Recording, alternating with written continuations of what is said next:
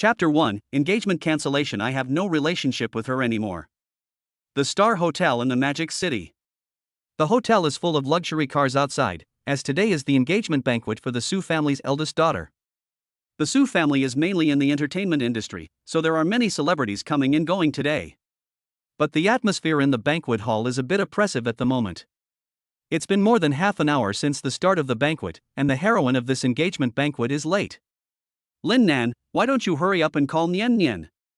Why hasn't she arrived yet? Lu Huihui, the mother-in-law, asked the young and handsome man in a dress as she walked up to him. He was 1.8 meters tall, wearing an expensive gold-trimmed tuxedo, and his disappointed eyes added a touch of indifference to his expression. Although she already knew the result, Lin Nan still took out her phone and called her. A few moments later, the call was answered, and a pleasant female voice came through. Hello. Su Nian Nian, have you forgotten that today is the day we got engaged? Junjie got injured while filming, and I have to stay at the hospital to take care of him today. The engagement is temporarily cancelled. After saying that, the phone hung up directly. Lin Nan put down the phone and laughed at herself. Sure enough, he went to her male best friend again. He and Su Nian Nian had fallen in love with each other early on and had been together since high school, living together even before they got married. But then he realized that in Su Nian Nian's heart, there was actually still someone else, someone who was like the white moonlight, while he was just a replacement, a tool to deal with her parents' pressure to get married. Even on such an important day as their engagement, she could just ignore it, without the slightest consideration for the fact that this would make her lose face and become the laughingstock of the whole crowd. No, she might have considered it. She just doesn't care. And that Luo Junjie happened to get injured on the set today. What a coincidence. For some reason, after hanging up the phone, Lin Nan felt a sense of relief. He had persisted in this relationship for 5 years. He had thought that he could move Su Nian with his sincerity, but instead, he got such an ending. This relationship should end. Lu Huihui, who was standing next to him, naturally heard the content of the phone call just now. Her face was distorted with anger. She hurriedly ordered Lin Nan in a strong tone. How can this child do such trivial things? Don't you know what day it is? Lin Nan, you hurry up and bring Nian Nian back. I'll stall for some time here. No need. What did you say? Lu Huihui suddenly looked up at Lin Nan, who repeated with a calm face. I said no need. Since she likes her male best friend so much, let them be together. From now on, Lin Nan and Su Nian Nian will have nothing to do with each other, and I wish them a happy marriage. After saying that, Lin Nan walked out of the hotel without looking back. This left Lu Huihui dumbfounded. Was this still her quiet, honest son-in-law? Before, at home, no matter what they asked Lin Nan, he would accept it. He was a downright honest person. Plus, he had an uncle who was an officer in the army. So Lu Huihui was determined to hold Lin Nan in her hands. It was not easy to find such an obedient and useful son-in-law. But now Lin Nan actually wants to disassociate himself from her daughter. Is he rebelling? What right does he have? He is just a nobody. What she didn't know was that Lin Nan had only pretended to be honest, just to get along with his in-laws, but now that Su Nian Nian had even abandoned their engagement, there was no need for him to pretend anymore. As he was just leaving the hotel entrance, Lin Nan was wondering where to go when. A teasing laugh came from the side. Hey, it's our obedient Lin dog. You're making such a miserable face. Let me guess, TSK, it can't be that my sister has broken off the engagement. You're so useless you might as well be a dog. Oh, I'm sorry, I almost forgot, you are my sister's lapdog. Su Mingxiu, Su Nian's younger brother. Su Mingxiu and Luo Junjie are very close because Su Nian gives them both small allowances, but Luo Junjie is very generous with his money, which has led to a close relationship between the two, even though the money comes from Su Nian. Therefore, in Su Mingxiu's opinion, his brother-in-law should be Luo Junjie. For this reason, he has not spared Lin Nan from picking on him. Come, everyone, come and see the dog of the family. As Su Mingxiu waved his hand, several second-generation rich kids immediately walked out from the corner, looking at Lin Nan with a mocking expression and disdain in their eyes. Lin Nan's expression never changed. It wasn't until they had finished laughing that they turned to Su Mingxiu and grinned. I don't know if I'm a dog of a bereaved family, but I know someone whose girlfriend was slept with by someone else, and in the end, he didn't even dare to let out a fart, but had to give up his girlfriend like a dog. In short, the originally playful atmosphere instantly fell silent. The second generation of these rich people looked at Su Mingxiu intentionally or unintentionally. The latter's expression was so gloomy that it could drip with water, and there was no longer any momentum to mock. Su Mingxiu did have a girlfriend before, but she was noticed by the young master of the Wu family at a party. The Su family could only rely on the Wu family to achieve their current success, so how dare they resist? Under the persuasion of his parents, Su Mingxiu had no choice but to obediently give up his girlfriend. This has become a thorn in his heart forever, and no one dares to mention it, but now Lin Nan has said it so openly. Su Mingxiu, furious, was about to strike. Lin, you're looking for death. He raised his hand and punched Lin Nan in the face. This punch used all his strength, showing how angry he was. Lin Nan sidestepped slightly to avoid the punch. He raised his right hand and slapped Su Mingxiu in the face, then added a kick that hit his heirloom precisely. Su Mingxiu took a few steps back, covering his teeth in pain and rolling on the ground. Several people nearby suddenly felt a chill in their lower bodies and were scared, taking 2 steps back. Lin Nan rubbed his hands together and squinted at him, saying indifferently, "Su is really forgetful, do you deserve to fight me?" He graduated from the Shanghai University of Traditional Chinese Medicine, and usually pays a lot of attention to exercising. He even takes medicinal baths from time to time. He is not afraid of Su Mingxiu, who is just a weakling. Lin Nan hailed a taxi on the roadside and left the hotel directly. Su Mingxiu of course knew that he could fight, but what he didn't expect was that Lin Nan actually dared to fight with him. Isn't he afraid that his sister will be angry? Lu Huihui, who had calmed the guests, also ran out of the hotel at this time. She glanced around and hurriedly asked her son, who was lying on the ground, "Where's Lin Nan?" "Auntie Lu, he just left," a rich second generation replied. Lu Huihui's expression was extremely unpleasant, and anyone could tell that she was in a very bad mood. Su Mingxiu, who had climbed up from the ground, looked puzzled. "Mom, what's wrong with you?" "It's just the engagement being cancelled. The worst that can happen is that we have another ceremony some other day. But before that, I want Lin Nan to apologize to me." "You have no idea, he just hit me." "He can't do it." Before he could finish, Lu Huihui impatiently said, "Lin Nan is going to break off ties with your sister. This time Nian has really gone too far. You hurry up and go get her back for me." Break off ties. Su Mingxiu's mouth opened slightly, in utter shock. Lin Nan wanted to sever ties with his sister? How dare he? After leaving the Tianqing Hotel, Lin Nan, in a bad mood, went to a nearby bar. In the past, he would never have come to a place like this, but now he just wanted to get drunk. The bar was very noisy. Several figures stood in the center of the stage, twisting their plump waists. Everyone either watched or went up and partied together, except for one figure in the corner, who was quietly drinking by himself. In the past, I only felt that wine was very bitter, but as I grew up, I realized that there are so many things that are more bitter than wine. Unconditional trust, thinking of each other all the time. I originally thought that these were just the foundations of a relationship, but I didn't expect that they would be the ceiling. The neon lights above my head flashed recklessly, illuminating the drink in my glass in all sorts of colors. 2 burly men in black entered the bar at this time. They had serious expressions on their faces, and as they looked around at the chaotic scene, they couldn't help but frown. At this time, they noticed the drunk young man in the corner, and their eyes immediately lit up. "There's no time to waste, let's take him. The young lady can't hold on much longer. Tie him up." Chapter 2, A Night of Passion with the Wealthy CEO. The engagement banquet was at noon.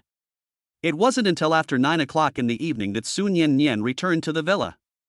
Her headache started again, so she rubbed her temples impatiently, but the pain did not ease in the slightest. "Lin Nan, come over and massage me, my headache is back." Because she has been taking care of the family business since a long time ago, Su Nian Nian always has a headache a few days a month. Even going to the doctor is useless, but fortunately, as long as Lin Nan massages her, she can relieve the headache. But as she finished speaking, the villa was quiet, and there was no response at all. Auntie Li, the butler, who was still awake, said carefully, Mr. Lin hasn't returned yet. You forgot that you cancelled the engagement at noon. You abandoned your boyfriend to take care of your girlfriend on the day of your engagement. No matter who you are, this kind of thing is unforgivable." Su Nian Nian knew exactly what her white moonlight was thinking, but she still did it anyway. She wanted to give Lin Nan another scare before the engagement, so that she could be sure that he would obey her after they got married and she could continue to develop her relationship with her secret boyfriend, Ajay. Su Nian Nian took out her phone and turned it on. Several missed calls and messages appeared on the screen, only one of which was from Lin Nan, the rest were from her mother and younger brother. She first read the message from her mother. A look of shock appeared on her fair cheeks. Lin Nan wants to cut off ties with her? The next second she suddenly realized. This guy must be trying to attract her attention in this way so that she will submit. Ha, he doesn't deserve it. In a couple of days, he'll come back obediently. She knows Lin Nan well enough to know that. No matter what she does, he'll forgive her with a smile. This time will be no exception. The drunk Lin Nan didn't wake up until the next morning. When he opened his eyes, he saw an unfamiliar ceiling. He sat up and rubbed his head, which felt a little swollen. That's strange, he was at the bar, where is this? An indifferent voice came from beside the bed. You're awake. Lin Nan subconsciously looked to the side. What caught his eye were a pair of snow-white, delicate thighs hidden beneath a dark skirt, and a pair of black high heels. Her slender waistline accentuated her absolute figure. Her delicate, small face had an innate coldness to it, with willowy eyebrows and phoenix eyes, and she exuded an oppressive air that belonged only to the superior. Jiang sat on the edge of the bed, crossed her legs, and looked at the information in her hands. She squinted at Lin Nan, who was staring at her, and said indifferently, Do I look good? Yes. Then do you want to go to the Civil Affairs Bureau with me to get a marriage certificate? No. Jiang froze for a moment. Lin Nan took advantage of the gap to roughly guess what had happened last night. He looked at the red stain on the bedsheet and felt a little scared. He had lost his virginity the first time he went to a bar for a drink. But he couldn't remember anything from last night. It probably wasn't him acting crazy and raping her. If his uncle knew, he would be furious. If only he had known better, he would never have gone to that bar. Lin Nan, 25 years old, graduated from Shanghai University of Traditional Chinese Medicine, and has an uncle who was a major general in the military. Yesterday was your engagement day, but you were drunk in a bar.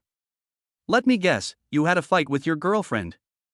The identity of the uncle was not found in the file, but through the Su family's engagement publicity.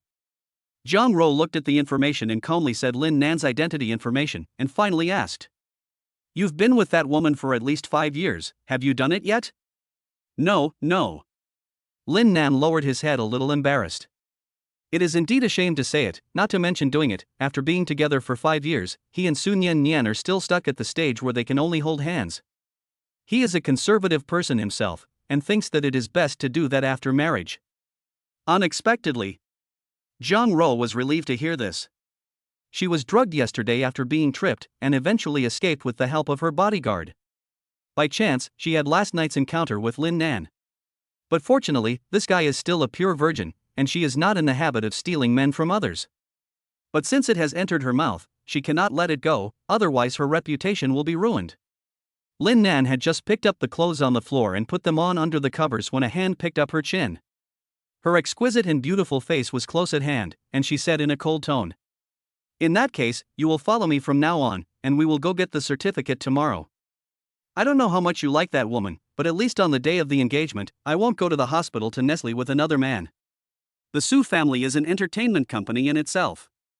Su Nian Nian is often photographed in secret. If you know a little bit about her, you can find out a lot. For example, she is particularly fond of a certain male celebrity. How can I refuse?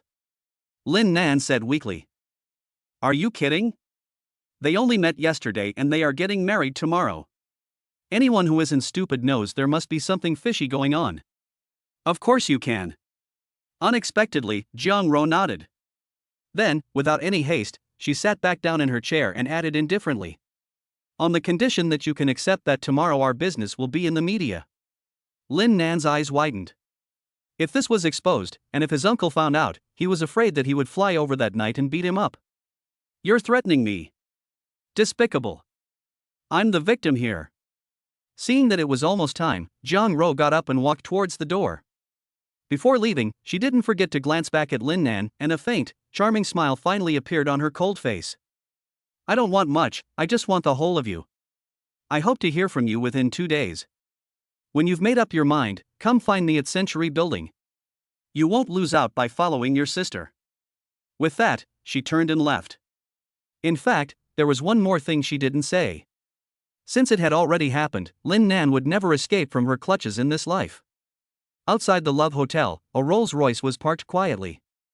In the car, two burly men in black were sitting in the driver's seat and the passenger seat. They were the culprits who had taken the drunk Lin Nan away from the bar last night. The back door opened and Jiang got in. She whispered, "Call my mother. Tell her that the son-in-law she wants has been found, and that she should stop setting up annoying blind dates for me in the future." "Yes, miss." With a roar, the Rolls-Royce engine sped off towards the traffic lights in the distance, disappearing quickly at the end of the road, as passers-by looked on enviously. Lin Nan, who had been standing at the window watching, finally took his eyes off the scene. He looked at the blush on the bedsheet and couldn't help but sigh. "Hey, what's the matter?" "Just out of the tiger's den and into the wolf's mouth." As he spoke, Lin Nan couldn't help but slap himself. "I let you drink so much. It's fine to be nibbled on, but there's no sense of experience at all. It's really a loss for both sides and a big loss." Chapter 3, Su Nian Nian demands an apology. After finishing her work for the day, Su Nian Nian did not go home, but instead went to the hospital. In the hospital room, a boy with a decent appearance was lying in the bed. He was Su Nian Nian's white moonlight, Luo Junjie. He was also a male celebrity being promoted by the Chuangyu group. After Su Nian Nian sat down, Luo Junjie on the bed said with a face of shame, "Nian Nian, I actually did it on purpose. I just didn't want to see you get engaged to Lin Nan. I like you. Even after going abroad to study, I've always thought about you." The two had been in the same class in elementary and junior high school and had a very close relationship. It was only later that Luo Junjie had to go abroad to study as arranged by his family, and the two temporarily lost contact. Hearing this, Su Nian Nian's heart warmed. A tender smile appeared on her face that she had never shown Lin Nan before. "Yeah, it's okay, I don't blame you. This time I'll let it slide, but next time you can't do it again. Lin Nan and I must get married. His uncle is about to retire and will most likely be posted to Shanghai. Only then will I be able to escape the control of the Wu family. When it's all over, I'll divorce him. And then we can be together openly." How could Luo Junjie not know all this? But this was the way he wanted to increase his importance in Su Nian Nian's heart, and also to warn Lin Nan. Su Nian Nian can only be his, and you, Lin Nan, can only be a puppet forever. In fact, when the two of them were young, the Luo family's wealth was not smaller than the Su family's, but after Luo Junjie went to study abroad, the Luo family's situation gradually declined, and now they are in debt up to their necks. And only by controlling Su Nian Nian can he live a life of ease. Then, I've done something so wrong this time, will Lin Nan be angry? Upon hearing this, Su Nian Nian's face was filled with a confident smile.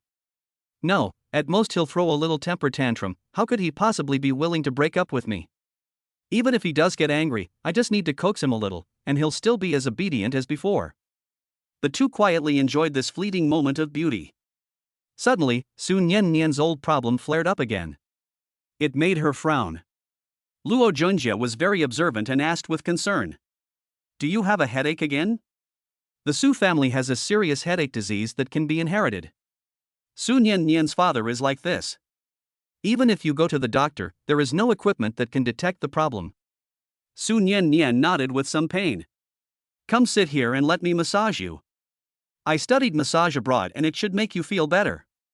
Su Nian Nian obediently walked over to the bed and sat down, then lay down in her beloved's arms. Her clenched fists showed that she was not at peace. It had to be said that Luo Junjie had something. His massage technique was incredibly skilled. But Su Nian Nian's headache did not ease in the slightest. Instead, it intensified because of Luo Junjie's massage, but she still endured it, and she couldn't help but think of Lin Nan. If it was him, it would be better. After a while, the headache subsided on its own. Su Nian Nian also lost the desire to stay. "It's getting late, you should get some rest. I'll go back first, I'll come back to see you tomorrow. Be careful on the way." After Su Nian Nian got up and left the ward, the smile on Luo Junjie's face suddenly disappeared, and his gloomy expression was lost in thought. Outside the window, the sky gradually darkened, dusk had passed. The dark night was like a huge curtain, endlessly enveloping the entire city. When Su Nian Nian arrived home in the car, there were already two figures sitting in the living room. Su Mohong coldly looked at his daughter. How could he not guess where she had gone? Finally unable to hold back his anger, he got up and angrily scolded her. I already told you to break off your relationship with that Luo kid a long time ago. What the hell were you thinking? On the day of the engagement, you actually left Lin Nan behind and went to keep him company. Where do you think you are putting the face of your mother and I? In the face of her father's rebuke, Su Nian Nian nonchalantly walked over to the sofa and sat down, and came up with an excuse that she had already prepared. Dad, I'm doing this for the good of our family. Can't you see that I'm suppressing Lin Nan? Only by making him lower his backbone and bottom line again and again, and making him feel that he can't do without me, will he listen to me obediently after we get married. If I get engaged to him so easily, will he still cherish me in the future? Hearing this, Su's father's expression of anger eased slightly. But his expression remained cold. It's for the best, but I have to warn you to keep some distance from Luo Junjie, as you did before, and even more so after marriage. I understand. Su Nian Nian replied perfunctorily, but in her heart she had already made her plans. After using Lin Nan up, she would have sex with a Jia and get pregnant, and even if her parents objected, it would be useless. The three members of the family had different minds, and the only thing they didn't doubt was whether Lin Nan would come back. The housekeeper, Auntie Lu, sighed inwardly when she saw this. She knew Lin Nan's character well, and she knew that even if she wanted to save him now, it was probably already too late. The 2 days that Jiang Ro had mentioned had already come to an end. After leaving the Love Hotel yesterday, Lin Nan had returned to the Lin family ancestral home to pay his respects to his parents. The Lin family is a family of traditional Chinese medicine practitioners, and his parents were the leading doctors in the country when they were alive. In the end, they died at the hands of the patient's family, and he still remembers that incident to this day. When an earthquake struck Sichuan and Chongqing, his parents took him with them to help with the relief efforts. For 2 days and nights, they didn't sleep a wink, relying on simple conditions to save nearly 100 people. However, due to a lack of medicinal herbs, quite a few people still died on the operating table. One of the family members of the deceased blamed Lin Nan's parents for the accident and, while they were away, drove straight at them and crashed. In the end, only Lin Nan survived the accident, protected by his parents, while they remained in Sichuan forever. From then on, he only had his uncle as a relative. Therefore, he didn't want to disappoint him even more. After the memorial service, Lin Nan drove his Mercedes-Benz E300 to Su Jia's villa. Since he had made up his mind to leave, he naturally had to bring his household registration booklet with him, as well as some clothes. He was quite thrifty. Su Nian Nian did not go to the office today. She was sitting on the sofa in the living room, struggling with her emotions, her eyes fixed on the chat interface on her phone. She typed a line of text but couldn't press send no matter what. Lin Nan had not returned home for 2 nights. They had had their share of arguments before, but at most he would be back in half a day. This time, just as she was thinking about whether or not to give in for the time being, there was a noise at the door. Mr. Lin is back. Lin Nan walked into the room expressionlessly. Su Nian Nian sat up and looked at him, and in a firm tone of voice she asked, "Where did you go the day before yesterday and last night, and why didn't you report to me? It's just that you didn't go because you got engaged. You're a man, so you can't be more generous. Do you know that I was very worried about you these past 2 days? Don't you think you should apologize to me first?" Chapter 4, Getting Married. Lin Nan almost laughed when he heard that Su Nian Nian actually wanted him to apologize to her. She had gone out with her male best friend while they were engaged, and now she actually wanted him to apologize. She was really outrageous. Did she think that just because she was the virgin she could do whatever she wanted? He had never noticed before how brain-dead this woman was. Lin Nan, who didn't want to waste any more time, walked directly to his room. Su Nian Nian, who had been left out in the cold, felt another wave of anger. Lin Nan, who was just a nobody, actually ignored her. Who does he think he is to do that? Su Nian Nian followed and entered Lin Nan's room on the first floor. At this time, she realized that Lin Nan's room was unexpectedly simple. Apart from the necessary furniture, she could basically not see anything else. She had only entered here once when they first started living together, and she never imagined that it would still be so simple. To be honest, Lin Nan basically bought everything he wanted with his own money, and never asked her for any money. This made Su Nian Nian can't help but think of Luo Junjie, who had asked her for 1 million yuan a month to live on, and there was undoubtedly a huge gap. Immediately afterwards, she saw Lin Nan pull a suitcase from above the closet, open it and start packing clothes into it. She was stunned and said, "What are you packing clothes for? I've already broken up with you, isn't it only natural that I move out?" Lin Nan, who was packing clothes, replied indifferently. "Break up?" Nian Nian stood there in shock, unable to say anything as she felt her heart fill with words. Lin Nan, who had always been so obedient to her, was actually breaking up with her? How could this be? If they broke up, how could her plan continue? It wasn't until this moment that Nian Nian reacted, and she realized that things seemed to be getting out of her control. Canceling the engagement had a greater impact on Lin Nan than she had imagined. What she didn't know was that this disappointment had been accumulating over time, but she had never noticed it, and even if she hadn't taken it to heart. Lin Nan didn't have much luggage, just one suitcase, so after gathering her household registration book, ID card, and the family silver needles, she walked out the door without looking back. Nian Nian, from now on, we'll go our separate ways. I have held you back all these years, but after I leave, you can be with Luo Junjie openly. Goodbye. It wasn't until Lin Nan had left for a long time that Nian Nian, who was standing in the doorway, finally came back to her senses. This wasn't the same as the script she had imagined. She still had to rely on the power of her uncle Lin Nan to get rid of the Wu family's control over the company. Now that Lin Nan had thrown in the towel and left, what was she going to do? Somehow panicked, Nian Nian quickly called her mother for help. After learning what had happened, Lu Huihui was not anxious and remained calm and composed. "It's not your fault that things turned out this way. You want the horse to run but don't feed it. It's bad timing, but you went to see that Luo on the day of your engagement.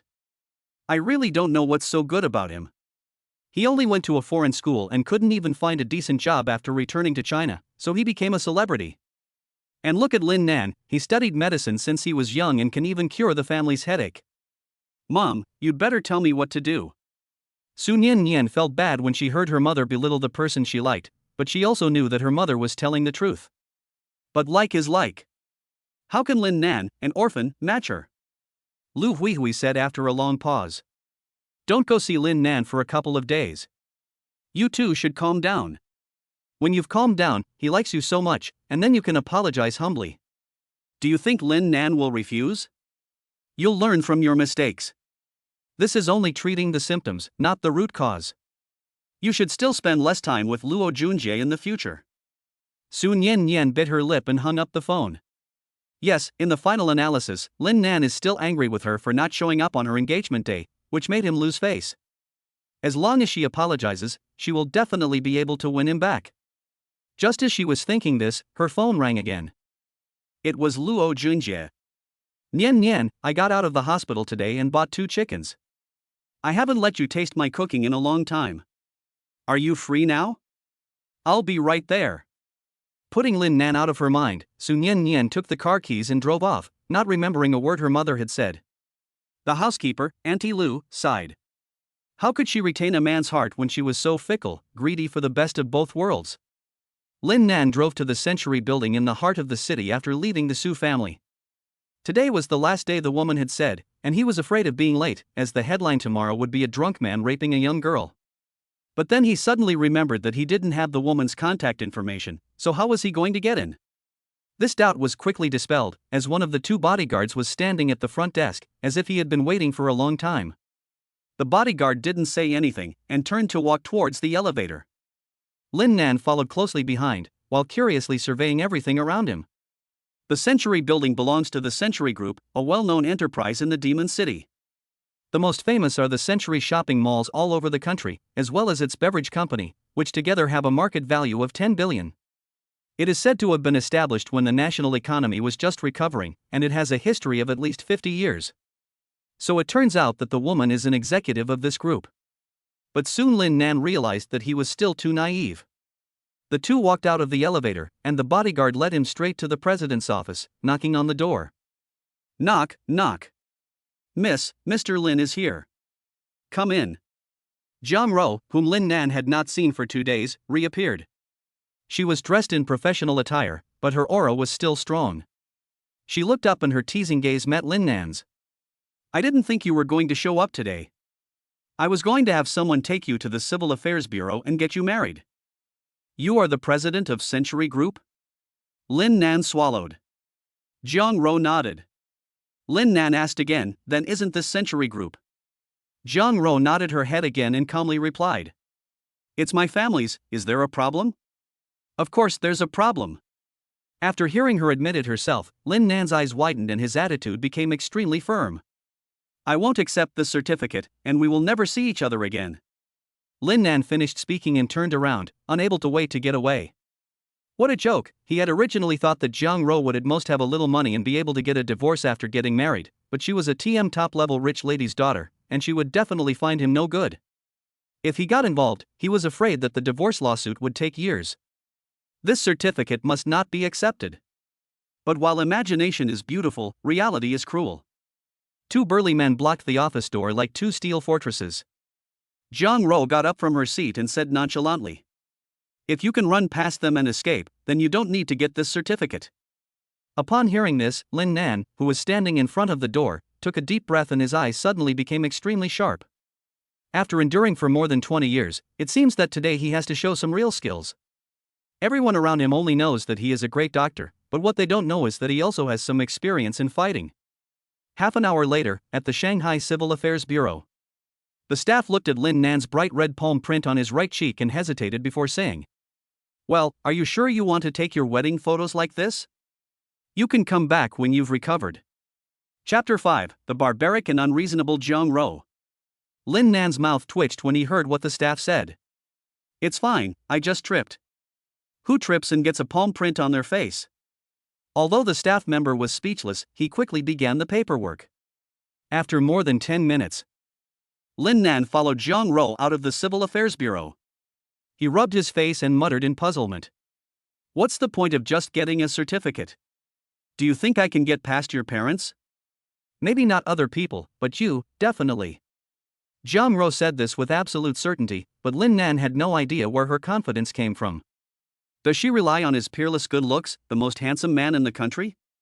Lin Nan was forced to get into the Rolls-Royce. He had to help Jiang Ro get past her parents, so that she wouldn't be nagged about marriage in the future. After the deed was done, whether she was released or not would depend on her mood.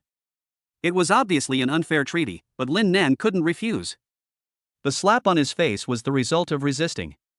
Such a barbaric Tyrannosaurus woman, if anyone catches her eye, they definitely fucked the mother of the galaxy in their past life. Jiang Ro's parents will not be back in the demon capital until a week later, and these days Lin Nan has to live with Jiang Ro under the pretext of getting to know each other better. Jiang Ro lives in a beautiful villa area in the city. Thanks to its unique geographical advantages, the price of housing here is as high as 400,000 yuan per square meter, and the price of a villa starts at 150 million yuan. This price makes Lin Nan can't help but be amazed. Not to mention the high price, the city is Shanghai, and this price is not even considered top-notch. Jiang Ro lives in the best villa in the entire villa area, which is also known as Villa Number 1. Soon the Rolls-Royce stopped in front of a magnificent duplex villa.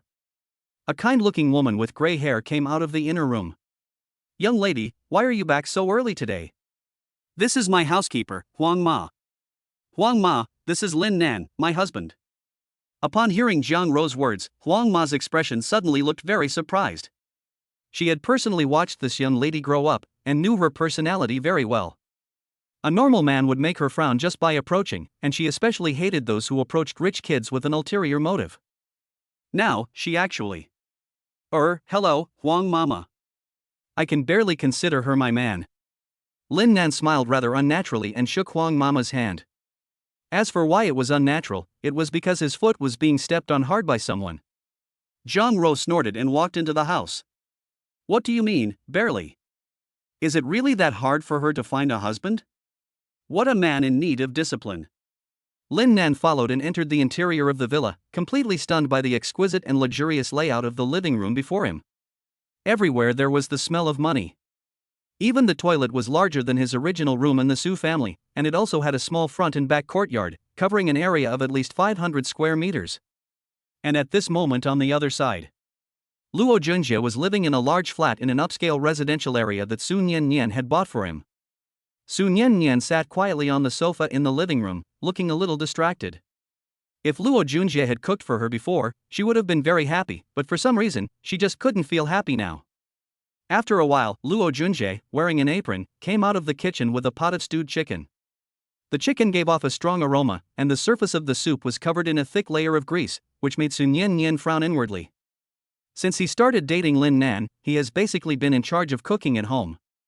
Every dish he makes uses only a little oil, and he adds some medicinal herbs that are good for the body. Nian Nian, you try it and tell me what you think. The Luo family used to work in the catering industry, so Luo Junjie has been able to cook various dishes since he was a child, and he didn't skimp on cooking for Su Nian Nian when they were in junior high school. Su Nian Nian nodded, picked up a chicken leg with her chopsticks and put it in her bowl, looking forward to taking a light bite. But the taste was a little disappointing. The texture was very dry, it had been stewed for too long and not enough water had been added. Compared to the food Lin Nan made, it was night and day. But in the face of Luo Junjie's expectant gaze, Su Nian Nian swallowed it anyway, nodded with a smile. It's delicious. Luo Junjie let out a sigh of relief. He hadn't been in the kitchen much since leaving the country, but it seemed that his cooking skills hadn't deteriorated. It shouldn't be the case that whenever he cooked, Su Nian Nian would like it. Just for this, even if he gave Nan Lin a lifetime, he still couldn't do it. After eating, the two sat shoulder to shoulder. The supposed warm atmosphere was somewhat oppressive due to the silence between the two. Nian Nian, why don't you stay here tonight? Luo Junjie spoke after a long while. His eyes, which had stolen a glance at Su Nian's snow-white legs, were a little fiery, and he had long been restless. Only by taking that step would this woman truly belong to him. After marriage, he would also have half of the entire Su family's wealth. Thinking of this, Luo Junjie took the initiative. One hand quietly climbed onto Su Nian's soft waist. Just as his fingers were about to pass under the hem of her skirt and enter that mysterious area, Su Nian Nian suddenly got up. I suddenly remembered that I have some things to take care of at my company. Also, I probably won't be coming here for a while. My family still needs Lin Nan. Let's talk about this after everything is over. After saying this, she took a step away, her footsteps unhurried. After she left, Luo Junjie's expression instantly turned gloomy, mixed with a strong sense of jealousy. He had already noticed that Su Ningning's attitude towards him had become a little strange in the past 2 days. If he didn't do something, things would get out of his control. Damn Lin Nan, just do as you're told, why do you have to stir up all this trouble? If that's the case, then don't blame me. In the afternoon, Huang Mama took Lin Nan to learn about Jiang. Evening. It was dusk, and the originally blue sky was golden against the setting sun. Huang Mama made Western food for dinner, including steak cooked to medium rare and spaghetti with fried eggs. But Lin Nan couldn't get used to these. So he carried the steak and fried eggs into the kitchen, and paired them with the leftover cold rice from lunch. In no time at all, he was back at the table with a bowl of beef fried rice. Jiang sat at the table in a long, belted dress, her professional attire now replaced. Her legs were crossed beneath the table, and the tips of her delicate feet were hooked into her slippers, dangling attractively.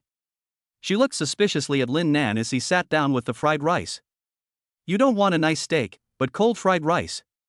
Do you have a masochistic streak? People who don't know you would think I'm abusing you. You don't know anything. Fried rice tastes best with leftover rice. Lin Nan pouts in disbelief. He picks up the chopsticks and starts to dry fry the rice. This steak was shipped from abroad, and he has only eaten it a few times.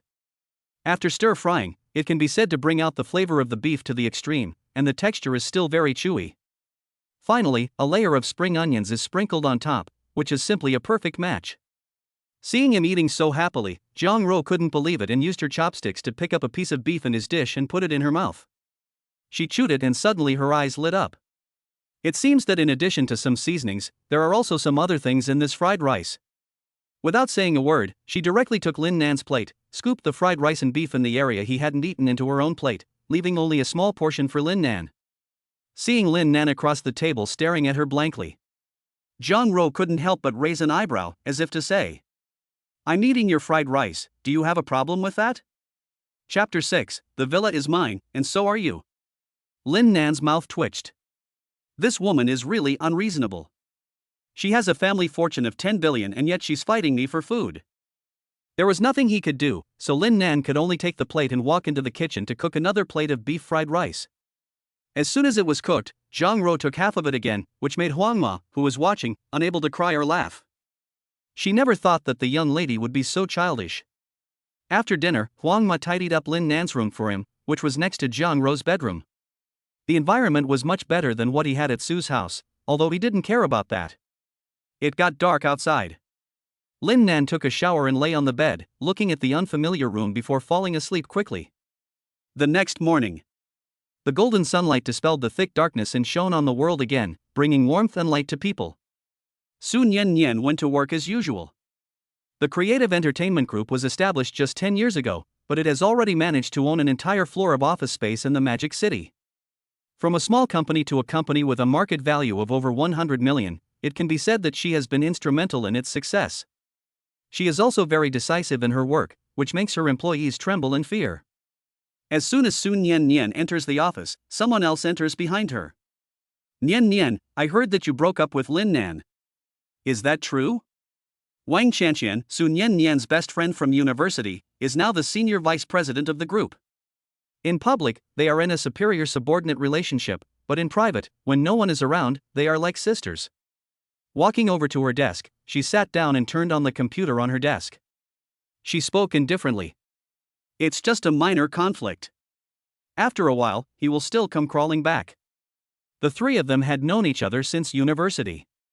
Lin Nan delivered Su Nian Nian's meals every day, and even Wang Qianqian followed along and had her fill of gossip. Her relationship with Lin Nan was still relatively good. Therefore, she could see through the relationship between the two even more. She hesitated for a moment, then said, Actually, I think you really did wrong this time. It's fine that you usually hang out with Luo Junjie, but this time you didn't even go to the engagement banquet for him. It's the same as trampling on Lin Nan's dignity and throwing it on the ground. I just want to trample on his dignity and make him listen to me. Anyway, he likes me, doesn't he? Su Nian Nian has a very strong personality, and because of this, she will never allow anyone to go against her way of thinking. She knows Lin Nan's family background very well, and she also knows how much Lin Nan, who has lost both parents since childhood, longs for a family.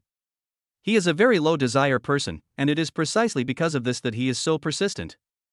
At this critical juncture, when they can see that they will be able to get married, Lin Nan will never give up at this time. Wang Qianqian knows this very well. But everyone has dignity. Even a dog needs a bone to stick to you. If you just kick it and scold it, it will run away on its own after a while, not to mention smarter people. But she knows that with Su Nian Nian's personality, even if she says it out loud, she may not listen, and it will affect the relationship between the two. She sighed and said, Yesterday, Luo Junjie's manager came to me for a ticket to the Deep Blue concert. The Deep Blue concert is a concert event that the Creative Entertainment Group has recently launched with a huge investment. It has promoted the best singers under its banner, and even invited top talents from other entertainment groups. The cost alone has already reached tens of millions. As a result, the number of places is extremely limited. There are a total of 20 places, of which 5 are for invited singers, which leaves only 15 places. Upon hearing this, Su Nian Nian didn't think twice and said, Give him one, and make sure he goes on last. This is a great opportunity for Ajie to become famous. Wang Qianqian was thunderstruck by these words, her eyes wide. Are you crazy? Give him one? His singing is not even as good as mine, and if you let him go on stage, you'll make a laughing stock of yourself. To put it more seriously, all our hard work will be for nothing. Luo Junjie, relying on Su Nian Nian's support, is already rampaging through the company, taking up most of the resources. Many of his artists are resentful. If he had any talent, it would be fine, but he can't sing for shit and is taking away their resources. How would anyone feel about that? If you give him a precious spot, it will damage the company's reputation. But this is of no concern to Su Nian Nian. She is a capitalist, not a philanthropist. She can do whatever she wants, and she only cares about the result, not the process. She doesn't care, she says. What's wrong with singing badly? Record the song for him before the performance and then edit it.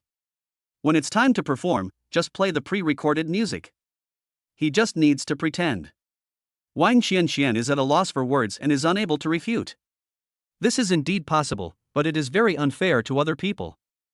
Nian Nian, ever since Luo Junjie appeared, you have changed as a whole. Wang Qianqian turned around helplessly and walked out of the office. There was another thing she didn't say.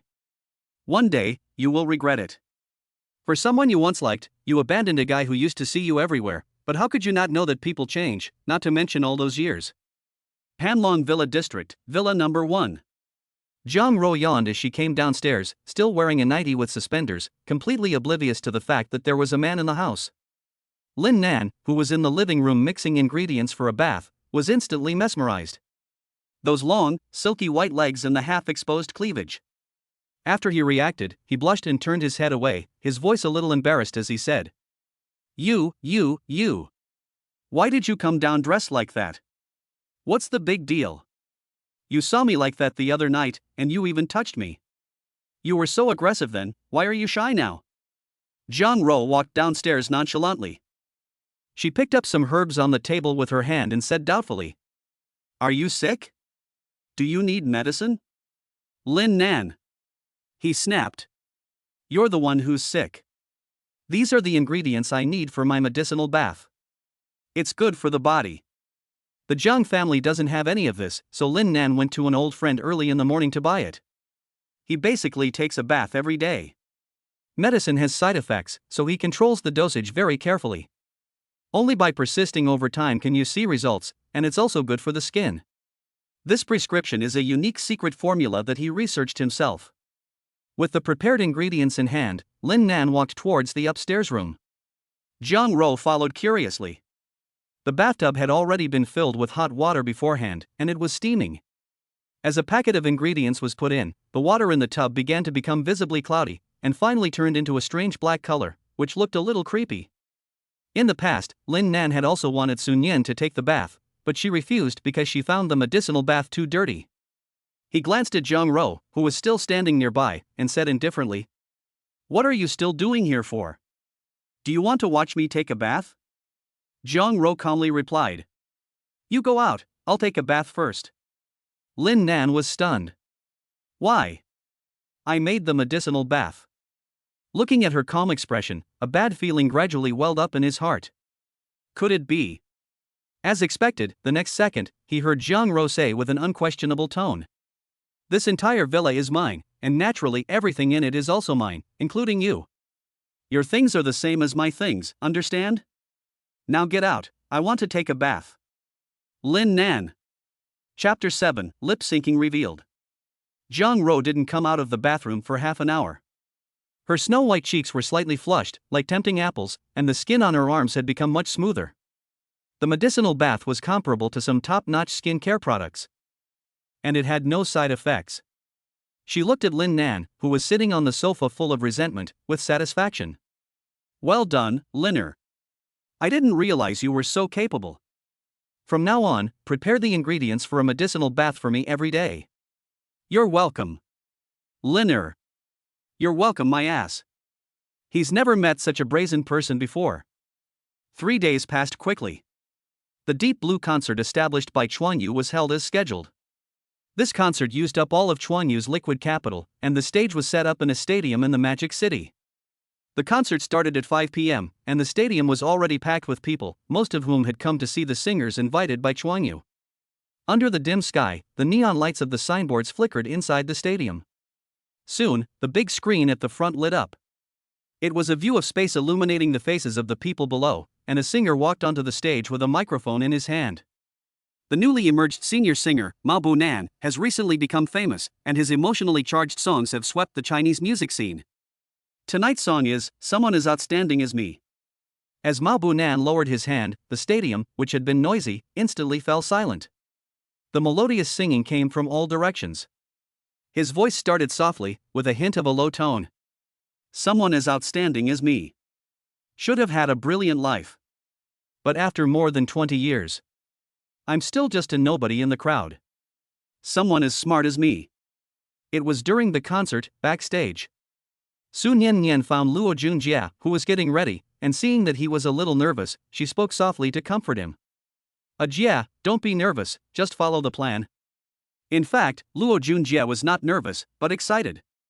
A concert was a great opportunity to win fans, not to mention that he was the finale. At this time, deafening applause sounded outside. The two knew that this was the end of the first song.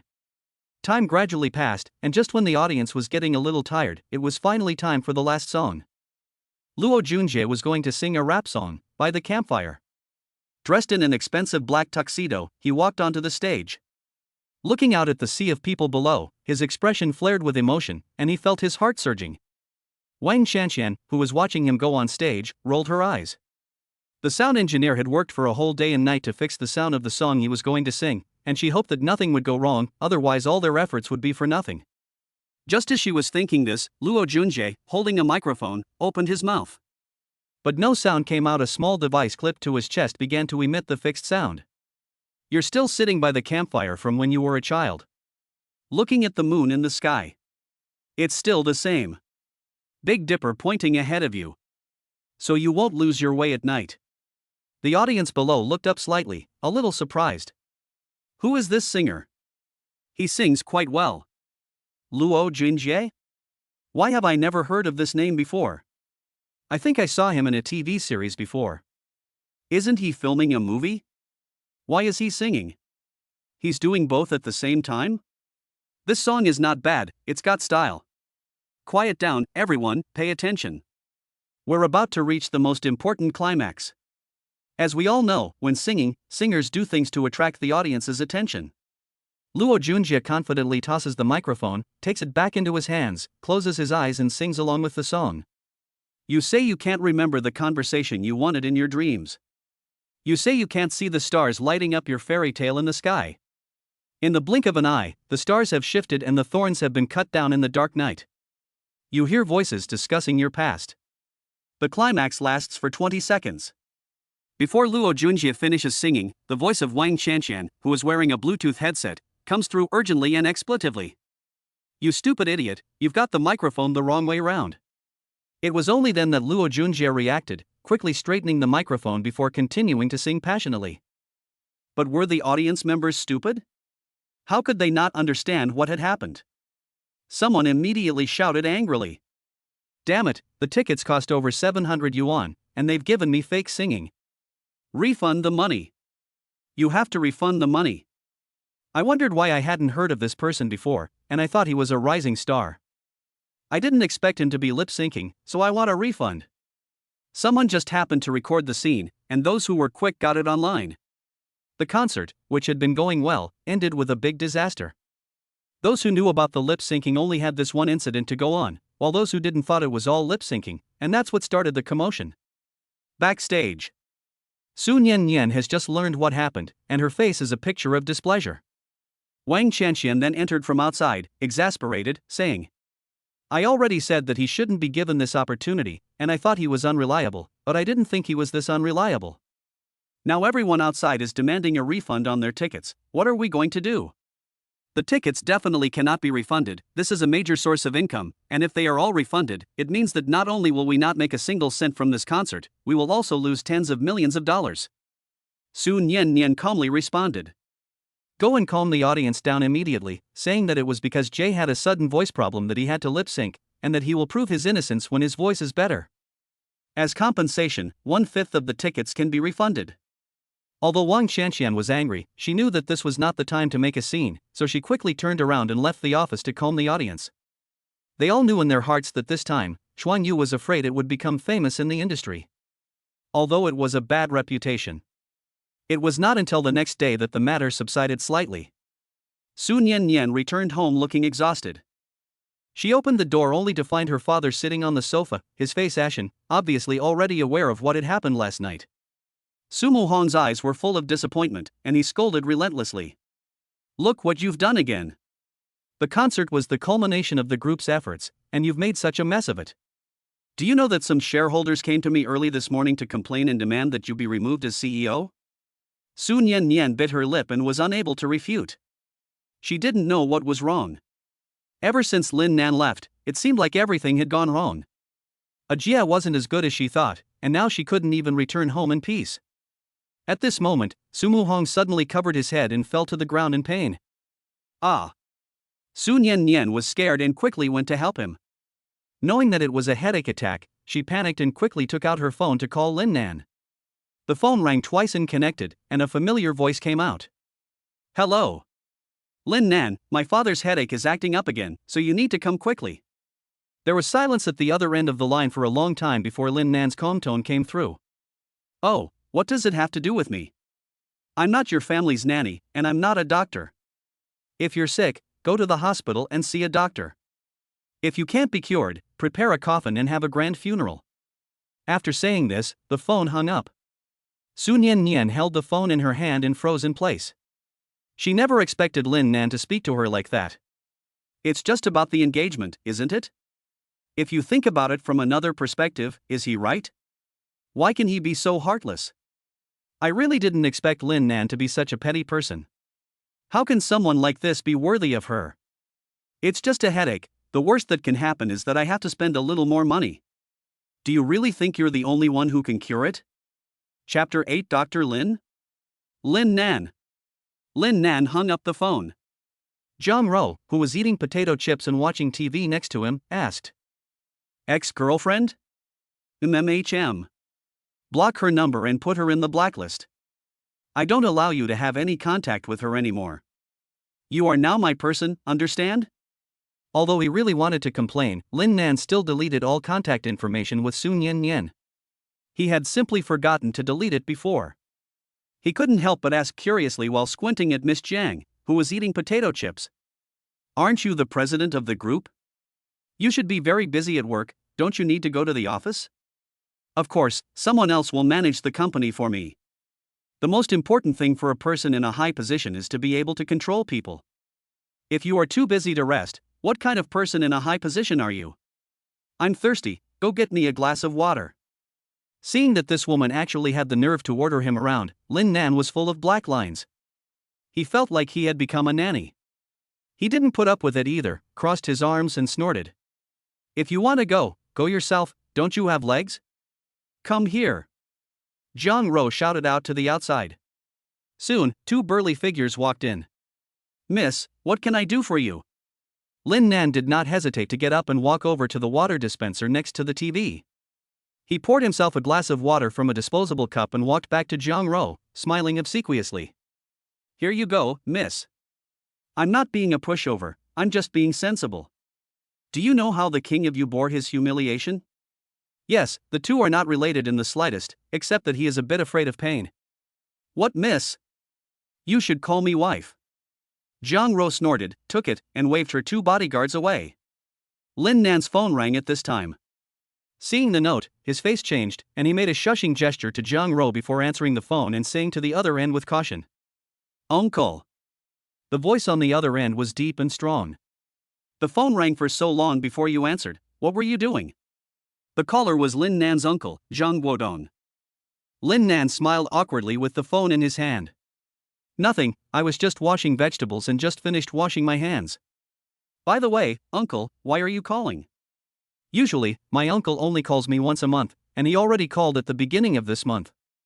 It's only been a week since then, and he's calling again, so obviously there's something up. Zhang Guodong on the other end said in a deep voice. I've already retired from the army. I'll be going to the demon capital the day after tomorrow to take up the position of police chief and deputy mayor. Two old friends will be going with me. They have some health problems, so get ready. Uncle, if you have health problems, you should go to the hospital. Don't you dare lie to me again. The other end of the line snorted impatiently. Don't think I don't know that you've been hiding it and practicing the Lin family 9 needles behind my back. That's enough. Let's just leave it at that. We'll talk about it in a couple of days. Lin Nan helplessly put down the phone. The Lin family's 9 needles is a family past needle manual. His parents became famous in China because of this needle manual, and he was forced to practice it since he was young. However, he has never practiced medicine in public for fear of getting into trouble. An ordinary person is innocent, but he who possesses a precious gem is guilty. As soon as one call ended, another one came in. Lin Nan connected the call helplessly and placed the phone to his ear. A hurried voice came from the other end. Lin Nan, where are you right now? We just got a big order. It's 1 million yuan in fees. The person calling was named Lao Pu, Lin Nan's contact. After graduating from university, he had never worked but needed money everywhere, so secretly he would take on some business. Of course, it was definitely not selling meat. Instead, he would diagnose and treat some difficult and miscellaneous diseases. I'm going out for a bit, so don't wait up for lunch. After saying her goodbyes, Lin Nan got up and left. Huang Ma, who had gone out to buy groceries, happened to be driving a BMW M4 when she returned. She looked at the Mercedes as it drove away, and when she entered the villa, she said with a puzzled expression, "Miss, why did Mr. Lin leave?" "He had something to do." Jiang Ro casually replied, then waved mysteriously at Huang Ma. When she got close, she whispered, "Huang Ma, do you know how to fall in love?" Huang Ma had already learned about what had happened the previous 2 days through the two bodyguards, and coupled with this question, she was suddenly surprised and said, "Miss, you're not supposed to." Based on her understanding of Miss, she doesn't seem like the type of person to fall for someone after just one honest encounter. At least you have to get to know their personality first. Jiang Ro whispered a few words in her ear, and Huang Ma suddenly understood. "So that's what happened." I said, "Miss, you're so cold to outsiders, so why do you treat Mr. Lin so specially?" "Oh, Huang Ma, please tell me how to fall in love." Jiang Ro took Huang Ma's arm and shook it. She is used to showing a cold side to outsiders, but she has a different attitude towards her own people. Not to mention Huang Ma, who has watched her grow up and has always regarded her as an elder. Huang Ma smiled and stopped her shaking, thought for a moment, and imparted the advice with a serious face. "Young lady, as the saying goes, it's easier for a man to woo a woman than for a woman to woo a man. If you want to win Mr. Lin over, you have to take the initiative, otherwise, if you keep dragging your feet like Mr. Lin is such a wonderful man, be careful someone else will steal him away." "So what exactly should I do?" Jiang Ro frowned, not having the slightest idea. She had basically zero experience in love, otherwise she would not have come to ask Huang Ma. To be honest, she would rather just tie Lin Nan up, and if he refused to go out with her, she would just keep on slapping his ears until he agreed. After all, she had heard that some men seemed to be very happy when they were treated like that. And indeed, for example, the person in front of the screen. This is not difficult. Huang's mother laughed in a low voice. "Miss, haven't you already had sex with Mr. Lin? Then what's the point of separating the rooms? Even if there are 2 beds in the room, Mr. Lin will get used to it after a long time." Jiang Ro's face showed an enlightened expression. Meanwhile, Lin Nan had followed Lao Pu to a private hospital. Lao Pu was a bespectacled, middle-aged man with a center parting. He weighed about 170 pounds and was only about 5 feet tall. Lin Nan had met him by accident and had since become his exclusive contact. If someone wanted medical treatment, they had to go through Lao Pu to find Lin Nan. Over time, he had become quite famous in the industry. In the corridor leading to the hospital's inpatient department, Lao Pu was explaining the situation to Lin Nan. "This time, the fat lamb is a bit difficult to deal with. It seems to be a family-inherited headache. I don't know what's wrong. They went to many hospitals and it didn't work. It took a lot of money to contact me." "Headache?" Lin Nan, who was following behind, suddenly looked a bit strange, and couldn't help but think of Su Nian Nian's phone call this morning. There's no way there's such a coincidence in such a big world, right? Here we are, this is the ward. In front of a luxurious single room, Lao Pu finally stopped and pushed open the door to the room. There was a person lying on the bed in the room, and 3 people were standing by the bed. Upon hearing the noise, they all looked towards the door in surprise. Su Nian Nian saw Lin Nan walking into the room and froze. Her face immediately fell, and she said in a stunned voice, "Lin Nan? What are you doing here? I don't need you anymore." Chapter 9, The young lady asked me to carry you home. "Lin Nan? What are you doing here? I don't need you anymore." Hearing this, Lao Pu, the middleman, asked in confusion, "What, do you know each other?" Lin Nan said indifferently, "This is the ex-girlfriend I told you about. I didn't expect it to be such a coincidence." Hearing the two's conversation, combined with Lin Nan's family background, Su Nian Nian couldn't react quickly enough. She exclaimed in surprise, "You're the ghost needle Mr. Lin that's been on the street?" Lu Huihui and Su Mingxiu were also shocked. They all thought that Lin Nan was just an ordinary college student, and at most, he had a little medical knowledge. They just thought that he was lucky to have an uncle who was a major general. They never expected that. At this time, Su Mohon, who looked weak in the hospital bed, coughed again. Lu Huihui was anxious and quickly looked at Lin Nan and said, "This auntie, please mind your tone." Lin Nan stood at the door with his arms folded, his tone flat. "I no longer have anything to do with Su Nian Nian, and I'm here for the pay this time. And I know exactly what's wrong with your uncle." "Lao Pu," Lin Nan called out, and Lao Pu knew exactly what it meant. He happily walked up, rubbed his hands together and smiled. Miss Su, our rule is to pay first and then see. Of course, if it doesn't work, the full amount will be returned. Su Nian Nian stared with wide eyes. Now that she knew that the so-called ghost acupuncture was Lin Nan, she would never pay. She had lost a lot of money from this concert, and she had even personally made up some of the shortfall. 1 million was not a small sum for her. Lin Nan, are you really going to be so heartless? You don't even care about saving face. If you can cure my father, I will make up with you right now, and we will hold an engagement ceremony tomorrow. I am serious this time, I am not joking with you. After saying this, Su Nian Nian was confident in her heart. She took the initiative to bow her head, and in Lin Nan's previous character, she would have happily agreed. However, Lin Nan was looking at her with a stupid look in his eyes. Miss Su, we are no longer related. If you are not willing to pay, then please find someone else. But I have to remind you, with your father's condition, if you don't find a way to deal with it, I'm afraid he won't live long. Lin Nan, how dare you curse my father? Su Mingxiu's hot temper could no longer be restrained, and he immediately gave a flying kick. In a critical moment, one hand easily pushed Lin Nan and Lao Pu aside, and then he gave a kick as well. Only a scream could be heard. When everyone came back to their senses, they only saw Su Mingxiu covering his leg and rolling on the ground in pain. Lin Nan was now surrounded by a burly man, who turned out to be one of Jiang Rou's bodyguards, Zhuang. He exclaimed in shock, "Why are you here? You're following me." Zhuang withdrew his foot and stood there like an impregnable iron tower, his face expressionless as he spoke. Miss told me to follow you. If you dare to run away, I'll tie you up and take you back. Lao Pu had an extraordinary eye for talent, and he could tell at once that this burly man was no slouch. Coupled with the words miss, he leaned over to Lin Nan's ear and whispered. Holy cow, Lin, when did you get a rich woman? You're kidding. You didn't tell me about such a happy event? From now on, I'll hang out with you, brother, and when you get rich, don't forget me. Xiao Su. Lu Huihui and Su Nian hurriedly went up to check on Su Mingxiu's condition. The place where he had been kicked was already black and blue, showing how fierce the kick had been. Facing Lu Huihui's venomous glare, Lin Nan said indifferently. He got himself killed, so no one's to blame. At this point, Lao Pu impatiently spoke up. Hey, are you going to treat him or not? Our Lin is a very busy man. If you can't pay, we'll leave first, and the agency fee is non-refundable. Su Nian Nian suppressed the anger in her heart and gritted her teeth. Treat him. She took out her phone. In a short while, Lao Pu received a text message from the bank about the payment, and he was overjoyed.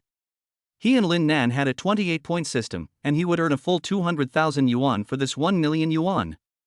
This time he had made a fortune. Since he had already received the money, Lin Nan didn't waste any words, and said directly. Your father's headache and yours are actually due to qi deficiency, but they also involve the nerves, which is why the equipment couldn't detect them.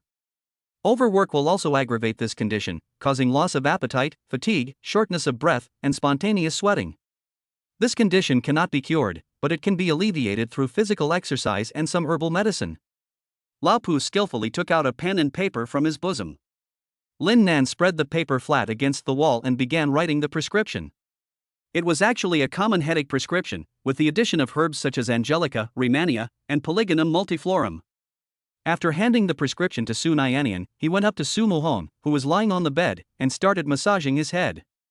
It wasn't that he was kind-hearted, but mainly because if he didn't do something, the 1 million would be a bit too hot for him to handle. Any TCM doctor with some skill could tell the cause of the Su family's headache, but unfortunately, this family specialized in Western medicine and didn't believe in TCM at all. And since Western medicine relied on instruments, it was difficult to find the cause of the problem. After a while of massage, the painful expression on Su's father's face on the bed suddenly eased a lot. Okay, all that's left is to keep exercising, I'll leave first. Lin Nan, who didn't want to stay any longer, turned around and left the ward with Lao Pu and Zhuang. Lu Huihui was stunned. It was only after a while that she said in a daze. My dear mother, it's been less than 20 minutes since we entered the ward and left, and he's already made 1 million? This operation really shocked the 3 Su family members. They had thought that he was a poor boy who was somewhat useful, but they never expected that he was a medical god. He earned 1 million yuan for just one medical treatment, so his savings must be tens of millions or even hundreds of millions of yuan. They had lost a golden son-in-law. In contrast, Su Nian Nian couldn't help but think of Luo Junjie, who had even held the microphone upside down at the concert. She felt a huge difference in their hearts, but she quickly pulled herself together. No matter how good his medical skills are, he is ultimately serving others, which is completely different from her. He just wanted to save face with her, which is really childish. After a while, he will come back to her obediently. What's the use of having good medical skills? You also need to know how to operate. Could it be that he can find other rich women who are willing to support him? At this time, Lin Nan, who had already left the hospital, was preparing to go for a drink with Lao Pu, but was then carried by De Zhuang and walked towards the parking lot. Hey, what are you doing? Lunchtime is here, and the lady asked me to take you back for dinner. She can eat by herself, why does she have to drag me along? You're in charge of cooking. Okay, so I'm the royal chef, right? 6. Chapter 10, Buying Clothes in the Mall, the relationship was discovered. Belch. Lin Nan, who had eaten and drunk his fill, belched contentedly. Huang's mother smiled as she cleaned up the dishes and walked towards the kitchen. Jiang Ro kicked his leg and said in a slightly lazy tone, "Go upstairs and get my shoes, we're going to the mall." "Big sister, it's summer now, aren't you unhappy just lying at home and blowing air conditioning?" Upon hearing Lin Nan's words, Jiang Ro raised an eyebrow. "My parents are going back to the Devil Metropolis the day after tomorrow. Are you sure you want to meet them in those rags?" "What rags? I paid 100 big ones for them." Lin Nan glared at her with dissatisfaction, his face full of disbelief. But Jiang Ro said, 100 big ones is still rags, isn't it? My cheapest dress starts at 10,000 big ones. There was deafening silence, and Lin Nan was at a loss for words. Compared to what this young lady was wearing, what he was wearing did indeed look like rags. There was no choice but to go upstairs and get his shoes honestly. Arriving at the master bedroom at the end of the hallway, Lin Nan reached out and pushed open the door, and the scene in front of him shocked him. The room was simple in style with no other amenities, except for the black lace underwear casually thrown on the large bed, which was a bit of an eyesore. I never thought that Jiang Ro, this woman, would not even clean her room. Seeing this model, Lin Nan's mind vaguely recalled some fragments from that night, which were indescribably white. He blushed a little as he walked to the corner, picked up a pair of women's white sneakers and socks, and quickly left the room. Sin, he definitely peeked on purpose. What's the point of being close to someone, it's all bullshit. Back downstairs, he threw the shoes in front of the sofa and said with a sneer, "Here are the shoes you wanted. Honey, aren't you going to help me put them on?" Jiang Ro sat on the sofa without moving, but she lifted her snow-white, delicate feet and winked at Lin Nan, causing the latter's heart to race. My dear mother, isn't this purely seducing him? For the sake of this claim, Lin Nan still knelt down and held up her raised feet. It was slightly cool to the touch, and felt as smooth as warm jade, which was never tiring to the touch. After putting on their shoes, the two of them walked out of the villa and set off for the mall. 15 minutes later, the Rolls-Royce stopped in front of the Century Mall. Because it was a high-end mall, luxury cars could be seen everywhere in the parking lot. The lowest price was 200,000 yuan, and million-dollar luxury cars were even more common. Sometimes, even luxury cars worth tens of millions of yuan could be seen. After all, this was the glamorous city of Shanghai. Jiang Ro extended her hand to Lin Nan, who raised an eyebrow. What? You are now my husband, don't you think you should hold my hand? What kind of stupid rule is that? Can I not hold it? Do you want a slap then? Lin Nan's mouth twitched, so he had to take her small, white hand, suppressing his wandering thoughts as he walked side by side towards the interior of the mall. He kept telling himself, Lin Nan, don't get any ideas. You are only getting married according to the agreement, and after the performance is over, you will fly apart. This woman is so unreasonable, you must not get involved. Unexpectedly, from the moment his identity was investigated, he could no longer run away. Run? Break my legs. In fact, Lin Nan seems to earn a lot from seeing patients, but he has an uncle who likes to borrow money, so after all these years, he has never even had $1 million in savings. Therefore, he basically saves money wherever he can when buying things, and rarely goes to high-end shopping malls. Lin Nan, who looked like a curious baby looking around, Jiang Ro helplessly dragged him to the third floor of the mall by elevator. The only international brands that can open clothing stores in Shiji Shopping Mall. Walking into a custom shop, the salesperson recognized Jiang Ro and greeted her warmly when he saw her. Ms. Jiang, welcome. We just designed a new dress yesterday, would you like to take a look? Jiang Ro shook her head, pointed behind her at the curious baby, and said lightly. Choose 2 suitable sets for him, and then order 2 suits, using the best materials. You don't have to spend so much, just the normal ones will do. Lin Nan interrupted, but Jiang Ro gave him a fierce glare, so scared that he didn't dare to speak again. This bad woman is so overbearing, what should I do? I'm actually a little tempted. Nian Nian had bought him clothes before, well, one item in the 5 years they had been together, and that was because it had rained on the way to her house and he had gotten wet, so she had taken him shopping. Compared to that, Jiang Ro suddenly looked a lot more agreeable. He had been out of his mind before to lick Nian Nian. He really didn't know what he was thinking. Could this be what they meant by love making people stupid? Soon the saleswoman came back with 2 sets of men's clothing, in a dark gray color scheme that looked very high-end. The texture was excellent, and it was much better than the clothes he was wearing. After trying them on in the fitting room, Jiang Ro's eyes lit up. She walked over, embraced him, and took a deep breath. The smell of a man mixed with a hint of herbal fragrance was exceptionally comforting. Wang Xianxian was in a bad mood because of the concert fiasco. She didn't even go to work today, and instead wandered alone through the mall, picking out nice-looking clothes. This was her way of relieving stress. After a while, she really felt better. She decided that when she went to work tomorrow, she would definitely persuade her best friend to give up on Luo Junjie. He was useless and just caused trouble. It would be a disaster to keep him in the company, and sooner or later the whole group would collapse because of him. As she thought this, Wang Xianxian passed in front of a clothing store, glanced inside casually, and her forward step suddenly stopped. She opened her mouth slightly, not sure what she had seen. Isn't that Lin Nan? Who is the one he's hugging? He found a new girlfriend so quickly. Lin Nan had just tried on some clothes in the clothing store, and after reacting, he quickly pushed Jiang Ro away and said with a face full of vigilance. Crazy girl, I know I'm good looking, but you're being too reckless in public, aren't you? Jiang Ro hadn't even opened her mouth when a surprised voice came from the doorway. Lin Nan. It was Wang Xianxian who had walked in, and she greeted Lin Nan in a familiar manner. In fact, she took Lin Nan's arm and lowered her voice as she asked. Hey, what's wrong with this woman?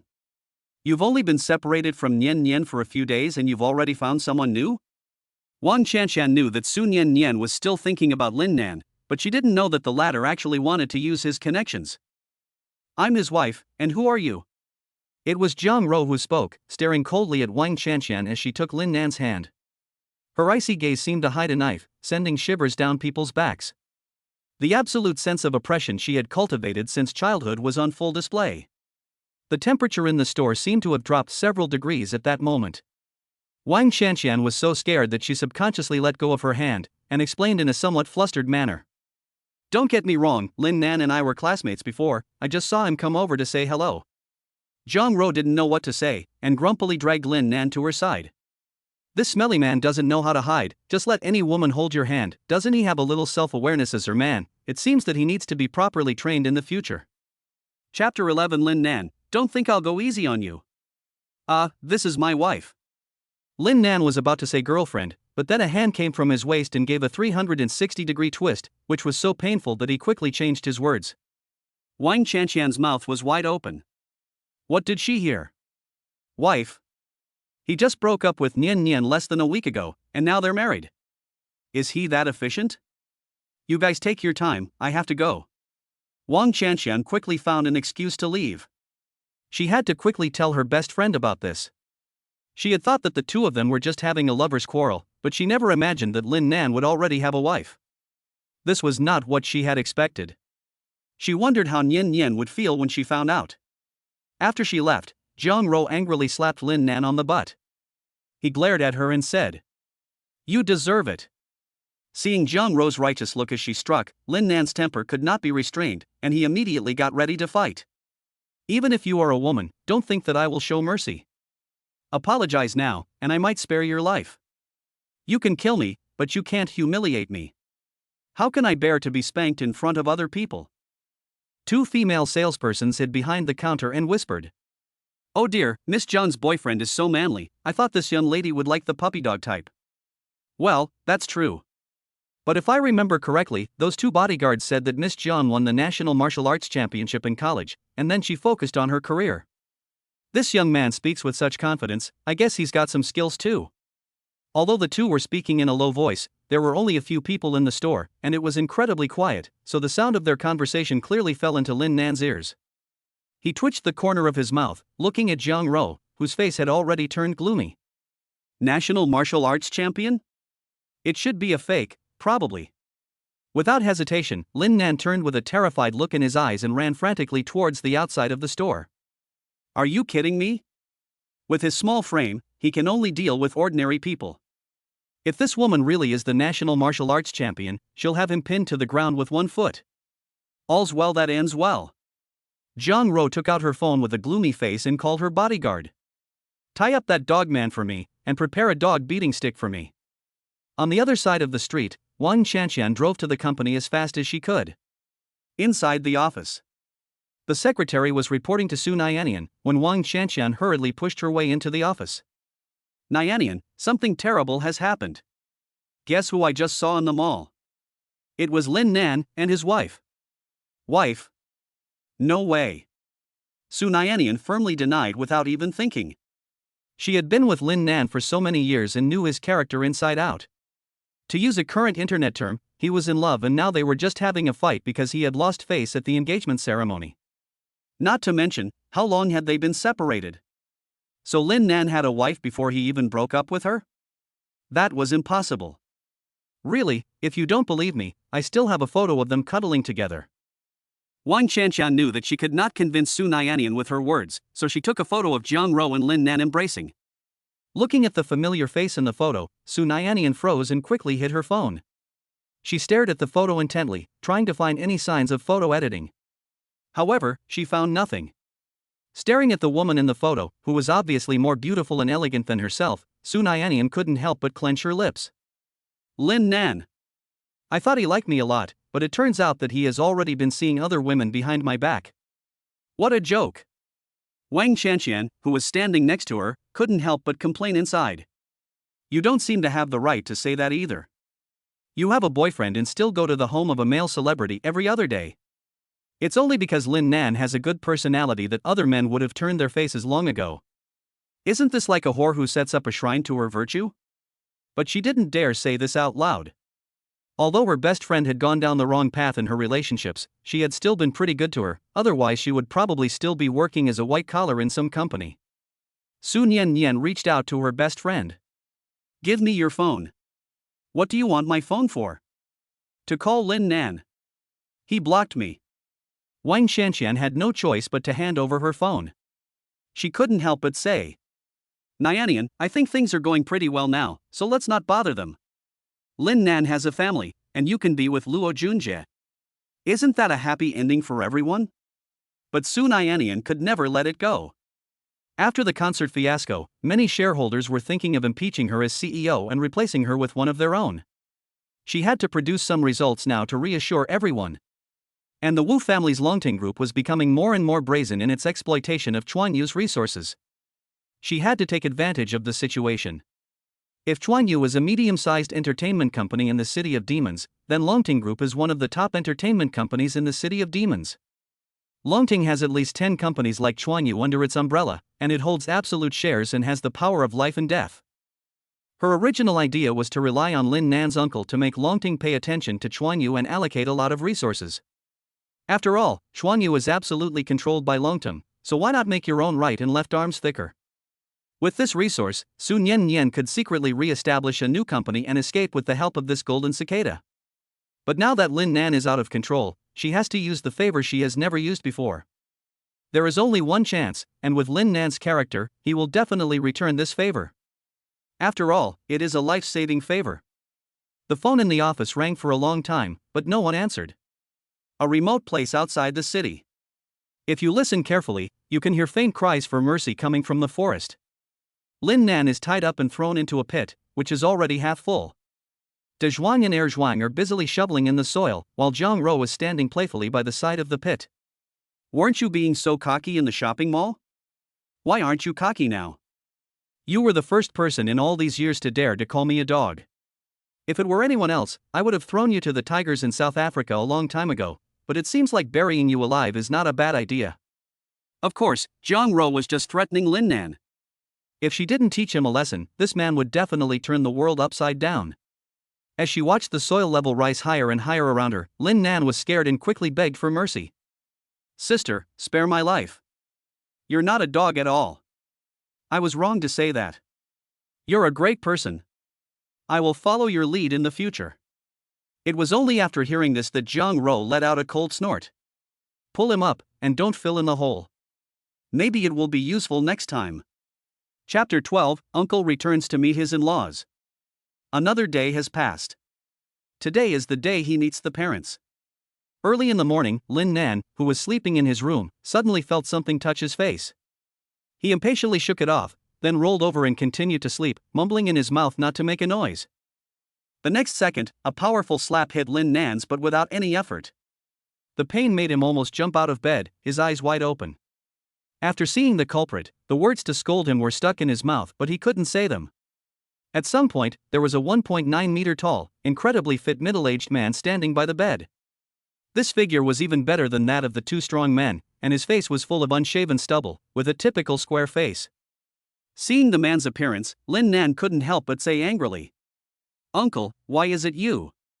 The man standing by the bed was Lin Nan's real uncle, Zhang Guodong. It was true that today was the day that his uncle came to the demon capital. Lin Nan suddenly reacted, staring and saying, "No, uncle, how did you find this place?" He hadn't told his uncle about breaking up with Su Nian, and even that he was living with Jiang, only a few people knew. "I asked my uncle to come." An ethereal voice came from the doorway, and it was Jiang. She was wearing a snow-white dress, her hair neatly combed, and light makeup on her fair cheeks, looking nothing like the person she was yesterday. Zhang Guodong's gaze was complicated. "I never thought that in the end, it would be the two of you who would end up together. Is this fate? What does that mean?" Lin Nan was completely confused by these words. What fate? A fateful relationship? You don't know yet? Zhang Guodong frowned at him and spoke in a deep voice. "You and this Jiang girl have an engagement, and you two are living together, so I thought you knew." "What?" Lin Nan was completely dumbfounded, looking incredulously at Jiang at the door, who was smiling at him. Good grief, weren't they supposed to be acting as a married couple? Why did they even bring up the engagement? Is this a real marriage? At this moment, downstairs came the shout of Huang's mother. "Miss, the lady and her husband are back." So Jiang has also returned to Shanghai? I must have a good look. Get up, you little brat, how old are you and still sleeping in? I should have left you in the army to train, so you wouldn't be lazy all day. After lecturing Lin Nan, Zhang Guodong turned and left the room, and the former did not dare to show any dissatisfaction. Just kidding. If he dares to go against his uncle, he will have to take a punch from a sandbag. Moreover, Lin Nan was used to this attitude a long time ago. His uncle is just like this, seemingly fierce but not good at expressing himself, and he is used to telling others what he thinks with actions. Lin Nan got up, got dressed and washed up. He found an unanswered call on his phone and ignored it. After putting on his shoes, he walked downstairs. In the courtyard of the villa, Jiang Runeo's father, Jiang Yuntao, frowned when he saw the familiar face in front of him. Why are you, a barbarian, in my daughter's house? Pish, I'm here to see my nephew, but you, an old fox, still look so weak and feeble. Heh, do you think everyone is like you, an unintelligent gorilla? What are you saying, you old boy? Say something back. The two men started arguing as soon as they met, both finding the other person unsightly. Zhang Muli Shanghu's eyes lit up when she saw Lin Nan walking out of the villa. She walked up to him, placed her hand on his head, rubbed it, and smiled. Isn't this Xiao Nan? After all these years, he's still so handsome. No matter if it was his uncle or his future mother-in-law, Lin Nan looked doubtfully behind him at Jiang standing there. What's going on? Do we know each other? Zhang Guodong, who had his hand on Jiang Yuntao's shoulder, snorted. Your father saved this old boy's life before, when your mother was just pregnant with you. Coincidentally, your Aunt Li was also pregnant at the time, so an engagement was arranged. If it had been a boy and a girl, they would have been engaged as children. But then that incident happened, and the engagement fell through. That is, Lin Nan's parents had a car accident. Zhang Guodong took the young Lin Nan away from the demon city for a few years, and he didn't return to the demon city to study until high school. Then he met Su Nian Nian, and they became boyfriend and girlfriend in college. So he didn't tell him about the engagement. Unexpectedly, the two of them had already been living together. Lin Nan, with a sad face, leaned over to Jiang Ro and whispered in her ear. "Sister, we're just pretending to get married. Once we've fooled your parents, we can go our separate ways, right?" "Honey, what are you talking about? I don't understand at all." Jiang Ro blinked her eyes innocently. "Are you kidding? I've finally tricked you into marrying me, so how could I possibly let you go?" Li Xianghu and Lin Nan's mother had been close friends who could talk about anything. At the moment, she looked at Lin Nan as if he were her own son. When I heard the girl say she found a boyfriend, I was a little worried that she was being cheated on. But it turns out it's you, Lin Nan, so I'm relieved, auntie. It's husband. We've already gotten married. Jiang Ro corrected. At this, Li Xianghu's gaze at Lin Nan became even softer, and the more she looked at him, the more satisfied she became. She is worthy of being her daughter, and she is quick to act. Huang's mother, who was standing nearby, smiled and said, "Let's go inside and talk. Lunch is almost ready." Upon hearing this, Zhang Guodong let go of Jiang Yuntao, who was carrying him, and said with a smirk, "I'll let you off the hook today, you old fox." Xiaonan quickly went to help with the cooking, and after dinner, he went to the hospital with me. Oh. Lin Nan walked towards the kitchen a little absent-mindedly. He originally only intended to fake a marriage, but he never expected it to become real. This woman is so unreasonable, so in the future, won't he? However, when he thought about what happened that night, he could only sigh and accept his new identity. There was nothing he could do. He had already been eaten by someone else. When he thought about these things that happened many years ago, he remembered some fragments of his childhood memories. It seemed that he had known Jiang Ro since she was very young, but the Jiang Ro in his memory was still a little girl who knew how to be spoiled. Afterwards, something happened to his parents, and he didn't want to think about the past, so over time he forgot about these things. Today there were many people coming, so Huang Mama had gone out early to buy a lot of food. John's father and the others were chatting in the living room, while Lin Nan was washing the vegetables in the kitchen. At that moment, Jiang Ro walked into the kitchen, rolled up her sleeves and started to help. She said lightly, "You won't lose out by following me. At least I won't be like your ex-girlfriend, who was thinking about the pot while eating from the bowl. She was too greedy and sooner or later she got her comeuppance. Besides, I can do housework too." Lin Nan fell silent as he watched Jiang Ro rubbing the coriander in her hands. "You're not doing any housework, and you're not fooling anyone. I'm afraid you've never even set foot in the kitchen before. I'll wash the dishes, you cook." Lin Nan took the coriander from her hand. He couldn't let it shake, or else the soup would be useless later. "How much rice?" "Just cook one pot." "Oh. Hey. I told you to cook one pot, not to put an entire pot of rice in. You're yelling at me. You're yelling too. Lin Nan, I really want to die." With such a shrew, he must have really screwed up in his past life. Chapter 13, Dr. Lin. On a hot afternoon, a car pulled up in front of the People's Hospital of the Demon City. Lin Nan was taken by his uncle all the way to the internal medicine department. The otolaryngologist in the consultation room looked at the report in his hands with a worried expression. It wasn't a serious condition.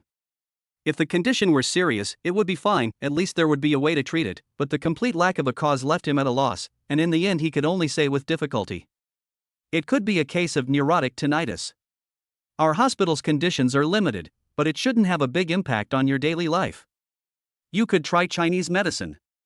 Usually when the cause can't be found and it doesn't have a big impact on normal life, this kind of doctor will usually say it's neurotic tinnitus." Luo Lei's expression went from expectation to disappointment. Tinnitus is not a big deal for normal people, but he is a sniper, and even a momentary tinnitus can have a huge impact on him. If it cannot be cured, the only way out for him is to retire. "I've brought traditional Chinese medicine." At this time, the door to the consultation room opened, and a loud, boisterous laugh came from outside. It was Zhang Guodong, and he was carrying Lin Nan, who had no reason to live. "Lao Jiao, there are so many people here, can you give me some face?" "Cut the crap, just quickly take a look at this kid and tell me what's wrong with him." Luo Lei was Zhang Guodong's subordinate, and this time he brought him to the city just to see if there was any way to save him. On the way here, Lin Nan had already learned the situation. He was attacked by the enemy's grenade, which caused tinnitus and occasional intermittent deafness. Luo Lei was the most talented soldier under Zhang Guodong, and he couldn't bear to see him wasted, so he took him everywhere to see doctors, but to no avail. The doctor looked at the young Lin Nan and couldn't help but look doubtful. Treating illness is no joke, and traditional Chinese medicine is even more profound. Are you sure this young man can do it, officer? It is now very difficult to find pure traditional Chinese medicine practitioners in modern China. Basically, it is a combination of traditional Chinese and Western medicine. The main reason is that learning traditional Chinese medicine requires a lot of practice, so everyone's impression of traditional Chinese medicine is of a white-bearded old man. Lore was also full of doubts, but out of trust for Zhang Guodong, he didn't say much. You can't judge a book by its cover. You should give it a try. What if it works? It can't get any worse than it is now. Lin Nan didn't waste any time. He told Lore to lie down on the bed next to him, and then pulled 2 hair-thin silver needles from his belt. The intern also looked on curiously. Open your mouth and make a sound. Ah. Although puzzled, Lore on the bed did as he was told. The next second, 2 silver needles were inserted into each side of his ear. They went in straight and hard, and watching them, Zhang Guodong felt a little less confident. Lore didn't feel any pain, just a tingling sensation. Close your mouth. Lin Nan spoke again, beginning to direct Lore in a series of actions. Squeeze your nose. Blow your nose. 1, 2, 3. Open your mouth and exhale. Keep repeating this action. Okay. In less than 10 minutes, Lin Nan withdrew the silver needle, put it back in his bag, and confused Zhang Guodong next to him. No, you're fine? Are you messing with me, kid? Lin Nan calmly replied, it's not a serious illness. It's just a way to stimulate the nerves. You can just find any traditional Chinese medicine doctor who can insert needles. Anyway, my minimum fee for a house call is 500,000 yuan. But since we're such good friends, I'll give you a 50% discount, 250,000 yuan. Cash or credit card? As soon as he said this, Zhang Guodong immediately widened his eyes and without mercy, slapped him on the butt. Damn it, you dare to ask me for money. Go, go, go, you don't get a single dime. Go cool off somewhere. It's not that he's poor, it's mainly that every month the money the army gives him goes to the family of the dead soldier. It is precisely because of this that he is very respected in the army and has a high reputation, which is why he was transferred to the magical city to serve as deputy mayor and police chief. Lore, how do you feel? Zhang Lauda, I feel like I can hear much more clearly. Luo Lei sat up from the bed in surprise. He looked at Lin Nan as if he were a savior, reaching out to give a big bear hug. Brother, from now on you are like a real brother to me. I'm not interested in men. Don't come any closer. Lin Nan took 2 steps back in fear. If it had been a beautiful woman, he might have considered it, but a man? Seeing that he didn't want to, Luo Lei had to stop angrily. You have to do this 30 times a day for 1 month. If you still feel uncomfortable after 1 month, you can come see me. Okay. Seeing that Lin Nan solved Luo Lei's ear problem in less than 10 minutes, the internal medicine doctors nearby couldn't help but feel impressed. It's no wonder that I'm a Chinese medicine practitioner, it's truly profound. Even a young man in his 20s is so amazing, and those gray-haired old men must all be living reincarnations of Hua Tuo. Little did they know that Lin Nan just had a little talent for studying medicine. Even Lin's father could only practice up to the 5th needle of the Lin family acupuncture chart, and Lin Nan had already completely mastered it. Seeing that Bai had worked for nothing, he had no desire to stay any longer. He immediately turned around, pursed his lips, and said, You old uncle, you guys chat slowly, I'm leaving first. Well, go ahead, go. Your aunt will come to the Demon City the day after tomorrow. Cece, that girl, misses you a lot. Don't forget to come home for dinner. Before Zhang Guodong retired, he was a major general in the military region, so his family naturally had a place to live. However, after retiring and coming to the Demon City for work, his wife and children had to move back to the Demon City. Meanwhile, in the hospital corridor. Grandma, don't worry. There are so many hospitals in the city, we'll definitely find a way to cure your legs. Su Nian Nian and Luo Junjia helped an old woman with white hair walk towards the elevator. Su Nian Nian was supposed to be at the office today, but when she heard that her grandmother's old cold legs had returned, she hurriedly brought her to the hospital, and Luo Junjia knew that this was a good opportunity to show off, so he followed. It turned out that the hospital was unable to do anything at all. Either surgery or a slow death. But surgery at such an advanced age also carries a lot of risks, so who would dare to take that chance? Grandma Yang Xia said with dissatisfaction. What kind of bullshit doctor is this? He's just a showboat. Hurry up and get that Lin Nan kid over here, tell him to give me a couple of shots, and I'll be fine in no time. So what if we break up? The Su family has taken him in for so many years, don't they have any sense of decency? Su Nian Nian looked torn. Luo Junjie glanced around at this time and suddenly pointed to the elevator entrance not far away. Pointing to a figure in the crowd, he exclaimed in surprise. Hey, isn't that Lin Nan? That's perfect. Grandma, wait here, I'll have Lin Nan come over and treat your leg. Chapter 14. Luo Junjie, who wants to curse his mother, asks me to heal him? Lin Nan looked at Luo Junjie, who had suddenly appeared in front of him, as well as Su Nian Nian and her grandmother, and felt speechless. How can you run into trouble whenever you go to the hospital? He had absolutely no good feelings towards this family, especially this old woman who was taking advantage of her age. Su Muhong and Lu Huihui at least don't do anything outrageous on a daily basis for the sake of his uncle, but this old woman is different. She keeps asking people to heal her. It's not just that she wants to be healed, but she also belittles him while being healed, as if he were a stray child taken in by the Su family. Yang Xia spoke up, still in her usual forceful tone. Lin Nan, my leg is not feeling well again, so you have to heal me quickly. You've eaten at my Su family's table for so many years, and now that we've broken up, you want to run away. There's no such thing as a good deal in the world. Hurry up and give me a shot with your broken needles. Luo Junjie laughed and agreed. Yes, Lin Nan, you should quickly show Grandma. After all, this is your only strength. The two men's words were full of disparagement, which made Lin Nan can't help but frown. He glanced at the silent Su Nian Nian, and then looked at Luo Junjie, scoffing with disdain. My forte is better than someone's concert lip-syncing, and it's still on the hot search list. I admire you. You. Luo Junjie's face immediately turned bad. The concert incident had made him the laughingstock of the industry, and now he was most afraid of someone mentioning it in front of him. But thinking that the old lady was standing nearby, he couldn't lash out, so he could only glare fiercely at Lin Nan and keep this in mind. After scolding the incompetent and furious dog, Lin Nan looked at the old woman and said leisurely with his arms folded. You can treat the leg, but my appearance fee is at least 1 million, and I will treat it immediately after you pay. The actual minimum is 500,000, but he has been unhappy with this old woman for a long time, so he needs to charge more. Pointing at Lin Nan, she didn't care about the patients walking by, and immediately gave him a scolding. You heartless thing, it's just 2 needles, and you actually want to charge money. Have you forgotten who took you in after you graduated? If it wasn't for my family's kindness, you'd still be begging on the streets.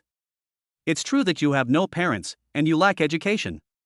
Lin Nan hadn't exploded at this, but an angry shout came from the side, which scared everyone around and made them subconsciously turn around to look at the source of the sound. Old thing, what did you just say? It was Zhang Guodong, the old uncle. He had just finished thanking the doctor with Luo Lei and was preparing to find somewhere to have a drink, but he didn't expect to hear the old lady say this to his nephew. This kid can only be scolded by him, but not by anyone else? No way. After approaching, the burly man gave him a merciless slap. The sound of the slap echoed through the hospital corridor, and the old woman stumbled and fell to the ground. This stunned the onlookers. Dare to lay hands on version T1, this is going to cause a major incident.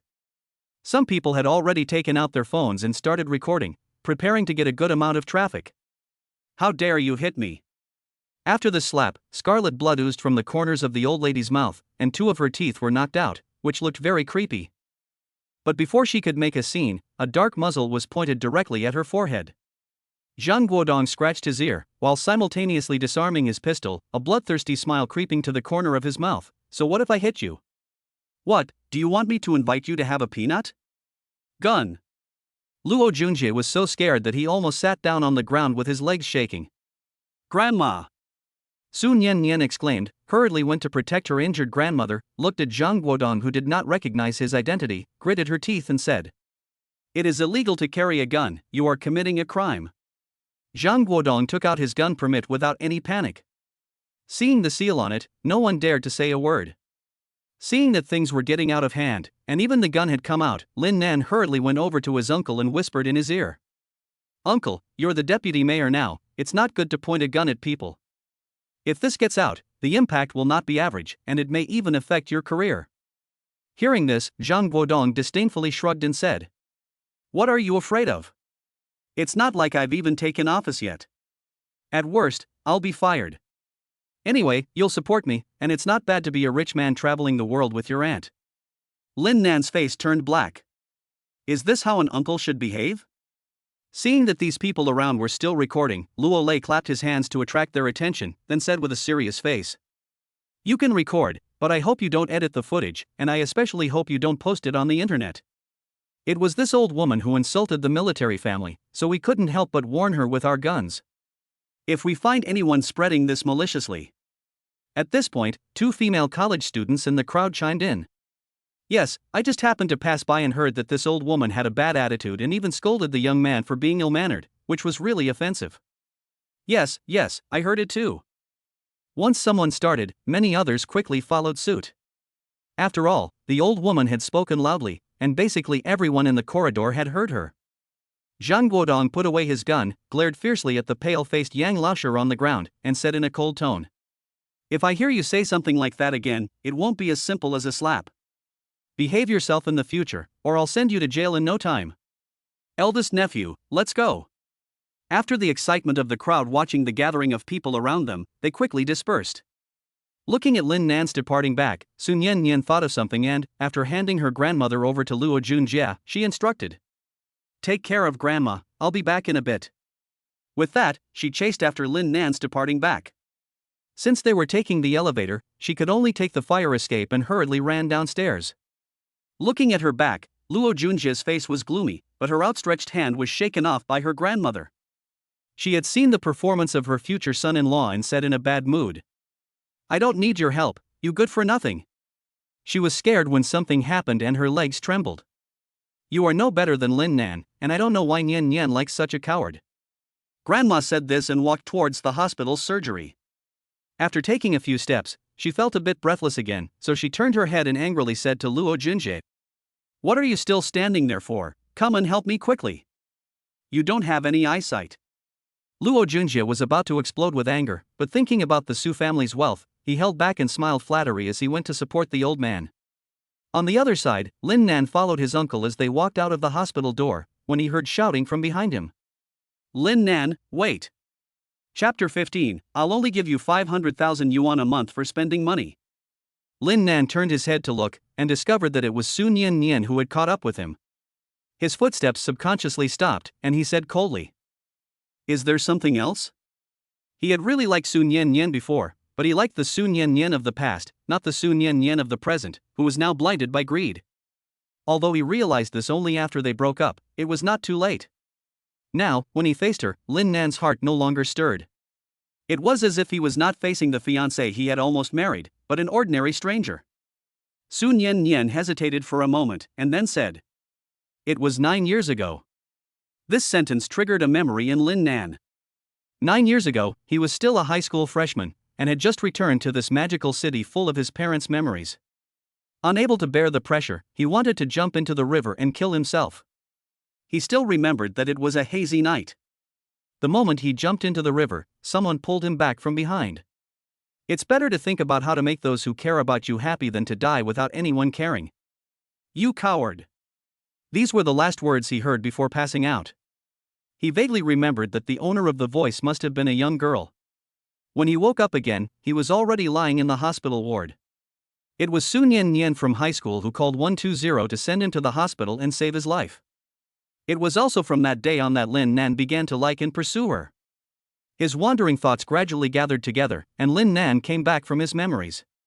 He looked again at Nian Nian standing in front of him, and he could not help but understand her purpose in mentioning this now. He took a deep breath to calm his surging emotions, and then spoke indifferently. "This is the last time I'll help you. After this incident, I will have no further relationship with you, Nian Nian." After saying this, Lin Nan turned and left, leaving Nian Nian standing in the same place with a complex expression on her face. She watched his back as he walked away, until he disappeared from view. Only then did she take her eyes off him, and walked back to the hospital with a sad heart. She wasn't regretting it, but rather knowing that she had missed an opportunity to rise rapidly. Lin Nan drove back to Panlong Villa. Li Ruxian was sitting on the sofa in the living room, holding a brochure in her hands. When she saw Lin Nan come back, she quickly waved her hand and said with a smile, "Lin Nan, you're back just in time, come and see which wedding dress suits Ro better. Since you two have already got your marriage certificate, you might as well get married early, so that I can have grandchildren to spoil and bring them up for you. Otherwise, it's boring to keep traveling around with your uncle." Zhang Yuntao, who was lying next to her, couldn't help but retort when he heard this. "I don't know who said they had to travel around the world in the first place, and I don't want to go, but they dragged me along anyway. Now I'm bored." His words were cut short, because Zhang Yuntao felt that he was locked in by a murderous intent, and sulkily closed his mouth and dared not speak again. Lin Nan walked over to his mother-in-law and sat down next to her, looking at the album in her hands. It contained photos of various wedding dresses, so many beautiful ones that it was dizzying. All kinds of styles were recorded in the album, and even the implied meanings were represented. I think my daughter-in-law looks good in anything. Oh, Lin Nan is really good at talking. But it's true that this girl has inherited me. Back in the day, Auntie Me was also a big beauty that caused a sensation in the city."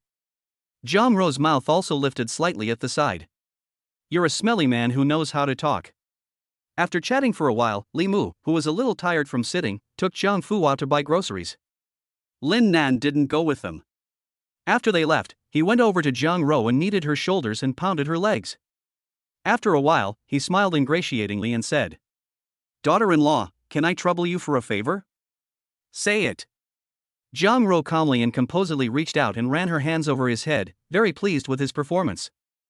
A moment later, Lin Nan was already being stepped on and rubbed by Zhang Ro. She reached out and pinched his face, her expression gloomy as she said, "I can't believe you would think of doing such a thing, actually asking your wife to help your ex-girlfriend. Do you believe I will dismember you right now? Oh, listen to my explanation, it's not what you think." Lin Nan hurriedly told the whole story of how it started. He could have asked his uncle for help, but at the moment, his uncle had just been appointed deputy mayor, and it would be really bad for him to handle such a taboo matter. It would be hard to say that it wouldn't affect his career, so he had to ask Zhang Ro for help. Naturally, things between businessmen are best resolved by businessmen. "She saved your life?" After listening to the whole story, Zhang Ro's expression was a little strange, as if she was remembering something from a long time ago. She suddenly broke into an amused smile. "That's interesting. I'll go with you tomorrow then. How do you want to thank me?" When it came to compensation, Lin Nan scratched his head awkwardly. "Aren't we husband and wife? This is no big deal, is it? It's not that he's stingy, but the main thing is that he has what Zhang Ro has. If we don't talk about money, we can only talk about a physical transaction. How can this be? With this woman's personality, I don't know how she's going to torture him." Zhang Ro held up 2 fingers and smiled meaningfully. "My parents will be staying at home recently, honey. It wouldn't be very good if we slept in separate rooms. How could we do that right after getting married? This obviously means sleeping in the same bed." Lin Nan's face flushed a little at the thought of that scene. "I don't mind, as long as you're willing. He won't lose out anyway." Zhang Ro stated her second condition. She spread her hands. "Hand over all the money you've earned over the years." Lin Nan was no longer calm, and couldn't help but stare with round eyes. "Damn it! You have a huge corporation with a family fortune of tens of billions, and you still want my money? Men will lose control when they get rich. You have to use the pocket money I give you. Hurry up and hand over your savings. I'll only give you 500,000 yuan a month." Zhang Ro had a vicious expression on her face. She was full of admiration for herself and directly restrained the man physically. She was worthy of the name. In a short while, she looked at the 300,000 yuan that had been credited to her account and fell into deep thought. In contrast, Lin Nan was full of excitement. "If you had just said you were going to give me 500,000 yuan a month, I would have given it to you. By the way, when will my allowance for this month arrive?" You're happy to see 300,000 yuan become 500,000 yuan. It really is better to be on the receiving end. Seeing him so happy made Zhang Ro feel even worse. She angrily rubbed Lin Nan's hair and said irritably, "Do you have any secret stash of money?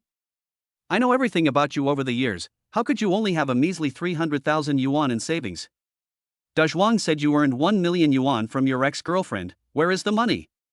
Lin Nan rubbed his nose and said with a smug look on his face, "I'm sorry you came a little late, my uncle had already borrowed the money, so I only have 300,000 yuan left.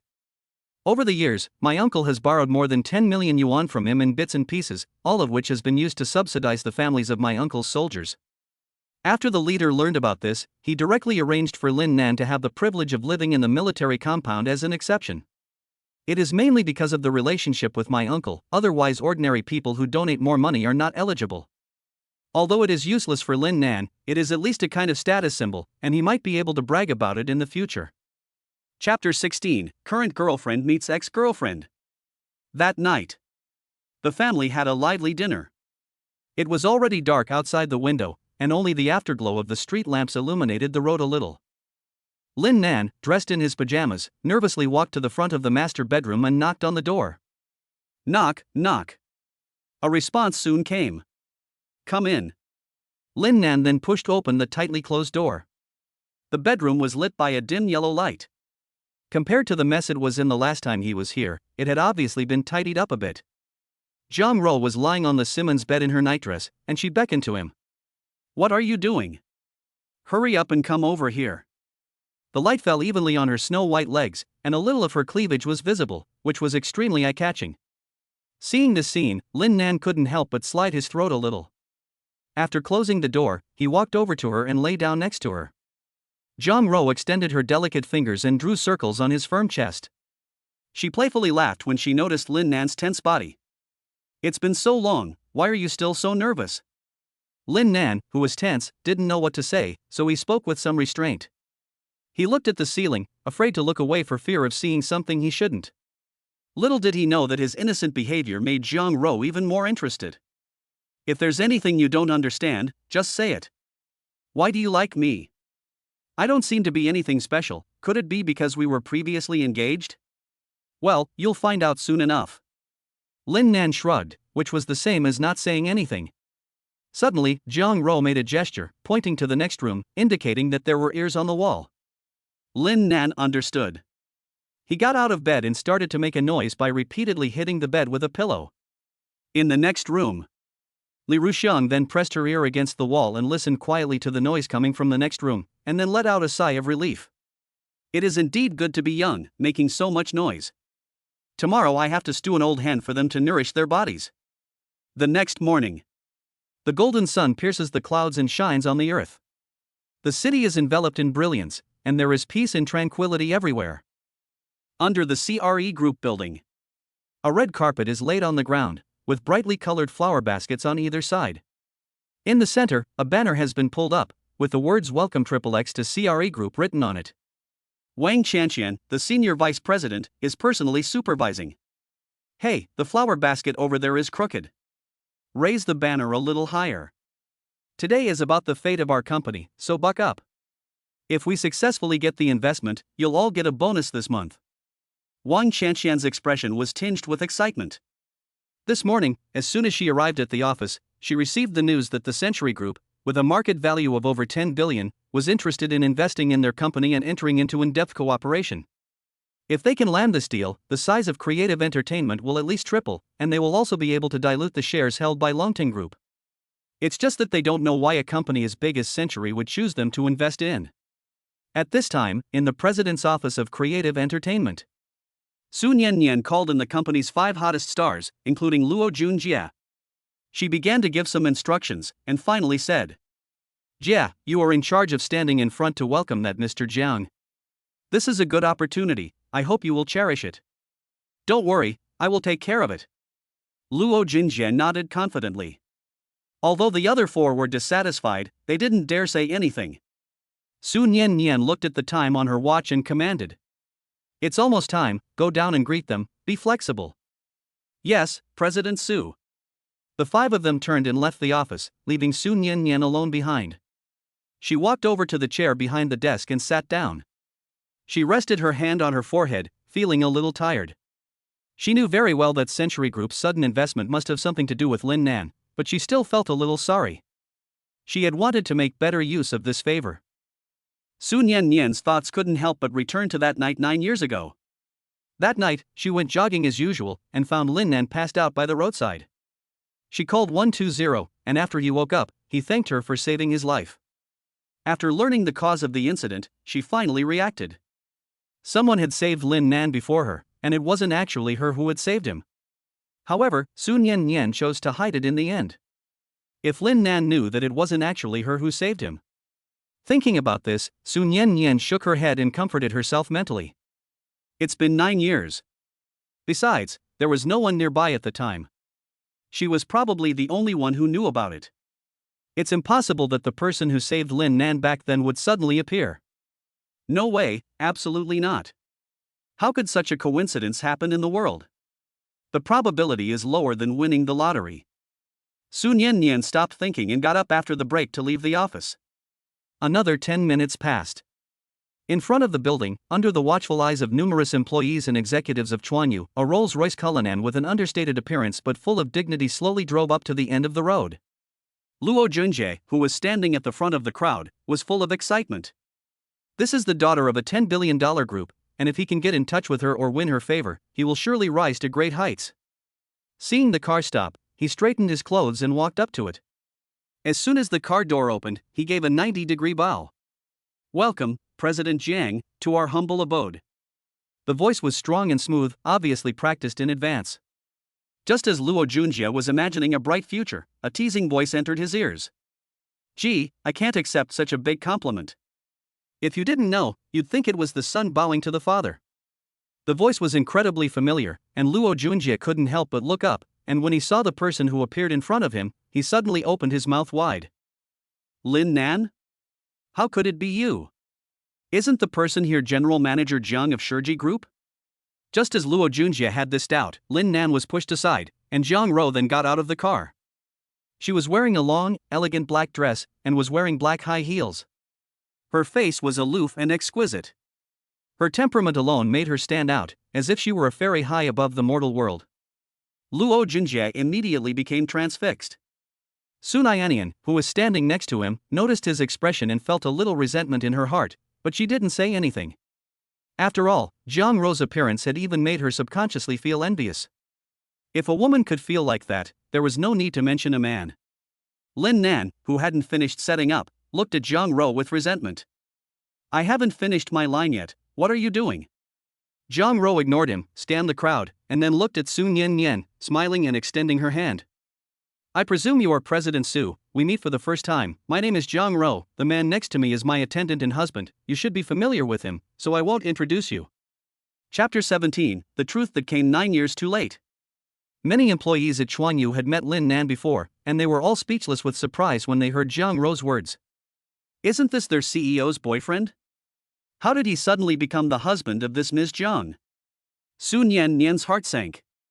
She knew that Jiang Ro was trying to intimidate her, but she couldn't say anything, so she could only extend her hand and shake it briefly with her. The next second, Dazhuang took a step forward and handed her a handkerchief. In front of everyone, Jiang Ro wiped her hand, which she had just shaken with Nian Nian, with a handkerchief, and then casually threw it on the ground. "I'm sorry, President Su, I'm a bit of a germaphobe, you shouldn't mind, right?" Jiang Ro's face had no longer had a smile on it when she said this, and her tone of voice was very flat, but it made the people present feel a faint sense of oppression. "No, I won't." Nian Nian's smile was a bit unnatural. She clenched her fists, but didn't dare to let loose. Jiang Ro is someone she can't afford to offend. As long as she can get the investment, she can bear any grievance. At the same time, she was curious as to how Lin Nan knew Jiang Ro. If she had known that he had such connections, she would never have treated him the way she did before. This guy actually still has something to hide from her. The group didn't waste any time and went directly into the interior of the entertainment company. Investment is not something that can be done simply by signing a contract. Soon, they followed the process and arrived at the practice room of the entertainment company. At Wang Chanshan's signal, 2 girls who were better at singing began to perform.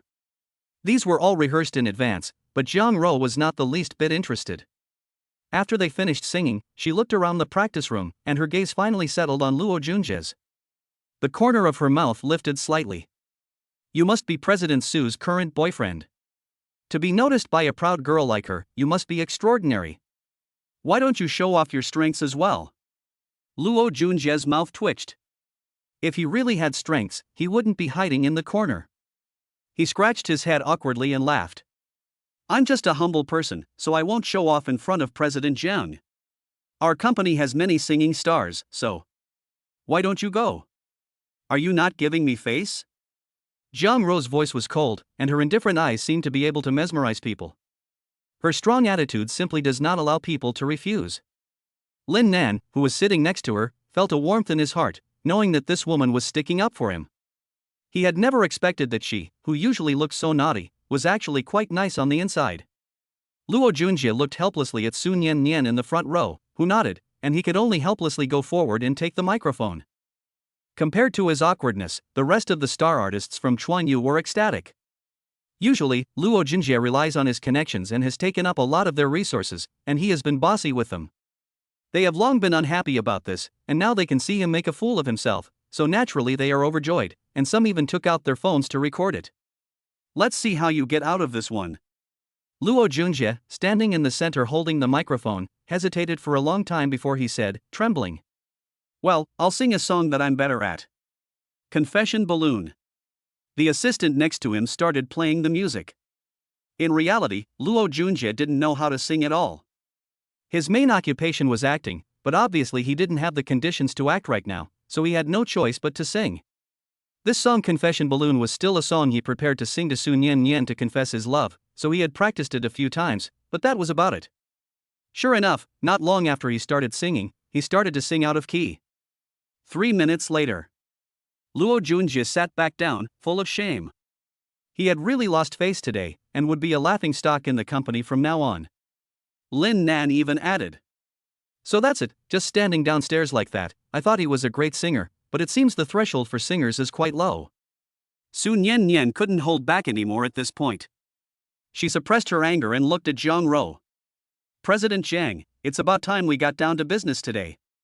Of course. Let's go somewhere else to talk.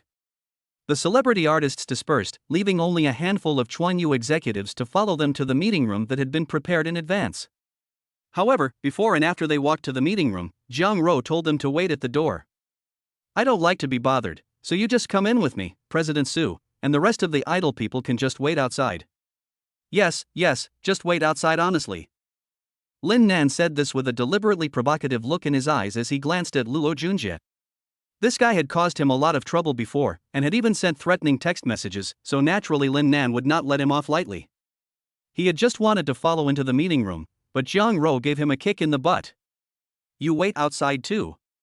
Lin Nan let out a cry of surprise and stumbled to the ground. After the door to the meeting room closed, he got up from the ground, rubbed his butt, and looked dissatisfied. Seeing the executives next to him still staring at him, he immediately snapped. What are you looking at? Don't you know that beating is affection and scolding is love? At the same time, he couldn't help but mutter to himself. This woman doesn't give him any face outside, and sooner or later she has to be dealt with, otherwise he won't know who the head of the family is. Meanwhile, in the meeting room, on either side of the 3-meter conference table were neatly arranged chairs. On the table were fresh flowers picked that day and a fruit platter with various seasonal fruits. President Jiang, here is the contract prepared in advance for your review. Su Nian Nian took out the prepared contract and couldn't help but let out a sigh of relief. After all, she had saved Lin Nan's life, so signing the contract should be a sure thing. As for the unpleasant little incident just now, she would just regard it as the caprice of this President Jiang. Unexpectedly, Jiang Ro, who was sitting opposite, had no intention of signing the contract at all. Instead, she said, Su Nian Nian, my entourage said that you saved his life before, and I am very curious, so can you tell me in detail what happened? Upon hearing this, Su Nian Nian's expression was a little surprised. But she still told the story she had made up. It was her who stopped Lin Nan from jumping into the river, and it was also her who took Lin Nan to the hospital. As for whether it was true or not, does it matter? No one saw it anyway. Jiang Ro just wanted to get to know Lin Nan better, so she didn't suspect anything. When she spoke, the smile on Jiang Ro's face had disappeared. She stared intently into Su Nian Nian's eyes. Is that really what happened? Stared at like that, Su Nian Nian felt her heart race for no reason, but she pretended to be calm on the surface and said, I don't know what you're trying to say. The next second, Jiang Ro grabbed the contract on the table and smashed it in her face. Accompanying it was her cold and ruthless voice. You lie quite naturally. You just stole someone's man and you don't even know how to cherish it. I told you that idiot would never like a brazen woman like you. Now that it's come to this, you still dare to use this to force him to let me help you. Why don't you go to hell? Chapter 18, The End of Chuanyu. As Jiang Ro spoke in a series of words, Su Nian Nian's face turned pale, and she even forgot to resist. Could it be that the person who saved Lin Nan back then was? Yes, it was Jiang Ro who had pulled Lin Nan over by the bridge back then. She vaguely remembered what happened that night. That day, she got the news that Lin Nan had returned to the demon capital and couldn't wait to go find him, but instead, she ran into Lin Nan trying to commit suicide. After saving him, she angrily left because he hadn't kept his promise. But she never expected that in the end, Su Nian Nian would take advantage of the situation. Later, after learning that Lin Nan liked Su Nian Nian and had initiated a pursuit, she stopped looking for him. If she had known that it was because of what happened that Lin Nan had a favorable impression of Su Nian Nian, that night she would have said anything to tie the dogman home. Otherwise, there would not have been such a big mistake. At this moment, Jiang Ro's eyes gazed coldly at Su Nian Nian, and she spoke in a cold voice. You don't deserve him at all, because you are simply not good enough for him. That idiot from earlier is more suitable for you. After all, it is quite suitable for an idiot to be with a thief. I hope that after hearing what happened today, you will forever keep it to yourself. If you dare let him know. Having said this, Jiang Ro's cold gaze suddenly calmed down, and she stared at Su Nian Nian as if she were looking at a dead person, saying in a single sentence, I will make your family suffer. With these words, Jiang Ro walked out of the meeting room with a cold stare that suddenly seemed to have calmed down, as if she were looking at a dead person. Outside the meeting room, Lin Nan was thinking about what to eat tonight when he saw Jiang Ro walking out, her face full of murderous intent. He followed her out, puzzled, and said in confusion, Why do you look so bad? What happened? Hey, why aren't you saying anything? Are you mute? Hey, are you mute? I can cure you. I happened to bring a needle with me today. 2 needles will work wonders. Shut up. As he listened to the flies buzzing around his ears, Jiang Ro angrily kicked him in the butt again. He was about to attack when Lin Nan, scared, ran away. After the two left, Luo Junjie excitedly ran into the meeting room. How is it? Nian Nian, the contract must have been signed, right? I made a fool of myself this time, so you can't forget me. But with our relationship. Get out. Leave me alone. As soon as the man left, Luo Junjie couldn't wait to come in and take credit, which made Su Nian Nian's mood even worse. She was on the verge of losing control of her emotions and now just wanted to be left alone. It was Wang Qianqian who sensed that her best friend was in a bad mood and quickly pulled Luo Junjie away. After leaving the meeting room, Luo Junjie angrily shook her off. Why did you pull me? Do I still need to avoid Nian Nian? Are your eyes just for decoration? Wang Qianqian responded ruthlessly, I can't tell that Nian Nian is in a bad mood. With her level of intelligence, she can tell that the contract is definitely off. She was also a little disheartened and spoke without any more hesitation. I really don't know how Nian Nian could like you. You have no discernment, no ability. Lin Nan is so good at cooking and medicine, and he never bothers anyone. She sighed and turned to walk towards her office. Luo Junjie, who was still in the same place, couldn't stand it anymore and angrily said, Wang Qianqian, what do you mean, I'm useless? I was in the middle of saying something, but my words stopped abruptly. In terms of acting, he was only mediocre among the company's many artists. In terms of singing, there was no room for improvement. In terms of good looks, it seemed that he was not as handsome as Lin Nan. As for cooking and medical skills, it was even more needless to mention, and he was directly crushed by Lin Nan. He really was inferior in everything. Luo Junjie stood in place with a gloomy face. The other executives no longer lingered and left one after another, all sneering in their hearts. A man who lives off his wife really thinks he's got some talent. Leaving Chuanyu, no entertainment company will want to take you in. On the other side of the street, Lin Nan and Jiang Ro got into a car and went straight to the nearest movie theater. It was Monday, so there weren't many people in the movie theater waiting room. There were only a few scattered couples and koans sitting in the chairs waiting for the movie to start. What are we doing here? You still like watching movies? I don't. Jiang Ro took Lin Nan's arm and said expressionlessly. From now on, you have to do everything you did with Su Nian Nian when you were dating her, and I want to have everything she had and more. Hearing this, Lin Nan laughed happily. In fact, she has never kneeled before, so if you slap. Oops. As it turned out, you should never provoke a jealous woman, or you'll get a one-time slap tattoo. The cinema was showing only a limited selection of movies today, and they were all pretty boring, so Lin Nan simply chose a horror movie to watch for fun. After all, the horror movies that could be released these days were no different from Baby Bus. After the movie, it was still early, so they went to the nearby amusement park for a while before finding a hotel for lunch. It was a hot afternoon and there were few people on the road. After what happened in the morning, Su Nian Nian was completely unmotivated to work, and she handed over all the company affairs to Wang Qianqian to take care of, preparing to give herself some time to calm down. And the first thing Wang Qianqian did after taking over was to evenly distribute Luo Junjie's resources to the rest of the artists, which made the latter angrily confront her. However, he was silenced by a single sentence. If you have the ability, then you will get all of your resources, but if you don't have the ability and you're just taking up space, then I'm sorry, but get as far away from me as you can. Without Su Nian Nian's support, Luo Junjie could no longer hold his head up high in the company. He returned to his exclusive office in a menacing manner and took out his phone to make a call. He had known some unscrupulous people while abroad for so many years, and now it was just in time to use them. He didn't want to care so much anymore, he just wanted to bring Lin Nan down now. Mr. Luo, your request is a bit difficult. Although this guy is nothing, he is related to the eldest daughter of the Jiang family, which is very difficult. You need to pay more. How much do you want? Luo Junjie gritted his teeth and said. The person on the other end laughed. Not much, as long as you can come up with 5 million, we guarantee to do as you ask and kidnap the kid, then let him hang out with the beggar girl and make an art video, by then the kid will definitely be ruined. What? 5 million, why don't you just rob a bank? Luo Junjie exclaimed, as his entire savings over the years only amounted to this much. But upon thinking that Lin Nan would be completely thrown off the pedestal because he was abandoned by the Jiang family's young lady, he hardened his heart. After all, he could always ask Su Nian Nian for it back. Fine, 5 million, I'll give it to you. Ha ha. Then please wait for Mr. Luo's good news.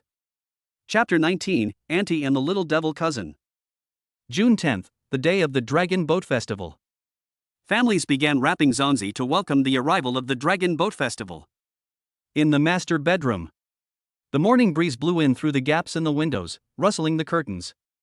This chilly breeze woke Lin Nan up, who was curled up in the covers, and he couldn't help but hug the warm hugger in his arms a little tighter.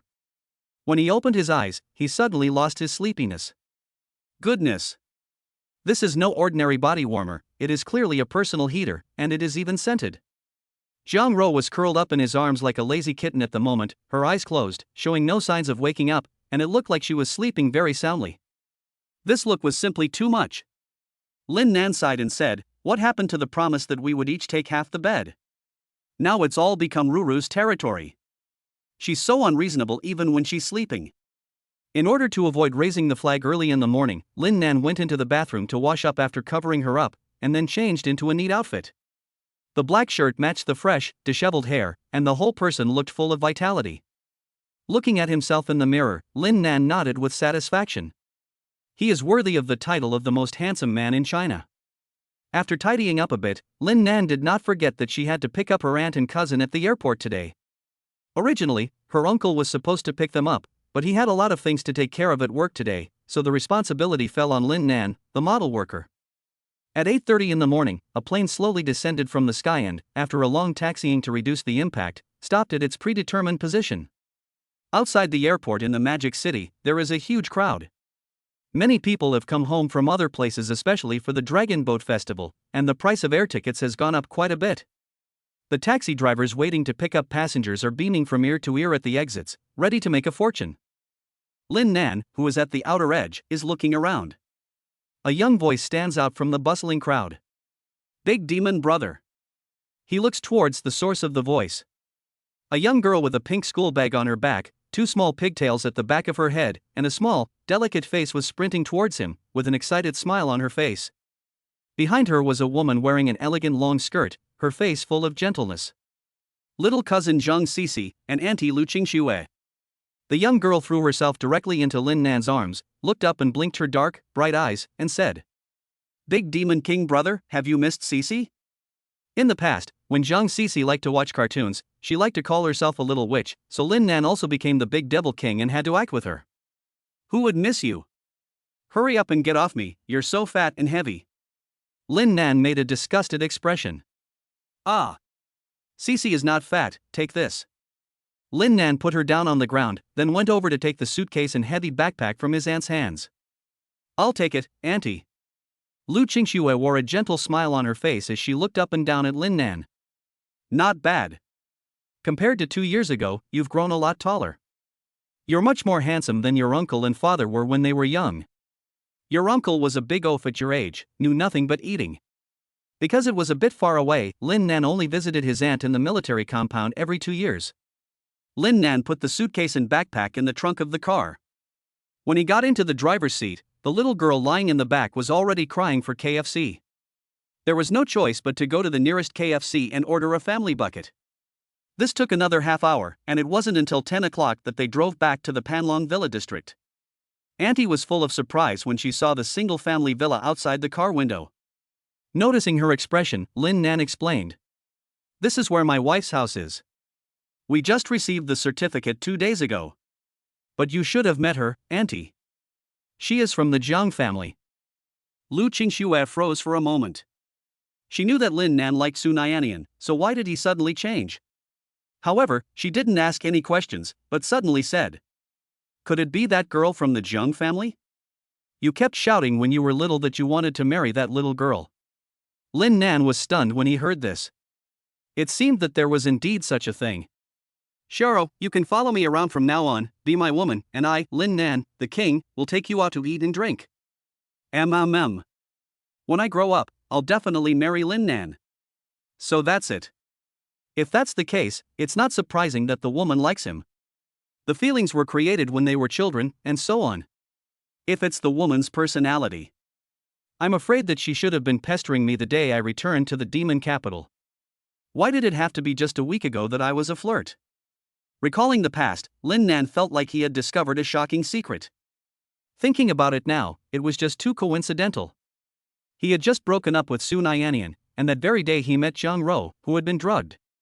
What's more, she had known him since childhood. The probability of this was lower than winning the lottery, right? The Mercedes-Benz E300 pulled up slowly in front of the small courtyard. Li Rushan, Lin Nan's mother-in-law, happened to be coming out of the house. She looked surprised when she saw Lu Qingxue getting out of the car. Qingxue. Auntie Li. Obviously, the two knew each other. The old friends, who had not seen each other for a long time, immediately started chatting with smiles on their faces. Jiang Xia, who was nibbling on a large chicken leg, walked into the house and took over the TV, which was playing the news. She skillfully played with the remote control and put on her favorite show, Letty Dare to Die. John's father was helping to make rice dumplings in the kitchen. Zhang Rou was lying down on the side, having changed into a snow-white long dress. She looked a little sleepy, as if she had just woken up. Lin Nan had just sat down next to her when she wrapped herself around him like a hug pillow. He whispered. Let me ask you something. Say. Was it really you who was really drugged that night, or? As soon as he said this, Zhang Rou looked at him with a look of disbelief, as if to say, are you stupid? She said indifferently. Do you think anyone in Shanghai would dare to drug me? Unless they want to die, they really think that just anyone can drug a young lady like in a novel and then take advantage of her? Don't read so many novels that rot your brain, it'll make you stupid. You can read more of the author you weeping nobody knows novels. What he wrote is truly superb. 100,000 words omitted here. Great. So you admit that you deliberately did that to me. You are breaking the law. Lin Nan didn't expect it to be like this. From the beginning, he had been tricked by this woman. The most important thing was that this woman actually looked so righteous. The longest road he had ever walked in his life was Zhang Rou's tricks. After a while, he sighed with a bitter face. Forget it, just let it be. Just consider it paying off the debt for what I said when I was young. Zhang Rou's smile froze. You still remember what you said? I haven't lost my memory, why wouldn't I remember? Lin Nan asked in return. The next second, he was greeted by Zhang Rou's furious fists, using her hands and feet. You remember you're still friends with that woman, you scumbag, I'll beat the crap out of you. Beat my brother, add me. add me. Ouch, don't. I just remembered, ouch. Be gentle. Chapter 20, I want to see my brother and sister kissing. Before dinner, Uncle, who had finished his work, hurried back to the villa. The whole family sat down together for a reunion dinner. In addition to various Western dishes and stir-fried vegetables, there were also a dozen palm-sized sticky rice dumplings on the table. They were soft and delicious, much better than those sold outside, and they didn't go bad for 100 years. They had to be eaten on the same day they were made. Lin Nan tasted the braised pig's trotters and found that they actually tasted good, so he couldn't help but give his father-in-law a thumbs up. Delicious. Zhang Yuntao was full of pride when he saw this. It's delicious, just as I wanted it to be. Back then, I was determined to make your mother-in-law happy, so I spent 2 years apprenticing under a 5-star hotel chef. You're still young, and there's still so much for you to learn. But soon, he couldn't be happy anymore. Because Lin Nan actually took the braised pork trotters he made and put them in his daughter-in-law's bowl. Daughter-in-law, you eat this, it's delicious. Zhang Guodong couldn't hold back his laughter when he saw this. Ah, Zhang, this is your day. Gorilla, say that again if you dare. Say what you want. If you don't like it, let's fight. The happy reunion meal quickly turned into a fight, and it looked like a big fight was about to break out. Fortunately, at this time, the mother-in-law and aunt-in-law stepped in. Jiang! Dongzi! The two men, who were ready to fight, heard their daughter-in-law shouting. They snorted in defiance, but obediently sat back down and began to eye each other warily, neither one willing to concede defeat. Lin Nan was puzzled as to why these two were always fighting, but his aunt explained with a smile. Your uncle and your father-in-law went to the same high school, and they both liked the prettiest girl in their class. They both started wooing her, and they fought with each other in all kinds of ways. That's when they became enemies. So who won? No one won. While these two idiots were fighting over her, the blonde guy from the next class took the lead and confessed to the class flower before graduation, and won her heart. Li's mother said with a smile. Lin Nan's expression was strange. So that's what happened. No wonder they had to fight as soon as they met. That's really embarrassing. Yes, embarrassing. CC, who was munching on a dumpling, agreed. Zhang Yuntao and Zhang Guodong, whose scars had been revealed, were so angry that they looked at each other even more disapprovingly, blaming each other for the situation. Fortunately, they didn't get the prettiest girl in the class, otherwise there might not be Zhang Rou or Zhang Cici as they are now. Zhang Yuntao was lucky, as he met Li's mother in college, and it took a few setbacks before they got together. As for his uncle Zhang Guodong, he joined the army, so he didn't have time to fall in love. Fortunately, he met his aunt, and they had a daughter later in life. Otherwise, he would have been a bachelor for the rest of his life. At this time, Zhang Cici, who was eating a dumpling, grimaced and spat out a 1 yuan coin from her mouth, which fell to the floor with a crisp sound. Mom, there's something dirty in the dumpling. Someone is trying to harm Cici. Lu Qingxue patted her little head, looking helpless and indulgent, and said, Silly girl, you've eaten a treasure. Some people will deliberately put coins in the dumplings during the Dragon Boat Festival. People who eat mooncakes with hidden coins can make a wish come true. Make a wish come true? Lin Nan took a sip of water and looked up, but then noticed that the little girl was staring at him with a straight gaze. A bad feeling suddenly welled up in his heart. The next second, little Cici excitedly pointed at Lin Nan and Zhang Rou and said, Then I want to see my sister and brother kiss. Zhang Rou, I'll recognize you as my sister. Lin Nan. Seeing everyone's attention return, Lin Nan's heart was in his throat. Strictly speaking, he had never kissed a girl on his own initiative before. He had absolutely no experience with this kind of thing. What are you dawdling about? Hurry up. Zhang Rou, dissatisfied, reached out and put her hands on his head, and kissed him directly and actively. What a disgrace. Zhang Guodong rolled his eyes. Lu Qingxue, who was next to him, ruthlessly revealed the truth. I don't know who it was who kissed when they confessed their love in the beginning, and they kept grinding for half an hour. If someone hadn't pushed you, I don't think you would have dared to move. The lunch lasted a long time and they talked for a long time. In the end, the uncle and father-in-law started to compete in drinking, and in the end, both of them were drunk and lying on the ground hugging each other and fast asleep. Lin Nan was implicated and was forced to drink half a bottle of Mao Tai. The afternoon sun was exceptionally warm, and it made people feel drowsy when it shone on their faces. Lin Nan was supported by Zhang Rou as he returned to the room, his face slightly flushed. When he lay on the bed, he took her soft waist in his arms, pinned her under him, and said hoarsely, "It was too fast just now, I didn't feel it, can I kiss you again?" They say that wine strengthens one's courage, but Lin Nan would never normally say something like this, and he was clearly in a state of arousal. Jiang Ro could not refuse him, so she gently closed her eyes. But after a while, she felt nothing in her mouth, but she could hear someone breathing evenly by her ear. She opened her eyes and discovered that Lin Nan had actually fallen asleep. She was so angry that she wanted to slap the idiot. She helped him onto the pillow and covered him up. Jiang Ro looked at him as he slept and rolled her eyes. "You really are so naive that I would fall for you." Realizing that her words were inappropriate, she added, "I'm not stupid." Her thoughts went back to the day she first met him. She didn't want to take piano lessons, so she ran away from home on the second floor. She ran aimlessly for a long time, and finally met him. He bandaged her wound and carried her back home. Since then, she has had her first friend. The next morning, Lin Nan followed Jiang Ro to the company. The employees' gazes were full of surprise along the way. It was the first time they had seen a man so close to Jiang Ro. Although he is only the CEO, Century Group is a family business with no other shareholders, so Jiang Ro is responsible for all matters big and small in the group, and is about the same age as Lin Nan. If Su Nian Nian is a genius, then Jiang Ro is a genius among geniuses. The two are completely incomparable.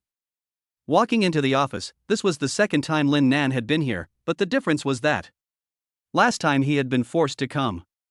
This time, he came with his head held high.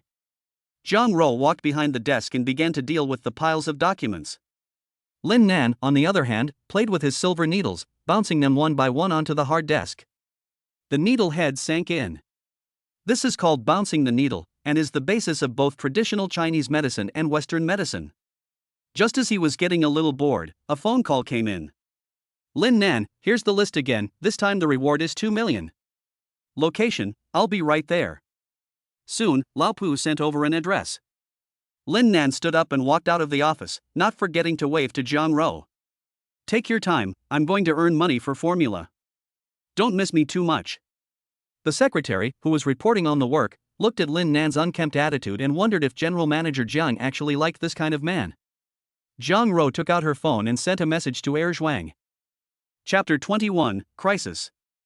Su family. Living room. "Su, you know the market has been bad in recent years, and I'm having financial difficulties. So I'm sorry." Su Muhong hangs up the phone with a pale face. "This is the 5th call this morning, all from shareholders who want to withdraw their capital. And these shareholders were all found by his daughter, so there must be a reason why they have all withdrawn their capital at the same time. If things continue like this, not only will we not become rich and famous, it will be a miracle if the company doesn't go bankrupt." At this moment, another phone call came in, and Su Muhong's heart sank to the bottom. Sure enough, after answering the phone, it was also a shareholder who wanted to withdraw his investment. It was a small shareholder who had joined the company 2 years ago. He still remembered him, and they had even had a drink together at the time. While the phone was still ringing, he hurriedly said, "Chen Ming, you must have a reason for withdrawing your investment. This morning, many people came to withdraw their investments. If this continues, my company will go bankrupt. Could it be that I have offended someone important? It's fine to tell you. You know Lin Nan, who almost became your son-in-law? What do you think of him?" "Him?" Su Muhong was taken aback and said honestly, "Isn't he just a poor kid with some medical skills? Could it be his uncle, the deputy mayor?" Zhang Guodong's appointment as deputy mayor may not matter to ordinary people, but it matters a lot to businessmen like them. After all, if they can win him over, the benefits will be endless. It has nothing to do with his uncle, it's just him. "I didn't think you, Brother Su, would be blind sometimes." He sighed and said, "That kid has set up a skincare public account on Bao and is quite famous. My wife is one of the followers. At the beginning, she insisted that I invest in Xuanyu, so I invested a little. I guess the other investors are more or less the same. But now that Lin Nan has no relationship with your Su family, of course we have to recover our investment. After all, don't you still know whether or not your Xuanyu is worth investing in?" After the conversation had been opened, the other party didn't say anything more and hung up. Su Nian Nian was sitting next to her, listening to these words clearly. She was in a daze and her face turned pale. These investors only invested because of Lin Nan, not because she was talented. Of course she knew about Lin Nan's WeChat account, but she thought Lin Nan was using her resources to make some money. Now she realized that she had been relying on him all along. It was because of Lin Nan that she was regarded as the pride of the heavens by others, with an unlimited future. And now Lin Nan was gone. There was a moment of silence in the living room as the Su family members realized what a great opportunity they had missed and regretted not seizing it. At that moment, Su Nian Nian's phone rang. It was Luo Junjie calling. Instead of answering the call right away, she walked to her room on the second floor to answer it. Her voice was a little tired as she said, "What's up?" "Nian Nian, I have some good news for you." Luo Junjie's voice was a little excited. "I've been talking to the young master of the Wu family for a long time, and he has finally decided to invest a minimum of 20 million in Chuanyu." This sentence restored some luster in Su Nian Nian's eyes. If there were 20 million, Chuanyu would be able to survive this crisis. Although it would never be able to escape Longting's control in the future, at least it would not be forced to file for bankruptcy. An investment of 20 million was no small sum, and Jiang must have racked his brains for this investment. If they could survive this crisis, it was time to give yourself to him. Meanwhile, in Luo Junjie's penthouse, after hanging up on Su Nian Nian, he dialed another number. A teasing voice came from the other end. "Luo Junjie, you really are something, you're willing to betray your own girlfriend for money, I'm a little impressed." Luo Junjie smiled flattery, "You're too kind, Wu Xiao, I'm not qualified to appreciate someone like Su Nian Nian, only you are." He also knew about the shareholders of Chuanyu Investment. If things continued like this, his plan to achieve financial freedom by relying on Su Nian Nian would be ruined. Having been used to a comfortable life, he didn't want to share Su Nian Nian's hardships. In that case, it was better to use her to exchange for his own wealth and glory while he still could. If anyone was to blame, it was only her for not agreeing to share a room with him yet. Wu Qiyuan laughed on the other end. "Ha, good. As long as you can trick Su Nian Nian into coming tomorrow, whether you succeed or not, the position of chairman will be yours." Ben, keep my word." "Thank you, Mr. Wu." On the other side, after Lin Nan met up with Lao Pu, they headed towards the outskirts of the city, which was a bit off the center, according to the address. He looked around at the increasingly old houses with some confusion and said in puzzlement, "Lao Pu, are you sure you didn't make a mistake? Can rich people live in this place? This can't be a joke." Lao Pu, who was sitting in the passenger seat, pushed his glasses on his nose and said discontentedly, "What are you talking about? Do I look like a lost person? This patient is not only disabled in both legs but also suffers from depression, so her family has arranged for her to live in the suburbs where there are fewer people. They even gave a 500,000 deposit, so it's not fake." The car drove for another half hour or so. The surrounding houses gradually became fewer and fewer, and finally stopped in front of a remote villa.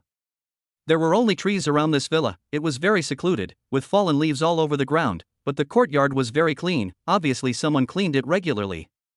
As soon as the car stopped, a nanny walked out of the villa and smiled, welcoming the two of them in. "I presume this is Dr. Lin, please come in." "You know me?" Lin Nan raised an eyebrow, vaguely feeling that something was wrong. The nanny laughed as she walked ahead, saying, "Dr. Lin is quite famous in the city, and this is the first time I've met you in person. My young mistress's condition is quite complicated.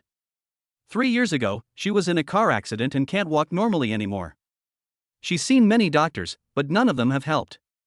Later, she even developed depression." As they spoke, the two of them reached the door. The nanny went inside and poured tea. The living room was sparsely decorated with simple furniture. A faint fragrance filled the air, which was very pleasant to smell. Lin Nan narrowed his eyes and leaned over to Lao Pu, seemingly surveying the layout of the room, but in fact, he lowered his voice without making a sound and said, "There may be a problem here, so don't look around. The nanny just said that she had never seen me before, when I was just walking behind you and I was even driving the car. If she hadn't seen me before, how could she recognize my identity so quickly? This shows that she is lying." Normally, most people's impression of doctors is that they are elderly people, especially doctors with outstanding abilities. Without having seen Lin Nan, she happened to recognize his identity at first glance and lied that she had never seen him before. Either she had seen a photo in advance, or she was hiding something. After being reminded, Lao Pu also reacted, and when he thought about it, it seemed that there was indeed something wrong. he hurriedly asked in a low voice. Damn, so what do we do now? Should we just run away? Chapter 22, The End of Lao Pu. Lin Nan hesitated for a moment and shook his head. I'm just guessing, it's possible that the nanny saw my photo in advance. Once things go wrong, run immediately. While the two men were talking, the nanny came out of the kitchen with a tray of tea. Seeing that the two men were still standing, she placed the tea on the coffee table and smiled warmly. What are you two standing there for? Please sit down. The young lady is still asleep, but I'll show you her room later. Lin Nan took a sip of the tea, and the next second he turned his head without hesitation and spat the tea in his mouth onto the floor.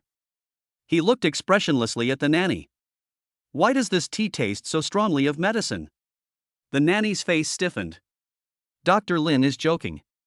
How could there be a medicine taste in the cup?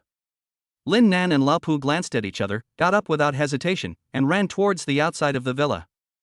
If there was a problem just now, then there was definitely a problem now.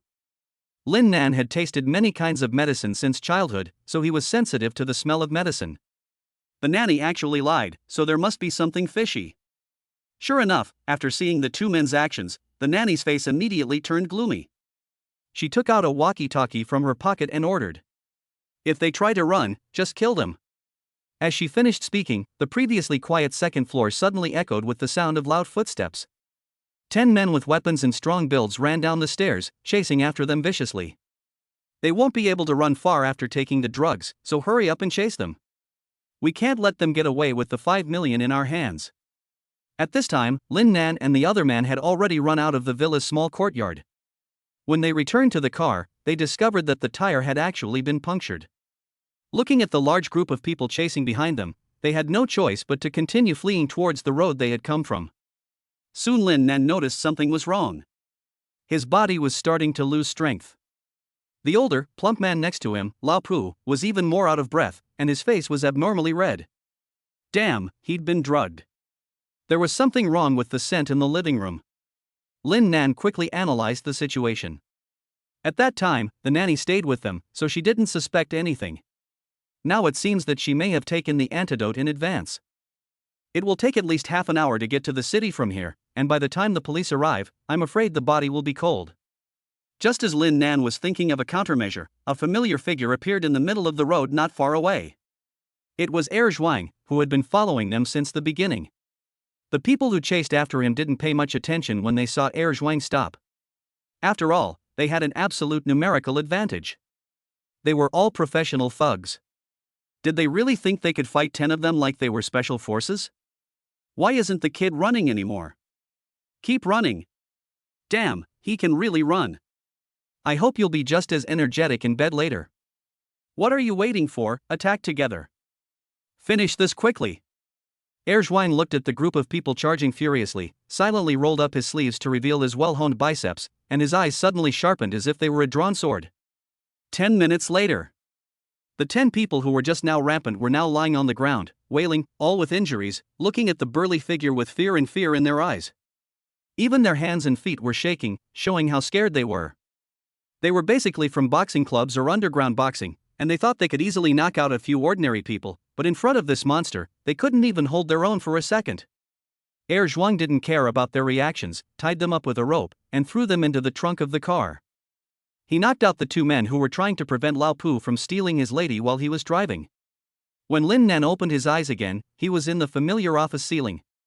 Just as he wondered why he was here, a breeze blew in through the window, and he suddenly felt a chill under his body. He realized that he was lying on the sofa wearing only his underwear. He was awake. A cold voice came from next to him.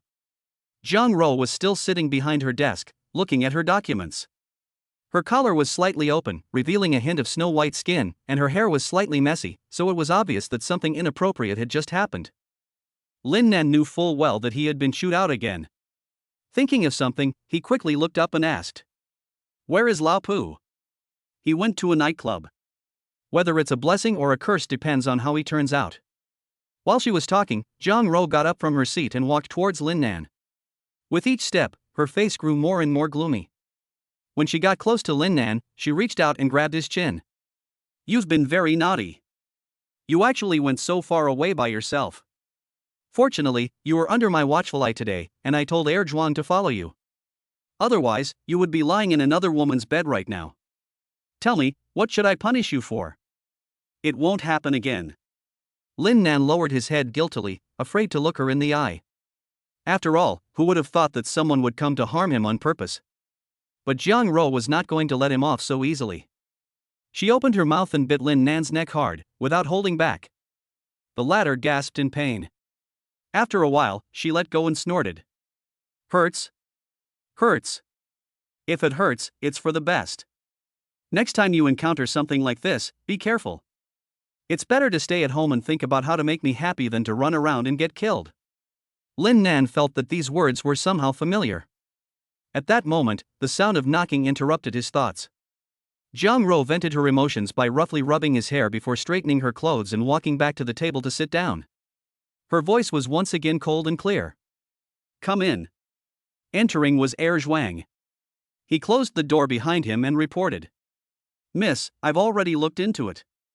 A man named Luo Junjie paid 5 million to hire these people to drug Mr. Lin and frame him for the beggar woman. That's the whole story. Lin Nan was furious when he heard this. 5 million. The little bastard is really willing to pay.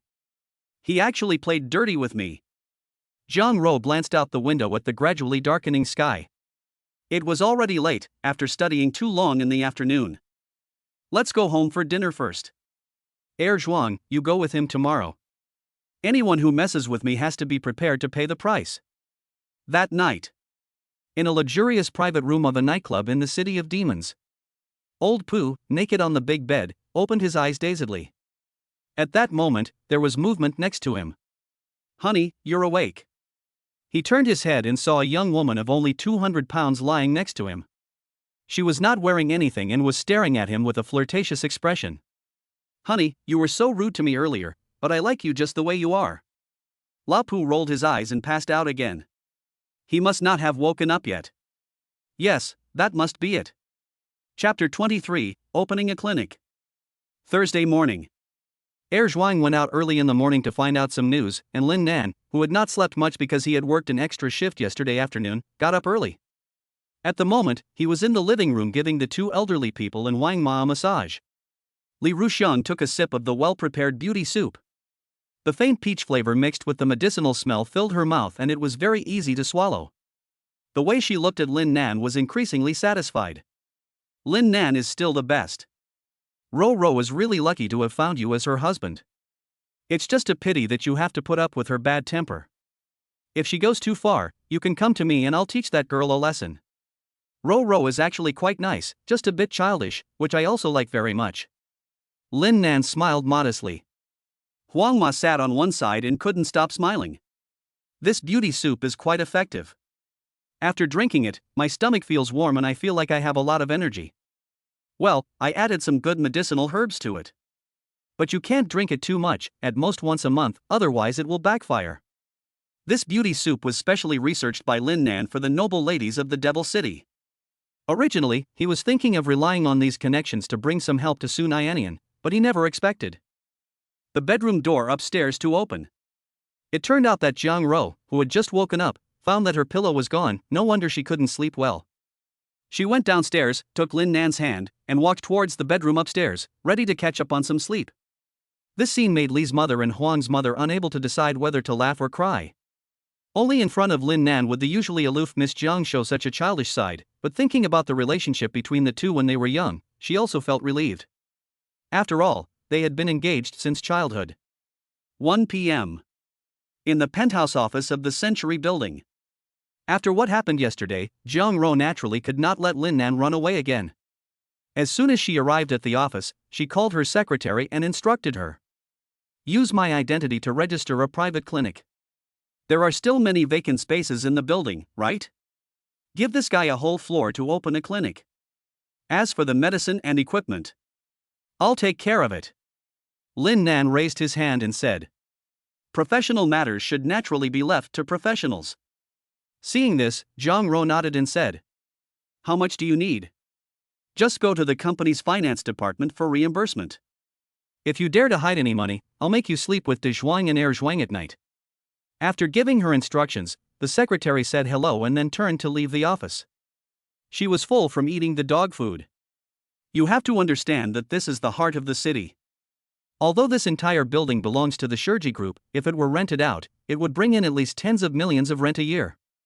And President Jiang actually gave Mr. Lin an entire floor to open a clinic, which is really spoiling him. The secretary didn't care either, just treating the clinic as a joke.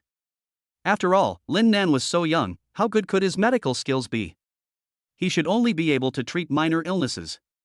Century Building had a total of 30 floors, and with the help of the security department, the 19th floor was quickly cleared and the sign for Century Clinic was hung at the entrance. It was a full 1,000 square meters, more than enough space for a football field. Lin Nan was the first to call Lao Pu over. Since he was opening a clinic, he would definitely need capable people under him. He couldn't stay in the clinic all the time, otherwise, he was afraid that the next day, the clinic would be demolished by Zairura. Lao Pu had been staring at Lin Nan with a resentful look ever since he arrived. What's wrong with you? What's wrong with me? Do you know what kind of harm I suffered yesterday? I have preserved my virginity for so many years, and it was just broken. Lao Pu looked indignant. Now, whenever he thinks about yesterday's hot scene, he feels sick to his stomach. If it had been a slim beauty, that would have been fine, or at least a normal-looking one. But it turned out to be a big tank. Especially that mouth, it's like she hasn't washed it in 10 years. Ugh. Lin Nan was also a little embarrassed, and put a hand on his shoulder to comfort him. It's okay, buddy. I've figured out where that guy is, and I'll take you to get revenge tonight. But you have to get busy now. From now on, we won't take any outside orders. This whole floor will be our base. The initial target group is the same as before, wealthy women. No matter who you are, women are the easiest to make money from. Especially those celebrity artists or rich wives who want to climb the social ladder, they will pay any price to look good, often spending hundreds of thousands of dollars on a single treatment. Lin Nan's silver needles and beauty soup are much more useful than those fancy beauty treatments. After hearing this, Lao Pu's eyes lit up. He was also a doctor before, but unfortunately his skills were limited. Many years ago, he happened to see Lin Nan save a patient who had fallen into a state of suspended animation with just 4 needles on the street. He knew then that Lin Nan's future was bound to be limitless, and that's why he became close to him. But I never thought this day would come so soon. Master Lin, you are now my blood relative. Lin Nan pushed away the old man with disgust, waved his hand and said, Okay, go and see what equipment you need, and give me the entire medicine cabinet. If you need money, just go to the finance department. I also need to contact my former beauty clients. Okay, ancestor. Before long, the afternoon was over. The roads of the magical city were bustling in the evening, forming a flood of steel on the main roads. The sound of cars and scooters honking was incessant, and among them, one could even see the traces of yellow hair and fireflies. The Rose nightclub was a private club that specialized in hosting the rich kids. It had all kinds of entertainment facilities and even the waiters were carefully selected. Therefore, only members with a membership card could enter. Even the lowest level white card requires a pre-deposit of 500,000 and a minimum purchase of 100,000 each time, so you can see how high the threshold is. At this time, in the emperor's private room at the Rose nightclub, a group of rich second-generation children gathered together, with tables full of all kinds of expensive drinks and fruit, but their attention was all focused on a woman with flushed cheeks on the sofa. If Lin Nan were here, he would definitely recognize her. This woman is no one else but Su Nian Nian. Luo Junjie was bending over backwards to ingratiate himself with the young man sitting in the center. Wu Xiao, this woman is now yours, you can do whatever you want to her. Sister. Luo Junjie, you son of a bitch. My sister trusted you so much, but you ended up doing this to her. Su Mingxiu's eyes were red with anger, and he wanted to rush forward and take his sister away, but the 2 bodyguards behind him were holding him back, and he could only watch helplessly as his sister fell into the clutches of the devil. He regretted it in his heart. He never imagined that he would plot and scheme to get Lin Nan out of the way so that he could make Luo Junjie his brother-in-law, but it turned out that he was actually a scumbag who could even actively give away his own girlfriend. If it were Lin Nan. Chapter 24 Su Mingxiu regrets it.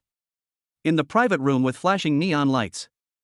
Su Nian raised her eyelids with difficulty, and the anger in her gaze as she looked at Wu Qiyuan burned with flames. She gritted her teeth and said, Aren't you afraid of the police? She was supposed to come with Luo Junjie to sign the contract today, and just in case, she had even specially asked her younger brother to come with her. But she never expected that Luo Junjie would actually give her a glass of drugged wine, and out of her trust in him, she drank it without any precautions. That's how the situation turned out to be. She can only hope that the police and the law can scare these people off, otherwise she simply doesn't dare to think about the consequences. But since Wu Qiyuan dared to do it, how could he be scared by her words? After listening to her, he couldn't help but burst out laughing. Report to the police? What's the point of reporting to the police? Would the police believe you? Don't forget that your Su family is just a dog that I raise. If it weren't for the fact that you have managed Chuanyu so well, your Su family would have long been finished. Unfortunately, I thought you were a smart woman, but in the end, because of the so-called white moonlight, sigh. The group of rich second generation next to them could no longer hold back, and when they saw Wu Qiyuan about to continue, they hurriedly urged him on. Young Master Wu, what's the point of talking to her anymore? Just get on with it. You can have the meat, we can have some soup. Drag this kid out of here, so he doesn't get in the way. Gee, I never thought this kind of person would end up like this. Wu Qiyuan no longer hesitated, reaching out and tearing at Su Nian's clothes. The two bodyguards escorted Su Mingxiu and walked towards the door.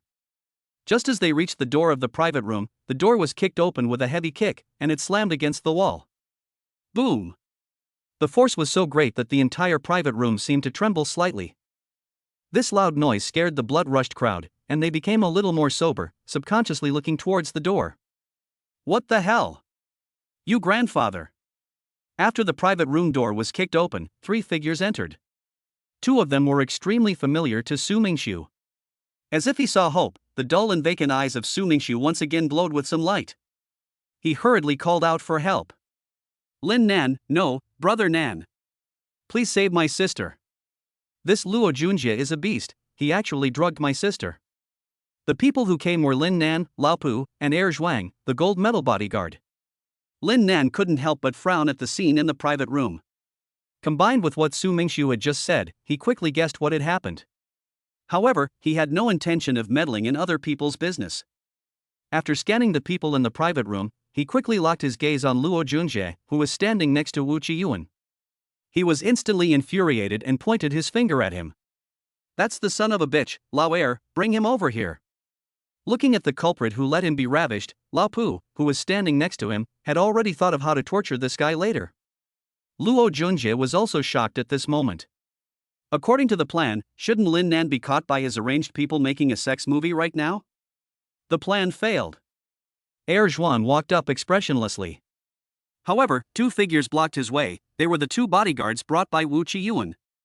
They stared at Zhuang with vigilance, their bodies tensing up, afraid of the slightest carelessness. His mood was not good either, as his mood was interrupted. He looked at Lin Nan coldly and said coldly, "You are Lin Nan, right? This guy is under my protection, you are not qualified to touch him. Don't think that just because you're eating Jiang Rose soft rice that you can go against me. There are many people in the world you can't afford to offend. Now take your people and get out of here, and I'll pretend that nothing happened." The Jiang family and the Wu family are forces of the same level, and Wu Qiyuan doesn't want to offend them lightly if he can help it. But there are so many little brothers watching, if he admits defeat at this time, how can he still mingle in the circles of the second generation in the demon capital in the future? Upon hearing this, Lin Nan raised an eyebrow and said, "Are you sure he's someone you protect? Then what he did also has something to do with you. I alone will take responsibility for the crimes he committed." Wu Qiyuan also knew about Luo Junjie's feud with Lin Nan, and he looked unconcerned, not knowing that he had fallen into the pit Lin Nan had dug. Lin Nan continued with a smile. "If I say this guy spent 5 million to hire someone to kill me, would you still take responsibility for him? You're full of shit." I wasn't finished talking when Luo Junjie quickly covered his mouth, but it was too late. The rich kids around them now looked at him differently. Although they were always causing trouble, it was always within controllable limits, and they would never get someone killed. This kid has even more guts than they do. Wu Qiyuan saw his reaction and knew right away whether it was true or not. He was furious and kicked Luo Junjie, "Get out of here. I don't know you, so go as far away from me as you can." "Young Master Wu, let me explain, I really didn't ask someone to kill him." The two bodyguards pulled Luo Junjie away and threw him to Zhuang, while at the same time they let out a sigh of relief. It seems that there is no need to fight now. They still have a good understanding of their own strength, and once they really fight, they definitely will not be the opponent of the person in front of them. The two bodyguards of the Jiang family's only daughter are both former ace soldiers who chose to retire for various reasons. They have all practiced killing techniques and are definitely not their match.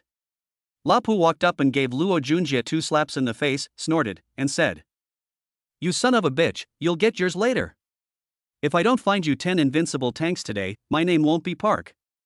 Just as he was about to leave, Lin Nan glanced at Su Nian Nian, who was lying not far away, looking pleading, and took out a silver needle, flicked it out, and inserted it into her neck. The needle tip had been coated with anesthetic, which could temporarily relieve the symptoms. If she was taken to the hospital within half an hour, she could still be saved. After saying this, Lin Nan left the room without looking back. He had originally only come to arrest Luo Junjie, but had never expected to encounter such a thing. This needle will be considered payment for living in the Su family for so long. As for how the Wu family will retaliate afterwards, it has nothing to do with him. Su Mingxiu looked at his unconscious sister and the two bodyguards blocking his way, not knowing what to do. Fortunately, at this time, Wu Qiyuan waved his hand in a depressed manner. "Hurry up and take this woman and get out of here. I'm not in the mood anymore. Who knows if Lin Nan has arranged any backup? If a bunch of police officers rush in at a critical moment and catch him red-handed, even his father can't save him. He doesn't want to take that kind of risk. It's better to believe it than not, and just consider it a favor to Lin Nan. It is better to be friends than enemies." Su Mingxiu, overjoyed, went up to his sister and picked her up. It was undoubtedly hard on his body, but he dared not slacken, and ran outside the private room without stopping for a moment. With each step, the remorse in his heart grew. Lin Nan, whom even Wu Qiyuan feared, was driven out by their own hands. If they had treated Lin Nan well in the first place, would it have been a different outcome? Unfortunately, there is no medicine for regret in the world. What they did not cherish will always be treasured by others. Chapter 25, Drug Allergy, Noble Friend Lin Nan. That night, streets large and small in the demon capital were still bustling with people, and the popularity was even greater than during the day. You could often see sports cars speeding through the streets. In the dark room of an unorthodox club, Luo Junjie was tied to a bed with a rag stuffed in his mouth. His eyes were wide as he tried to break free of the hemp rope binding his body, but it was useless. Jage. Lin Nan let out a strange laugh, took out 3 silver needles from his waist and looked at him, smiling. "Don't worry, your nightlife has just begun. Don't get so excited. I still respect people very much. 2 of the 3 needles here have been coated with medicine. If you stick them into your lower body, they will disable half of your manhood. If you choose correctly, I will let you go. Choose the one on the left, you'll scream once, the one in the middle twice, and the one on the right 3 times. Luo Junjie was full of fear. He knew Lin Nan's abilities and had no doubt about the truth of his words. But now he had no way out. Woohoo! After hesitating for a long time, he finally chose the one in the middle. Lin Nan smiled and inserted the silver needle in the middle into his thigh. "What do you think? Did he choose the right one?" Lao Pu asked curiously. Under Luo Junjie's eager and expectant gaze, Lin Nan nodded, which finally put his heart at ease, but Lin Nan's next words made him shudder in fear. "This one really doesn't have any medicine that will disable Koan, but it has the super invincible aphrodisiac that I developed." Woo-hoo-hoo-hoo. Luo Junjie heard this and struggled violently, looking at Lin Nan with a gaze full of anger, as if to say, "You brat, you don't know the meaning of martial arts." Just as things were getting to the crucial point, Zhuang walked in expressionlessly, and deftly picked Lin Nan up and walked him out the door. "Hey, what are you doing? I'm not done yet. The lady wants you to go home and sleep with her." As he watched Lin Nan being carried away, Lao Pu huffed. "So what if you have a wife? You just know how to bully me, the single guy. Sooner or later, I'm going to find a beautiful young wife who doesn't mind that I'm fat. But it's good that she's gone, because it's my turn to shine now. Come on in." With a phone call from Lao Pu, 10 slender figures soon walked into the private room one after the other, and with each step they took, Luo Junjie's heart sank a little more. If he had known it would turn out like this, he never would have bothered with Lin Nan in the first place. Yikes, no fall. The next day, in front of the elevator in the Century building, Lin Nan sniffed the faint fragrance on his body and looked disgusted. "It's all your fault that I smell weird. People would think I like to wear perfume even though I'm a guy. Every night recently, he has been acting as Jiang Ro's pillow, and inevitably picked up her scent. Jiang Ro viciously pinched his neck and shook him hard. How dare Lin Nan dislike me? Does he need some training? Don't go too far, if you keep this up I'll have to do something about it. Pang! The elevator doors arrived at the 19th floor of the building. Compared to the thick work atmosphere on other floors, this floor was relatively quiet. Compared to yesterday, there were a lot more equipment, and the air was also filled with a strong smell of Chinese medicine. Lin Nan came out of the elevator with a face full of resentment, clutching his bottom. La Pu came over and pointed proudly at the orderly layout behind him. What do you think? I'm pretty efficient, right? Let me tell you, that Luogai's grandson was in a lot of pain yesterday because of me. I don't think he'll want to see a slightly overweight woman ever again. Oh, by the way, Mrs. Chun from Jinlin Real Estate just called me. She's bringing 2 friends over later. Here, I made you a business card. Lin Nan curiously took the business card. It was entirely black, with lines of small gold foil printed song font characters, only marking the name of the clinic and the landline phone number. It looked understated but also a bit high-end, and it could be kept for later use. The director of the Next Century Clinic, Lin Nan, just sounds so prestigious. Just as Lin Nan was daydreaming, there was movement at the door. No one would come to this floor except for the clinic staff. So it could only be a customer. The 2 of them looked back. Sure enough, 3 radiant-looking women were walking towards them, wearing extraordinary clothes and expensive jewelry on their hands and necks. One of them was someone Lin Nan and Lao Pu both knew. Mrs. Chun from Jinlin Real Estate, and the other 2 must be her friends. But it seems like she's a little unhappy. Sister Chen, I've never heard of this Century Clinic. We're not sick, so why are we here? I only came because you said you could beautify me. Yes, I didn't even go to the beauty salon I booked. It's hard to book a private beauty salon, and the next time it'll be at least half a month later. Oh, you can rest assured, if I didn't have confidence, would I dare bring you here? Hey, Lin Nan, come here. Mrs. Chen's eyes lit up when she saw Lin Nan and she quickly waved at him. Let me introduce you. This is Ding, and this is Jiang. They are both my good friends. I have specially brought them here to support you, so you have to give me a discount. When Ding and Jiang saw Lin Nan, who looked so young, they became even more suspicious. Lin Nan guessed what they were thinking and laughed. Don't worry, I guarantee you'll be satisfied within the hour.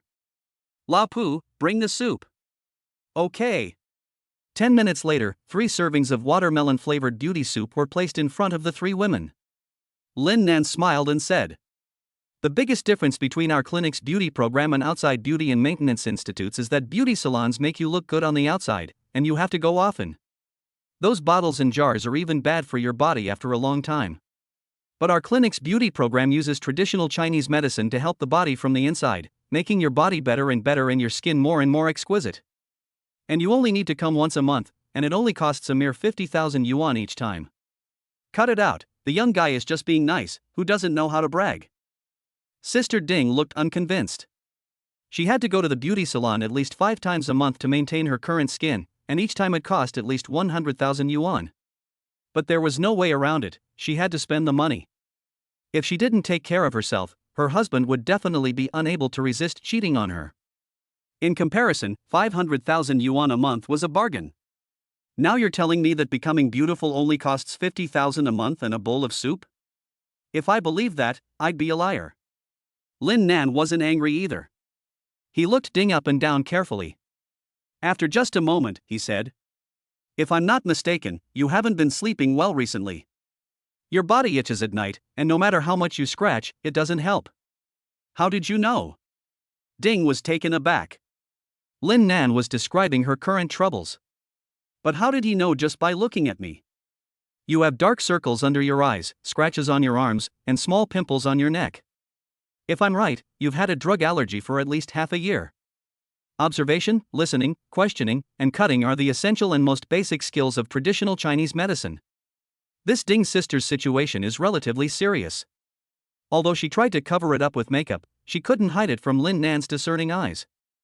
After all, no matter how much she covered it up, there would eventually be a color difference. Chapter 26, Family Acupuncture Chart Targeted. Sister Ding was shocked and covered her mouth, amazed at Lin Nan's sharp eyesight. She did have a drug allergy and had already visited the hospital a long time ago. The hospital's advice was for her to avoid using those drugs at the beauty salon, otherwise it would be difficult to recover, which is why she had delayed treatment until now. Mrs. Jiang, who had already finished drinking the beauty soup, patted her chest and assured her. I know Lin Nan's character, so don't worry, just drink it. I can tell you that he's not a bad doctor. His minimum consultation fee is 500,000 yuan, and there are plenty of people who want to see him. This beauty soup is just the basics. If you have acupuncture, you'll definitely feel better for a long time. Seeing that she had said so, Ding and Jiang let go of their doubts and finished the beauty soup in front of them. They only felt a warm and comfortable feeling in their stomachs. Before long, Lin Nan appeared again, carrying 2 small packages of medicine and placing them in front of Ding. These are allergy medicines. Boil them in a pot for 2 hours and drink them while they're still hot. You'll be able to sleep well tonight. Since you were referred by Jiang, the medicine is on the house. If it works, come back for more. Okay. If it's very effective, I'll call all the friends I know. It can be seen that Sister Ding is a very straightforward person and is relatively easygoing. And she can also tell at a glance what Lin Nan needs most right now. Here, this is the business card of this clinic, you can contact us if you need it. La Pu spoke out in time, smiling and handing out 3 business cards. Inside the president's office on the top floor. The secretary stands awkwardly with a file in her hands. Zhang Ro, sitting behind the desk, stares fixedly at the surveillance video on the computer screen. She has gripped the ballpoint pen in her hand so hard that it has snapped in half, and she is grinding her teeth in anger. Damn you, you smelly man, you're so rude to me. You call these old women sisters, as if they were your wives, and I'll teach you a lesson later. The secretary suddenly felt that such a Jiang zone was quite cute. Although the usual high cold is also very cool, the world is indeed still cute above all else. At the same time, the Magic City Traditional Chinese Medicine Association. As Lin Nan's fame has grown over the years, he has naturally also been noticed by the Traditional Chinese Medicine Association. At this time, all of his information is on the table of the association's president. When he saw Lin Nan's parents' names, Zhang Zhongjing stroked his white beard and a flash of light flashed in his cloudy eyes. He muttered in a low voice. It turns out to be Lin Jin, his son. No wonder he has such medical skills at such a young age. His father and mother are freaks, and even the son born to these two is also such a freak. Lin Nan's parents had already passed away when he was in elementary school. It is beyond description his genius to be able to self-teach without anyone teaching, and this talent is already beyond description his genius. Knock, knock, knock. The sound of knocking came from outside. Without waiting for a response, a young girl wearing a green t-shirt pushed the door open and walked in, her voice ethereal and pleasant. Grandpa, you called me. Zhang Zhongjing handed the information in his hands to his granddaughter and stroked his beard, saying, in 1 month, there will be a big competition with the younger generation of the Chinese medicine associations in Jiangnan Province and Zhejiang Province. This boy's name is Lin Nan. He has a family past acupuncture chart. His father was once famous in the international medical community for his superb acupuncture skills. So, Grandpa, you want me to find him as a teammate? Zhang Miaomiao raised her eyebrows. Every year, the Chinese medicine associations in various regions hold a friendly competition, in which only young talents under the age of 30 can participate, in order to distinguish the rankings of each region. Zhang Zhongjing shook his head, however, and said, no, this boy has some talent, but after all, he has no one to teach him and is inexperienced, so he is not qualified to be your teammate. What I mean is, you come with me and get his family's acupuncture chart, and see if you can learn something from it. It's not that he lacks experience, but Zhang Zhongjing really looked down on Lin Nan. Instead of studying traditional Chinese medicine, he actually spent his time studying beauty and skincare, which is obviously a wrong path. Moreover, according to the information, this son only serves the rich, which further shows that he is extremely utilitarian and has already become money-minded. A traditional Chinese medicine practitioner without medical ethics is destined not to go far in the future. In that case, it is better to get his family's acupuncture chart so that this rare acupuncture method will not be lost to the world. It was noon, and the weather was incredibly hot. An invisible heat wave swept through every corner of the city, curling the leaves on the roadside trees slightly in the sun. The already scarce moisture was constantly evaporating under the baking sun. After finishing her work for the day, Zhang Ro returned home with her entourage. In the living room, her mother-in-law Li Ruxiang and her aunt Lu Qingxue were discussing the timing of the engagement of their two children when there was a commotion outside. Be quiet. Can't you do anything right? I told you, it's work. I'm letting you off lightly because you're a woman. Don't make me hit you. When I go crazy, even I'm scared. Lin Nan was seen being dragged into the house by Jiang Ro by the ear. Lin Nan kept on saying harsh things, while Jiang Ro said nonchalantly, "If you're so tough, go crazy. It's just that I'm a bit itching to do it today." The two went straight upstairs to their bedroom, and the living room was once again quiet. The two people on the sofa glanced at each other, full of helplessness. In this regard, Lin Nan really followed in his father's footsteps. He was not afraid of anything outside, and he dared to provoke and argue with anyone, but he was afraid of his wife. It was still related to the strong personality of Ro Ro. This girl was not like this before. She has been like this ever since she went out alone 9 years ago and came back. Nightfall soon approached. Sister Ding's original name was Ding Xiufeng. Her husband ran a transportation company. The two could be said to have shared the same hardships as a couple, and it was also because of overwork in the past that caused Ding Xiufen's poor skin.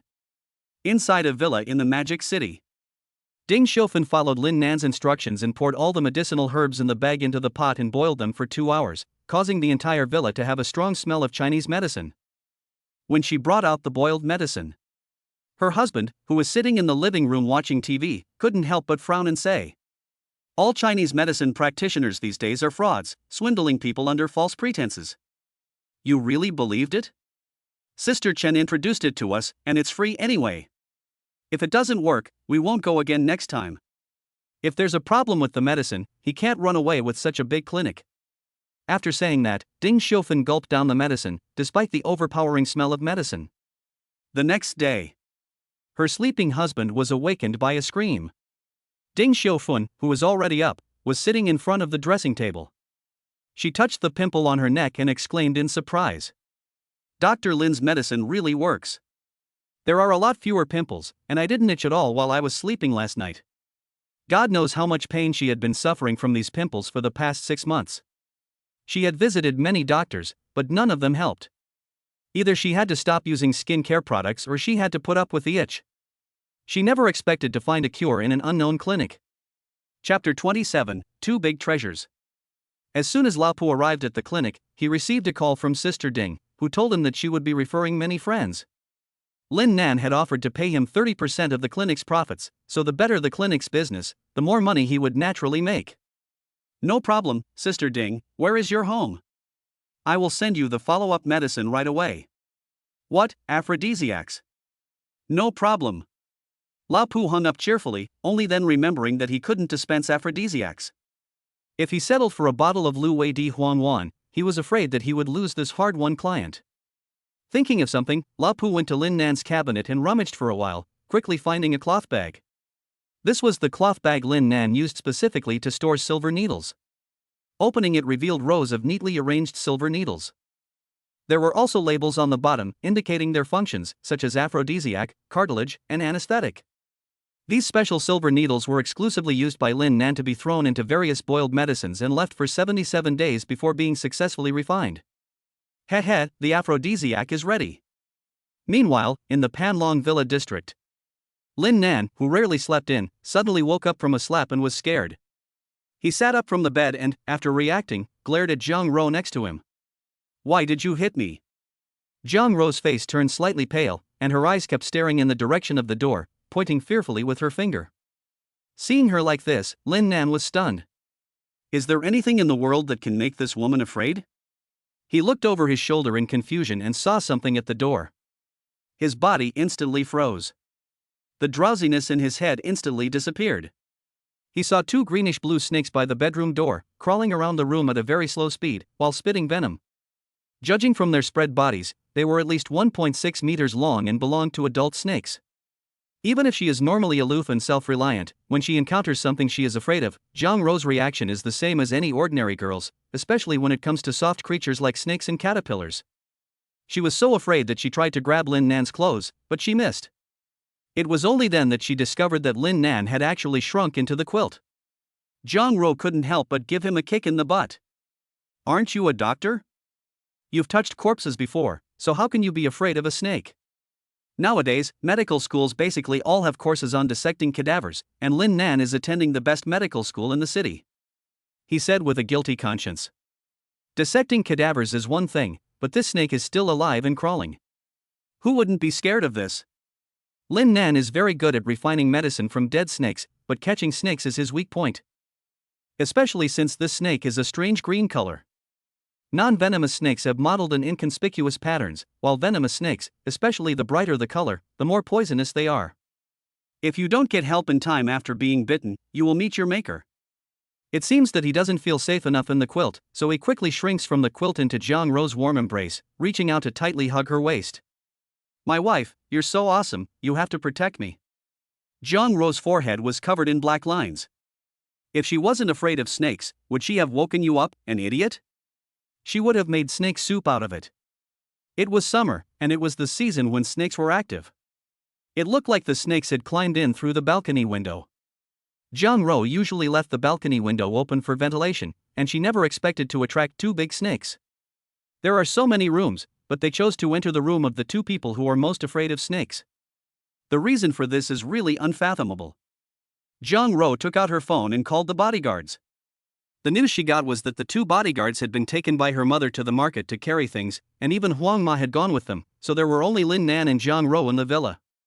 The two of them stared at each other, at a loss. Snakes don't attack people on their own initiative, so the only thing to do is wait for the bodyguards to return.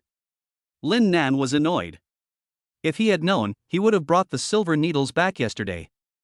Otherwise, with two needles flying over, the two snakes would have already been dead. He helplessly hugged his daughter-in-law's small waist and rubbed it. Wife, in the next life, I want to be with you again. Jiang Ro's face was expressionless. If you don't shut up, I'll throw you to the snakes right now. At this moment, there was a sound of hurried footsteps outside the door. It was accompanied by a young, energetic voice. Big Demon King brother, Big Demon King sister, Cici is here to play with you. Lin Nan and Jiang Ro's faces suddenly turned pale. Don't come in. But it was too late to say that, and the bedroom door opened, revealing Zhang Cici, who instantly attracted the attention of the two snakes.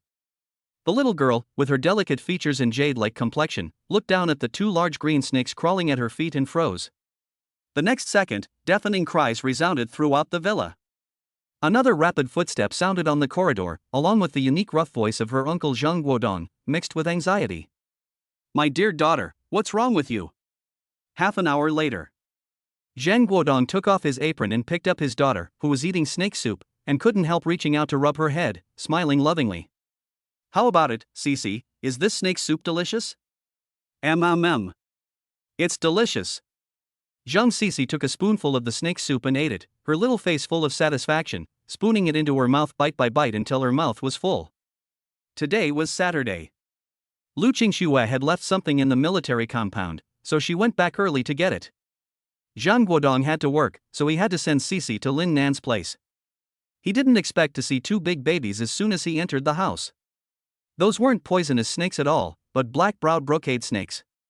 The black-browed brocade snake is also known as the house snake cauliflower snake. It is non-venomous, except that this black-browed brocade snake is a little darker in color, so it looks like a highly venomous snake. Next to it. Lin Nan bowed his head and knelt on the keyboard, apologizing. Daughter-in-law, I've been kneeling for so long. I really know I was wrong, so please forgive me this time. Yes, Lin Nan has been acting from the beginning. He was afraid that the snake was real, but that doesn't mean he couldn't recognize the type of snake. As a qualified traditional Chinese medicine practitioner, snakes are simply born medicinal herbs, and the effects of various snake skins are also different. Jiang Ro took off her slippers and raised her foot, stepping on his face with her snow-white jade foot. She crossed her arms and snorted coldly. You still want to get up? Dream on. You won't get up until you've knelt for less than 2.5 hours today. When she learned that Lin Nan was deliberately making fun of her, Jiang Ro was so angry that her teeth were grinding. This man will keep on provoking her until he's taught a lesson. And he actually had the nerve to put on an act in front of her. The key is that she took him seriously. If she doesn't discipline him, will he ever learn? Chapter 28, 1 billion plus the land deed. Jiang Ro arrived at the office much later than usual because of the two snakes that broke into her home. Cici was handed over to Huang Ma, who had returned home early. Lin Nan just walked into the clinic and saw two people sitting on the sofa in the lounge area. Lao Pu, who was hiding in the corner, hurried over and whispered, "That's Zhang Zhongjing, the president of our Shanghai Traditional Chinese Medicine Association. The other one is his granddaughter, Zhang Miaomiao, about your age, and already a senior TCM practitioner.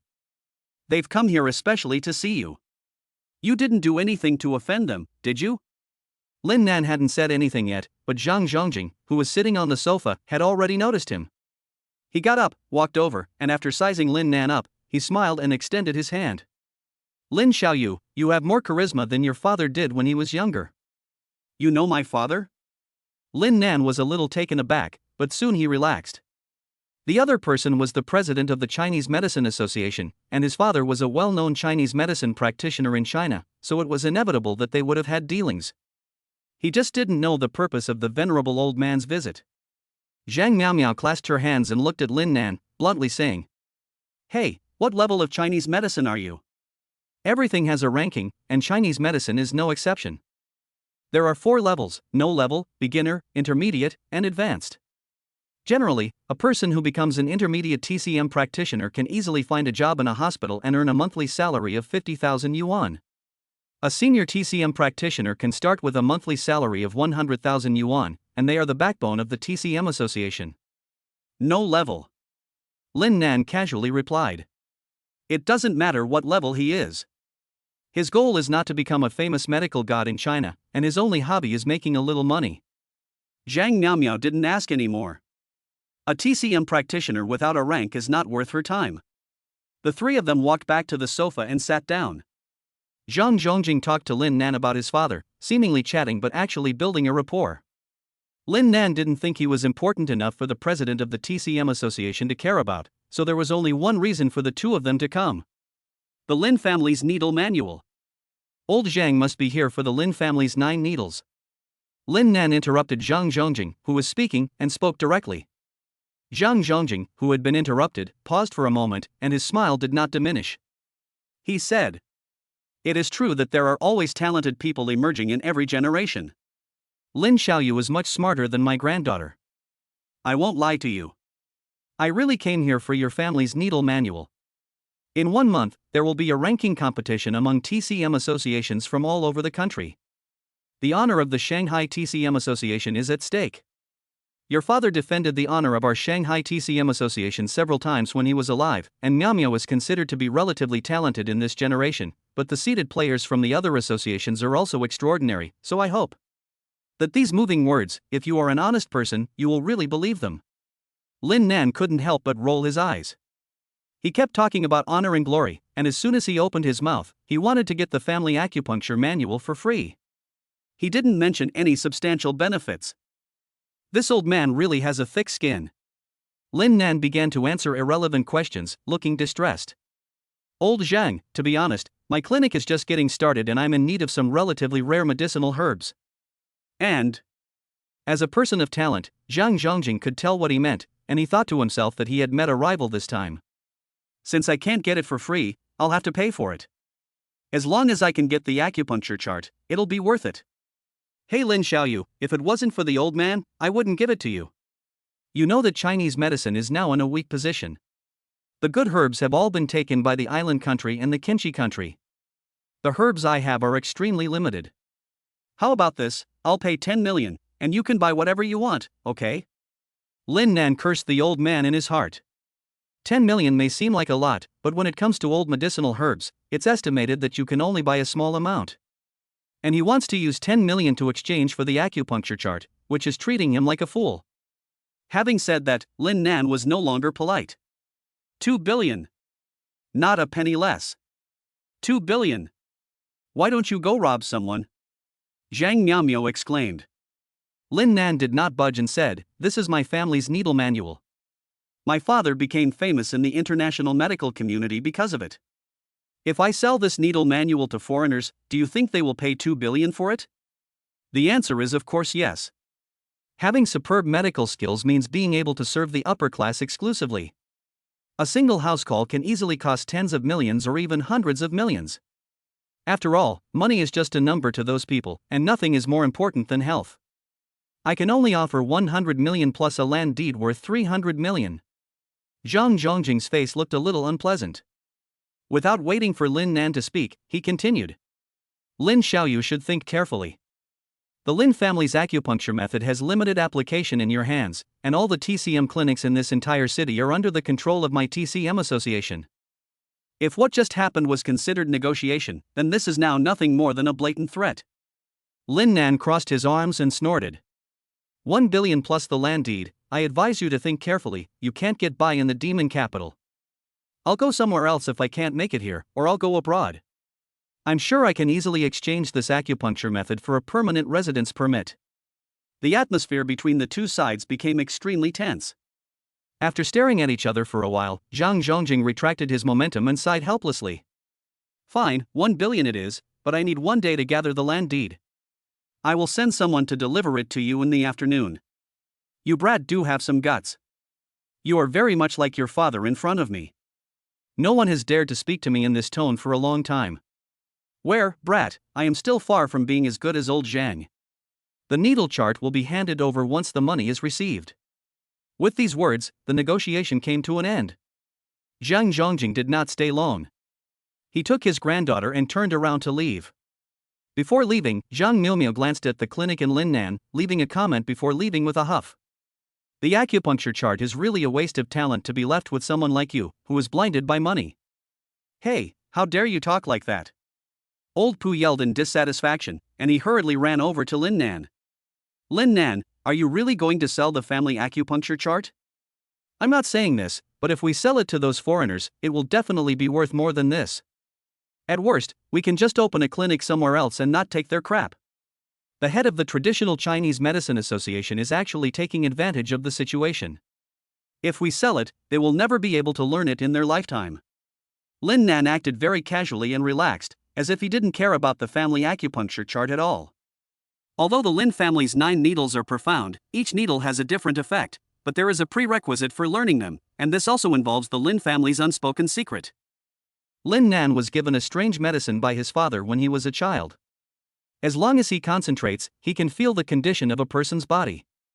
He calls this internal vision, and this is also a prerequisite for learning the Lin family's acupuncture method. A little golden finger to facilitate the protagonist's acting. The main plot is still based on daily life, and there will be no cultivation of immortals or the like. Chapter 29 Zhang Rou, I can't hear you. In other words, without the ability to see inside, one can only learn the superficial aspects of the Lin family's 9 needles and will never be able to understand its essence. In contrast, the 1 billion yuan and 300 million yuan land deeds are a bargain.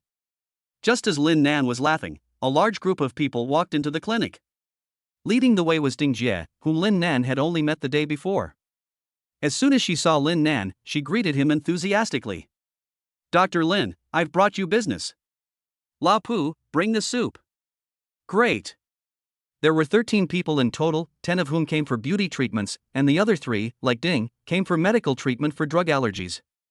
These wealthy women were not short of money, and they were extremely generous. Each person ordered a bowl of the 50,000 beauty soup, and soon the clinic had 650,000 yuan in revenue. You have to know that the cost of a bowl of beauty soup is only a little over 2,000 yuan, so it was truly a windfall. Add in the medicine for treating drug allergies, and the revenue for the day alone had already exceeded 1 million yuan. After seeing off Ding and the others, Lin Nan, in a happy mood, took the elevator to the top floor and pushed open the door to the CEO's office. Xiao Rou Rou, serve the young master some tea. The employee reporting in looked at Lin Nan in shock as he walked in. Little Rou Rou? Is that General Zhang's nickname? Is this something he'll listen to without paying? He's not going to kill him to keep him quiet, is he? Get out. Zhang Rou spoke to the employee indifferently. Yes. The employee, who had already mentally prepared himself for being dismembered, did not dare to stay for even a second. After placing the plan on the table, he did not dare to stay for even a second, and turned around to escape from this office as fast as he could. Before leaving, he did not forget to close the door thoughtfully. Soon, only Lin Nan and Zhang Rou were left in the office. She pointed her finger at the floor and said with a slight smile, "Come here and kneel down." Zhang Rou's usual approach to dealing with Lin Nan's temper tantrums was to teach him a lesson first. Lin Nan threw a bank card at her. There's 1 million yuan in it. You, kneel down. Are you kidding? He's a rich man now, and he'll have 1 billion yuan in his account tomorrow. Is this money? No. This is his bottom line. The era of being sanctioned by a bitch is over, and now is the era of Lin Nan. Ha ha ha. Jiang Ro then took out a pair of sharp scissors and a sausage from the cupboard. With a click, the sausage was cut in half and fell to the ground. Lin Nan suddenly felt a chill down his back, and he couldn't help but kneel down in the same place. Daughter-in-law, I was wrong. This is not called being a pushover, this is called knowing when to give in. This is a physical instinct, it's definitely not that he wants to kneel, it's all the fault of this world. Jiang Ro then put away the scissors with satisfaction and sneered. It's fine to pretend with other people, but pretending with me, you're dead. Hurry up. Hand over all the petty money you've earned. On what grounds? I earned it myself. Lin Nan glared. Jiang Ro, don't you have any sense of propriety? You dare to make me kneel for just 1 million? If I give you 100 million, won't you turn the world upside down? What if I don't give it to you? You won't? 10 minutes later. Lin Nan watched as the money he had just received was transferred away, leaving only 500,000 for pocket money. He felt like crying inside, but he couldn't. But when he thought about the 1 billion that would come in tomorrow, his mood suddenly balanced a lot. With this lesson, he will have to be careful in the future. One cannot be too arrogant, one must secretly accumulate strength and then trample this woman underfoot. Jiang Ro could not know what was going on in his mind, otherwise she would have given him a few more kicks. To avoid any more complications, Zhang Zhongjing handed over the land deed to Lin Nan together with the 1 billion yuan that was scheduled for tomorrow, and also got the Lin family's 9 needles as he wished. On the way back in the car, Zhang Zhongjing smiled as he looked at his granddaughter studying the needle chart. Back then, Lin Nan's father relied on this acupuncture technique to reach the pinnacle of the Chinese medicine world in China. The number of people seeking his treatment was countless. Miao Miao, you must study hard. Even Lin Nan was able to learn it, so I'm sure a month is enough time for you to learn something. However, at this time, Zhang Miao Miao looked down at the acupuncture chart in her hands and frowned. Grandpa, why do I feel like this acupuncture chart is incomplete? It only records how to use it, but not how to insert the needles. Upon hearing this, Zhang Zhongjing hurriedly took over the needlework and looked at it carefully. This was something he had spent 1.3 billion to get. If it really was incomplete, then it would be the same as being toyed with by Lin Nan. Looking left and right, he didn't find any signs of damage, and every page was well preserved. After all, it was a rare needlework, so it was normal for it to be a bit strange. Let's go back and study it first, maybe the mystery is hidden in it. In the afternoon, they were in a snack street in Shanghai. Lin Nan was wearing sunglasses and holding a candy-coated skewer in his hand. Jiang Ro was also wearing sunglasses and looking left and right.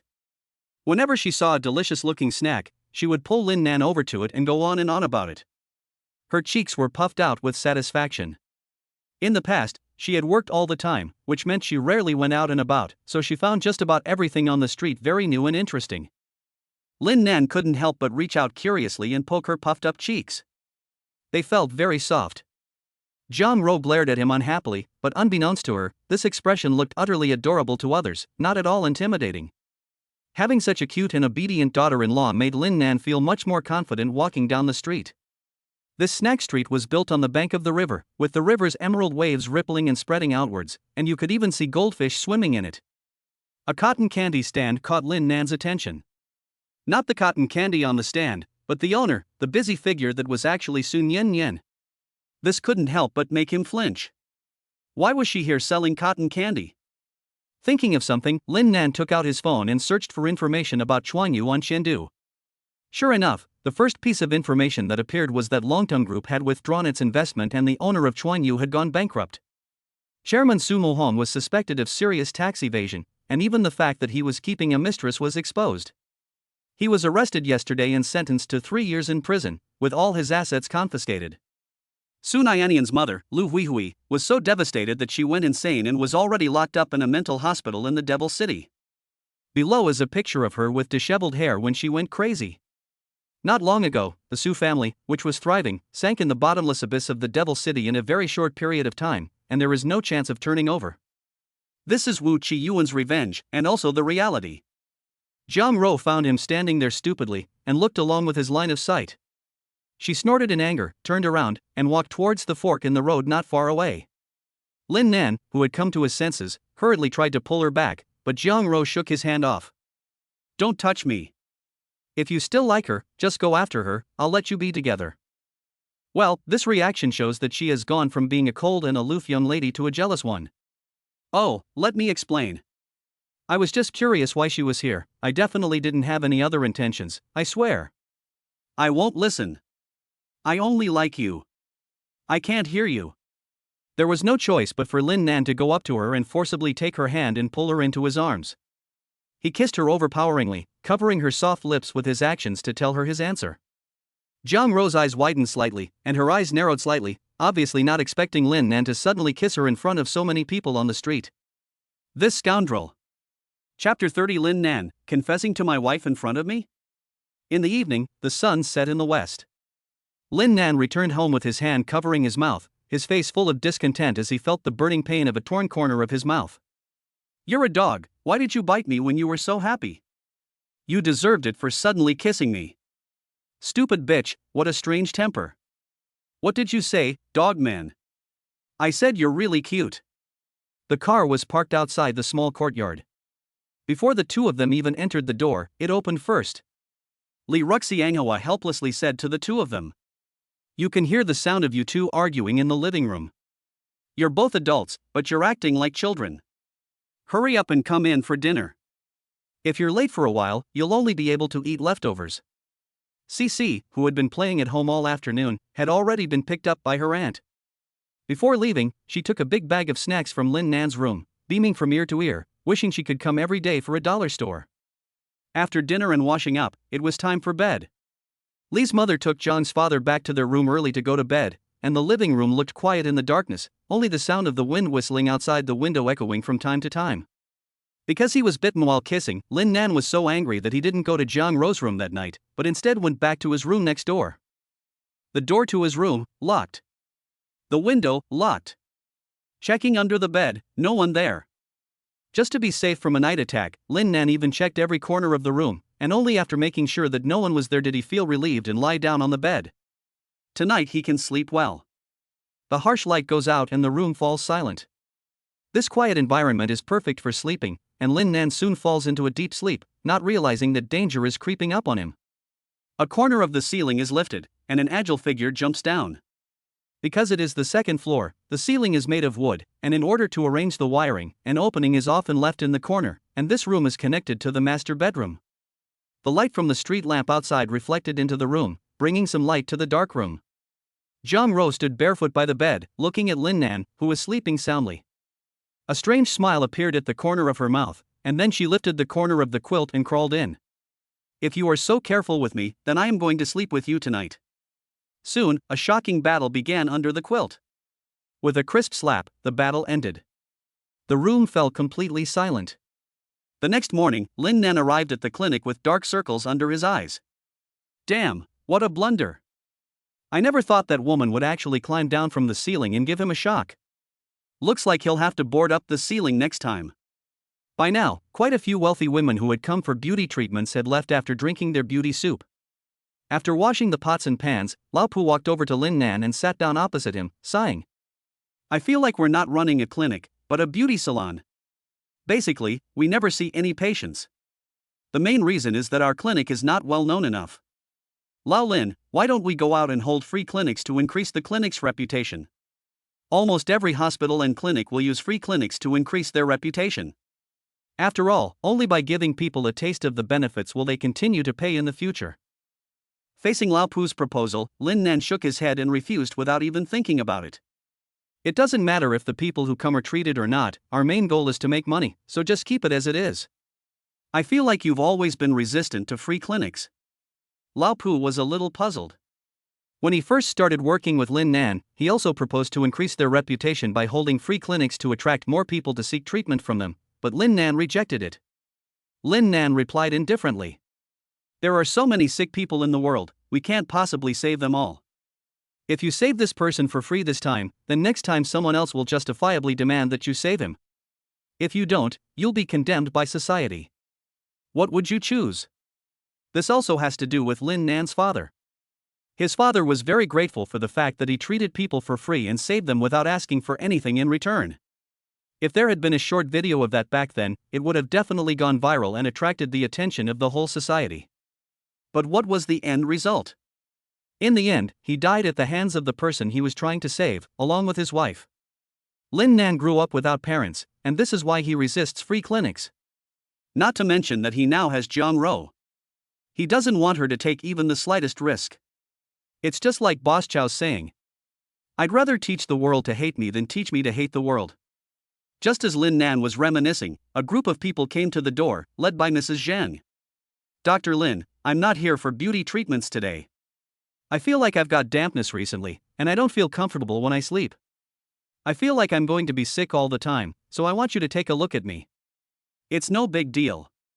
Go over there and lie down on the bed, I'll give you acupuncture, and you'll sleep well tonight."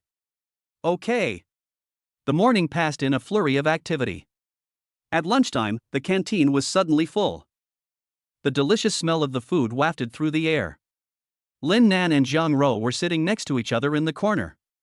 He was playing with his phone and casually said, Ro, why don't we go to the cinema again some other time and I'll book the whole place? I'll recommend a good horror movie to you. Lin Nan, let's scare the shit out of this girl by showing an illegal movie. We must record the moment when she's so scared that she dives into my arms. Jiang Ro, a private screening is fine. We'll find De Zhuang and Er Zhuang to play the robbers and scare the guy. We'll keep the embarrassing footage for ourselves. Lin Nan and Jiang Ro, jejejej. The simple old poo sitting next to him suddenly felt a chill behind him. He looked left and right but didn't see anything. When he turned his head and saw the two guys' strange smiles on their faces, he silently carried his tray a little further away. What's with the silly smiles in broad daylight? Has he turned into an idiot? I'd better stay away from that fat guy, lest I catch his disease. At that moment, there was commotion at the entrance to the canteen not far away, attracting the attention of everyone. A young man was walking towards Lin Nan. He was wearing a neat white suit, holding a bouquet of fragrant roses in his hands. Coupled with the expensive watch on his wrist and his handsome appearance, he fully matched the impression of a rich and handsome man in women's novels. The young man in the white suit stopped next to Lin Nan, his eyes fixed on Jiang Ro the whole time, with a tender expression in his eyes. Ro, it's been a long time. You're still as beautiful and moving as I remember, like the most dazzling flower in the world.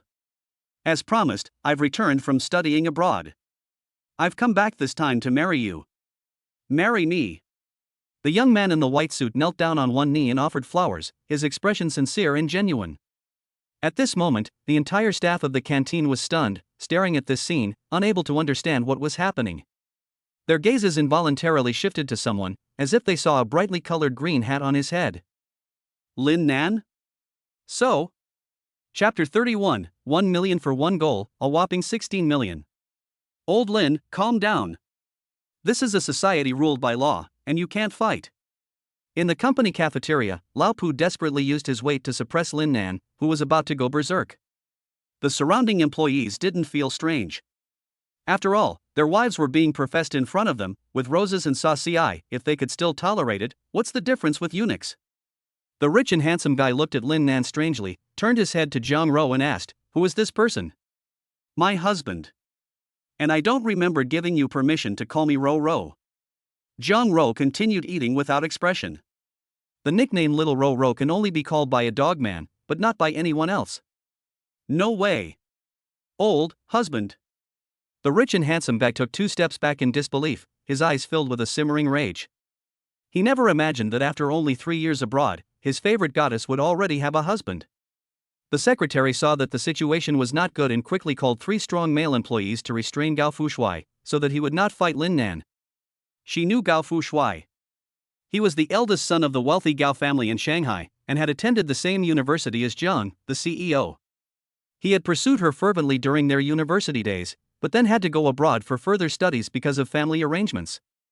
But although Gao Fushuai's name is a bit strange, he is still a very upright person, unlike other people who pursue young ladies, who ask all sorts of questions and harass them, otherwise they would have been beaten up by the 2 bodyguards a long time ago. Lin Nan glared fiercely at Gao Fushuai. It wasn't until the burly and muscular de Zhuang and Zhuang appeared that the two men immediately calmed down and walked to their seats. Jiang Ro glanced at the employees watching the show, her voice a little colder. What are you all standing here looking at? If you don't want to take a lunch break, I can cancel it in the future and you can go straight back to work after eating. This scared the employees a lot, and some even hurriedly left the canteen without finishing their meals. Gao Fushuai glanced at Lin Nan and snorted. Let's get one thing straight, I will never recognize you, so if you're so good, you can compete with me. Why would I compete with you?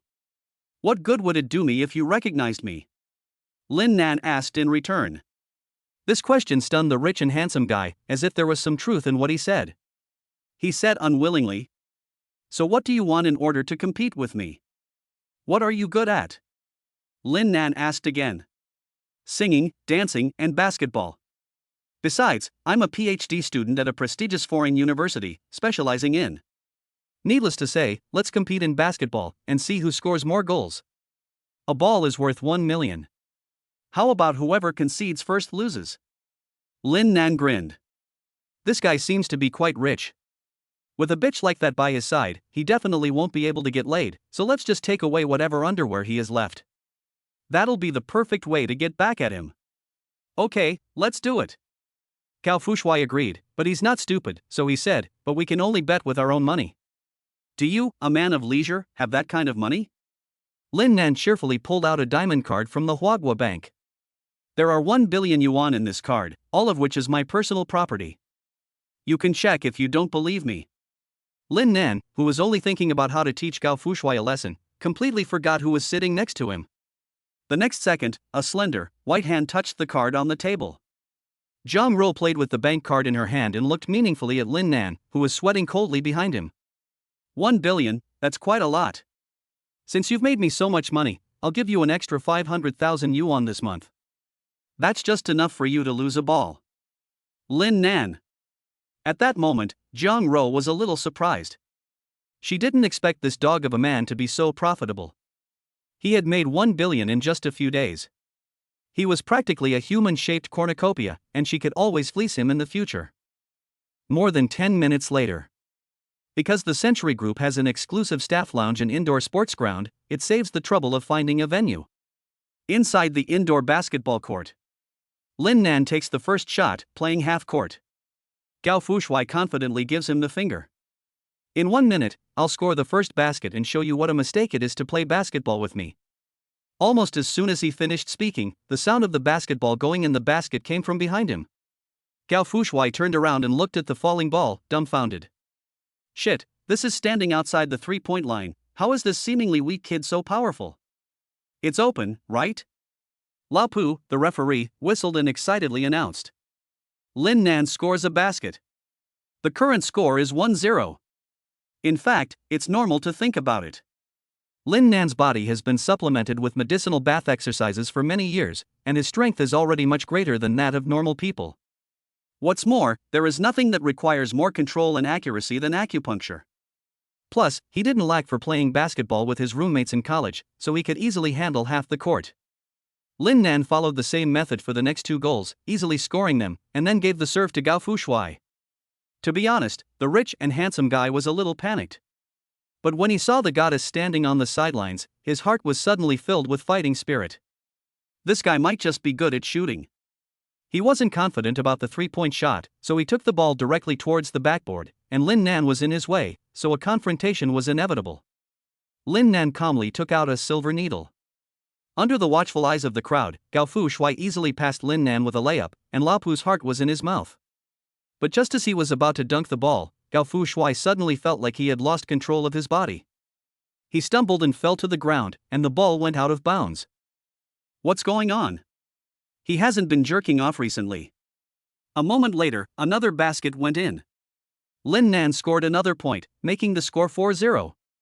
The next few shots Gao Fushuai always felt like he wasn't in the right state of mind, and every time he got to the basket, his body would inexplicably feel weak. 5-0. 10-0. 16-0. After half an hour of torture, Gao Fushuai, who had fallen over 10 times, finally couldn't hold back any longer and, with his head in the clouds, handed Lin Nan a card. 1 goal was worth 1 million, so 16 goals was naturally 16 million. Although his family was rich, this was still a considerable sum for the rich and handsome guy, but since he had said it, he would not deny it.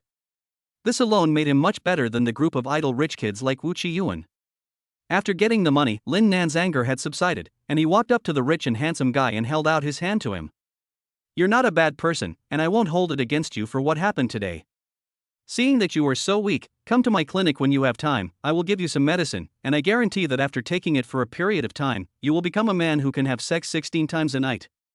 Gao Fushuai did not expect that after he had caused Lin Nan trouble, he would ask him to come to his clinic and give him medicine. He was immediately moved. "I will consider you my friend. If you have any problems in the future, just come to me." "Lin Nan, why is this kid suddenly so sentimental?" "Never mind, I have made money and brought in business for the clinic at the same time. What a happy day." Chapter 32, Jiang Ro was made to cry? Lin Nan's hard-earned money had barely warmed his hands when Jiang Ro snatched it away from him. She was satisfied and reached out to stroke his head. "Not bad, you've grown up and learned to earn money to help support the family. You've been well taken care of." "Lin Nan." "Forget it, it's only natural for the wife to spend the husband's money." Gao Fushuai had just returned to China and had to go back to see his family, so he didn't stay long. Before leaving, he didn't forget to warn Lin Nan. "You have to be careful of that guy Liang Xia. He likes Rojang Ro just like me, but he's not as honest as Ben Shuai. He doesn't care about doing things by the book and has used unscrupulous means in the past. He even made Jiang Ro cry. Because of this, I fought with him and that's why my father sent me abroad." Crying Jiang Ro? Lin Nan was stunned. He could hardly imagine what Jiang Ro, with her character, had done to make her cry. Unrestrained anger welled up in his heart. Someone had taken advantage of his absence to bully his attendant. How could he tolerate that? He frowned and asked, "What's this Liang Zhao story?" "Hey, he's the second young master of the Liang family in the capital. He feels that he can't compete with his brother for family wealth, so he's come to our devilish capital to show off. The point is that his father is good friends with our mayor, otherwise you'll see if I'll just cut him down. I'll stop here. I have to go home and report that I'm safe. If you want to know, just ask that son of a bitch Wu Qiyuan. He has a grudge against that Liang guy and knows more than I do." After saying this, the rich and handsome man got into his Lamborghini and drove away with the accelerator to the floor. Having lost 16 million yuan on the first day back in the country, it goes without saying that he would definitely be grounded by his old man when he got home. He had to hurry back to find 2 books to put under his stomach so that he would feel more comfortable when he got beaten up. Lin Nan stood in the same place, thinking, and didn't even notice Lian Jiangru walking up to him. He couldn't help but ask curiously in a soft voice, "What did you two say?" "Nothing, he just asked me to get a foot massage, and I was thinking about which black silk lady in the bathhouse in our magical city looks prettier." Jiang Ro's face immediately turned dark, and she quietly squeezed Lin Nan's neck with both hands. 2 horns like demons grew on her head, and she let out a deathly whisper. "What's the point of wasting money? You just want a massage, don't you? I'll help you." The threat of death loomed over Lin Nan, and he quickly winked at his good friend Lao Pu. "Help me." Lao Pu quickly understood, gave him the thumbs up, then walked over to the female secretary, rubbed his hands together and smiled. "This secretary lady, the couple want to take care of some personal business, so we'll leave first. I don't know if you're free tonight, but we work in the same building, so I'd like to invite you to dinner." The secretary ignored him and walked towards the elevator with a little hum. Lao Pu was used to this kind of treatment, so he followed with a smile, ready to try harder. "Lin Nan, this bastard." 2 days passed quickly. A private jet slowly landed at Shanghai Airport. 2 figures walked down the steps, one in front of the other. The one in front was a young man in fancy clothes, looking carefree and dissatisfied. He spat out a mouthful of saliva and said, "Damn it, with all that family wealth, you only left me a shitty Shanghai branch, and you lecture me in a condescending tone? What gives you the right?" "It's just that he has a good mother who always helps him out." The butler following behind him said helplessly, "Young master, this is a public place, so please be careful. If someone with ill intent takes a photo or overhears." Liang Xia was very unhappy, but he still shut up.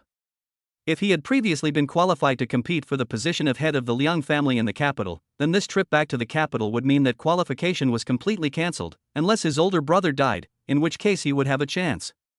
For this reason, he must find a powerful ally. The Jiang family only has Jiang Rou, who will surely inherit all the Jiang family's wealth in the future. This is a good choice for Liang Xia, so he has been deliberately approaching her for many years, but unfortunately the progress has been as slow as a tortoise. Now there is not much time left for him. Qin Bo, go find out what happened in the demon capital during the month I was gone, and Jiang Rou's recent travels. Yes, young master. A certain club in the Devil's Metropolis. Here's to you, Wu Qiyuan. I invited you here today to ask you something. Lin Nan smiled and handed Wu Qiyuan a cocktail. Wu Qiyuan, who was tied up in 5 different ways, couldn't help glaring at him as his forehead veins bulged. You tied me up without saying a word, and you call this an invitation? I was on a date with a girl, and these 2 bastards carried me here. Everyone on the street was staring at me. Ever since I met you, nothing good has happened to me. Dazhuang and Erzwang stood silently behind Wu Qiyuan without saying a word. Hey, how can you say that, Mr. Wu? Lin Nan said with a righteous expression on his face, although the method was not very polite, at least my attitude was incredibly sincere, there is no doubt about that. Sincere my ass. Wu Qiyuan felt like he was about to go crazy. He had thought that he was thick-skinned and shameless, but he never imagined that he would meet someone even more shameless than him in his life. Lin Nan scratched his head and told the truth. Actually, I just want to get to know you a little better about Jiang Rou and that Liang Xia person. As soon as Liang Xia was mentioned, Wu Qiyuan became quiet almost instantly. After 1/1000th of a second of hesitation, he spoke very quickly. When they were in university, Jiang Rou made a friend called Yang Li. At that time, Liang Xia was courting Jiang Rou and threatened her that if she didn't agree to be his girlfriend, he would target Yang Li. In the end, Yang Li was turned into a vegetable by Liang Xia and is still in the hospital. So ruthless. Even Lin Nan was shocked to hear this and said, the police don't care about such a big thing? On hearing this, Wu Qiyuan sneered. The police need evidence for that. How could that guy Liang Xia do such dirty work himself? He paid a bunch of thugs to do it, and then these thugs were sent to prison by Jiang Rou, and they were all sentenced to life imprisonment. And Yang Li is still an orphan, you know. Lin Nan kind of understood why Jiang Rou was crying, and his fists unconsciously clenched. Given her personality, there were very few people she could talk to at university, let alone friends. When she learned that her best friend's life was over because of her, she must have been so sad and desperate. No wonder the rich and handsome guy said that Li Xiao would do anything. Wu Qiyuan looked at Lin Nan's cold gaze and couldn't help but shrink his neck. He felt inexplicably scared and was glad that he hadn't offended this guy to death before. Is this the look a person can show? If Lin Nan said at this moment that he had killed someone, Wu Qiyuan would definitely not doubt it. He couldn't help but feel a little sympathy for Liang Xia in his heart. Jiang Rou worked with evidence, but this one might not necessarily do so. He really doesn't want to have a face. Chapter 33 Status 1. Lin Nan picked up the pocket knife on the table and cut the hemp rope binding Wu Qiyuan. He asked casually. By the way, I heard that ugly short guy say that you had a problem with this Liang Xia. What's the story? Wu Qiyuan froze upon hearing this nickname, but quickly reacted to who it referred to. He rubbed his sore arm and sighed. In the past, this guy and I were known as the 2 biggest slackers in the city. Later, we agreed to a one-on-one fight to see who was better. What happened? This guy called in reinforcements and beat me up. Wu Qiyuan still looks angry when he mentions this. Although he is a playboy, at least he keeps his word, but Liang Xia is as dirty as he can be. At the time, he was not only beaten up, but also had urine poured over his head by that guy. But he would not be stupid enough to say this out loud, otherwise would he still have any face? Alright, you can go now, see you next time. Humph. Who wants to see you again, never again? Wu Qiyuan, now free from his bonds, glared fiercely at Lin Nan before leaving in anger. He vowed that he would have to bring his bodyguards with him whenever he went out in the future, for who knew when this guy would get a sudden urge to tie him up again. After Wu Qiyuan left, Lin Nan happily hooked his arms around the necks of Dashan and Erzhang. Big brother, little brother, we're good brothers, right? Mr. Lin, just say what you want to say. Dashan's expressionless. Lin Nan, let's negotiate. You can pretend you didn't see anything that happened today, and don't tell that bitch. I'll take you to a bathhouse later and arrange for you to get 10 hours of service. You'll see what a tender and caring woman is like. Unlike that stony bitch, Jiang Rou. Zhuang patted his firm chest and spoke with a strong and forceful voice, don't worry, we're all brothers. Half an hour later, the Century Building CEO's office. This is what happened, Miss. Zhuang reported in detail to Jiang Ro about what had just happened, ignoring Lin Nan's murderous glare. Good. Very good. You want to play it this way, do you? I treated you like brothers, but you turned around and sold me out. You know how to treat a brother. Perhaps it was because she had been reminded of something painful. Jiang Ro's expression was a little cold. She stared at Lin Nan for a while, then got up and walked outside. Follow me. After driving around the city in the Rolls-Royce, they finally arrived at a small, remote clinic after 20 minutes. Jiang Ro had invested in this clinic, which had only had one patient over the years. A middle-aged doctor came out of the clinic and bowed slightly to Jiang Ro. Miss Jiang. How is she? There hasn't been any change, and the chances of her waking up are slim. The probability of a vegetable waking up is the same as winning the lottery, especially as the longer it goes on, the less likely it is that she will wake up. Lin Nan followed Jiang Ro straight up to the second floor. The roughly 100 square meter room was filled with all kinds of medical equipment, all for the sole purpose of serving the girl in the hospital gown lying on the bed in the center of the room. Her delicate face was incredibly pale, exuding a strong sense of weakness. Her eyes were closed as if she were Sleeping Beauty, falling into an endless slumber. Jiang Ro stood by the bed and stared at the person in the bed for a while before turning to Lin Nan and saying, "Take a look at her. I've already consulted many doctors, but none of them can wake her up." Jiang Ro's ability to find them must be international famous doctors, but Yan Li is still lying here, which shows that her chances of waking up are close to zero. Bringing Lin Nan here is also a fluke. Lin Nan nodded and walked over to the bed, sat down, took the girl's slightly cold hand and started taking her pulse. At the same time, he closed his eyes and began to concentrate, entering a state of internal vision. In the split second of concentration, Yan Li's physical condition converged into a huge information flow and entered Lin Nan's mind. This state of internal vision will rapidly deplete his physical strength. In just a short moment, a fine layer of sweat oozed from Lin Nan's forehead, but he still kept his eyes closed as he tried to analyze Yan Li's physical condition. Muscle atrophy, pressure sores, and lung infection. 10 minutes later, Lin Nan withdrew his hand and appeared to be deep in thought. The brainstem reticular formation, thalamus, and cerebral cortex were not damaged. These three are the basis for promoting the awakening of a vegetative person. As long as these three are intact, the chance of the vegetative person waking up will be greatly increased, and conversely, the chance of waking up will be lower. The middle-aged doctor standing aside was a little surprised. He puzzled Jiang Ro and asked in a low voice, "Did this gentleman know about Ms. Yang's physical condition before he came?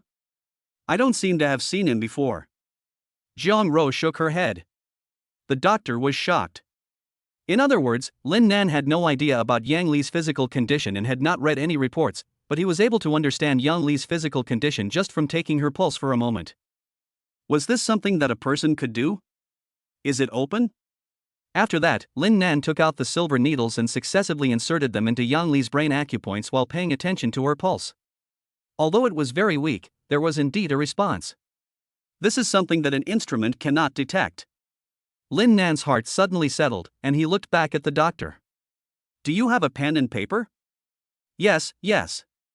The middle-aged doctor quickly handed Lin Nan the ballpoint pen and sticky note he was carrying, not understanding what he wanted to do. Lin Nan quickly wrote down 2 prescriptions from memory. According to these 2 prescriptions, she should be given a small amount of herbal medicine every day. The middle-aged doctor had also studied some traditional Chinese medicine, and he understood the effect of the 2 prescriptions at once. The medicinal herbs on the first prescription had no obvious medicinal value, but they had one thing in common: they were pungent enough to make a person feel like vomiting. The second prescription was simply a double tonic pill. The effect of the double tonic pill was to replenish essence and generate blood, harmonizing yin and yang. It only contained 2 herbs, dodder and ripe Chinese foxglove. Take these 2 prescriptions for 1 month first, and I will come back to see how things are after 1 month. Jiang Ro knows Lin Nan's personality very well.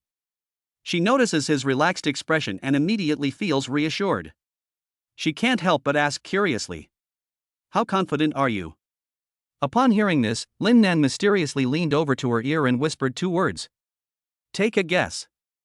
Jiang Ro's eyes flashed slightly, and she raised her hand to slap him hard on the butt. Lin Nan's eyes widened in pain, and he almost screamed in pain. "You shrew, what are you doing? What did you call me?" I warn you not to go too far, now you are the one who needs me. Pop. Ouch, I'm sorry. Daughter-in-law, I won't float anymore. Lin Nan had a rough idea of Yang Li's condition, but it was only a guess. The exact details would not be known until a month later. However, Jiang Ro was not an unreasonable person, and she directly rewarded Lin Nan with 10 million yuan pocket money. Although this money was scraped from him. The afternoon was incredibly hot, and even the elderly did not want to go for a walk in such high temperatures.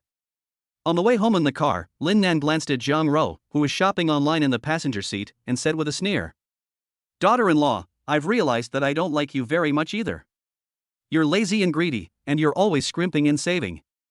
It's not like those rich women in novels who can spoil their men no matter what, giving them whatever they want, even if it's the stars in the sky."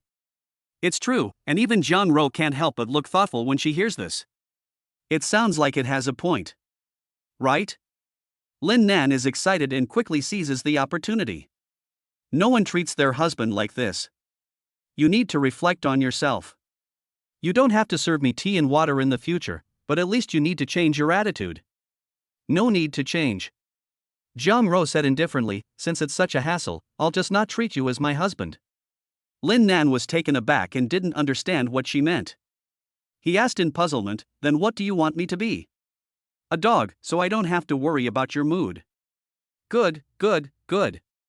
A direct status one, I'm really impressed. Chapter 34 Lin Nan's Past. Tonight, Huang Mama made hot pot for dinner, and she made all the seasonings herself. As for the ingredients, you can add whatever you want, there are steaks, chicken legs, and chicken wings in the fridge. Li's mother and Zhang's father went out for a romantic evening, so tonight there are only Huang Mama and Lin Nan at home. Once the hot pot boils, the whole living room is filled with a strong spicy aroma. Lin Nan was eating heartily. He looked at Jiang Ro, who was bowing her head and playing with her phone while eating, and asked doubtfully, "You kept looking at your phone on the way back. What was so troublesome about buying something? Pajamas, for lovers, nice ones. Haven't you chosen yet?" "I have." Jiang Ro handed her phone to Lin Nan, and rather proudly pointed at the flaming pajamas on the screen. "What do you think? They'll look really cute on you." Lin Nan just glanced at it and said expressionlessly, "I'd never wear this to bed. Forget the bear pajamas, but there's also a blue bow on the head, is this for people to wear?" Upon hearing this, Jiang Ro's smile disappeared, and she lowered her head and continued shopping online in silence. "Since you don't like it, forget it. Just see if there are any durian made of steel needles. Kneeling should be very comfortable and durable. Dear daughter-in-law, I actually think those pajamas are quite nice, I really like them, so please buy them for me to wear to bed." "Ha, you're a smart girl." Jiang Ro decisively saved the picture and sent it to her secretary. Needless to say, the quality of the pajamas purchased online is hard to guarantee, and it's just more money for the comfort of wearing custom-made fabrics. It's just a small amount of money, and at worst, she can just take the money from her smelly man in a couple of days. After doing all this, Jiang Ro suddenly lowered her head and said in a very small voice, "If you can really make Yang Li wake up, I will agree to one condition." "Any condition is fine." "What did you say?" Lin Nan was just munching on a chicken leg and hadn't heard a word she said, so he blinked in confusion. "Eat yourself to death." Jiang Ro glared at him angrily. The night sky was dark and cloudless. The next morning, the sun was shining brightly. As soon as they arrived at the clinic, a large group of wealthy and noble ladies came to the door. This was thanks to Mrs. Zhang and Sister Ding. Word spread quickly, and Century Clinic became famous among the circle of wealthy ladies in the city. "Dr. Lin, you have to help me look at this waist. My waist has been very sore lately, and the hospital prescribed a lot of medicine, but it doesn't work." "Lie down, I'll treat you." "Dr. Lin, I heard from Sister Ding that your clinic has aphrodisiac needles." Yes. 1,000 yuan for one needle is enough." The old man in charge of collecting money, Pooh, excitedly counted the money and kept muttering in his mouth. "Ha ha, I'm going to get rich this time. If it keeps going like this, the net profit alone will be over 10 million yuan a month." Although the costs of beauty soup and acupuncture are very low, they cannot be used too much, which means that the money earned is actually not as much as expected, unless more people can be attracted. However, Lin Nan is also very satisfied with this. It was already past 9 o'clock when they finished.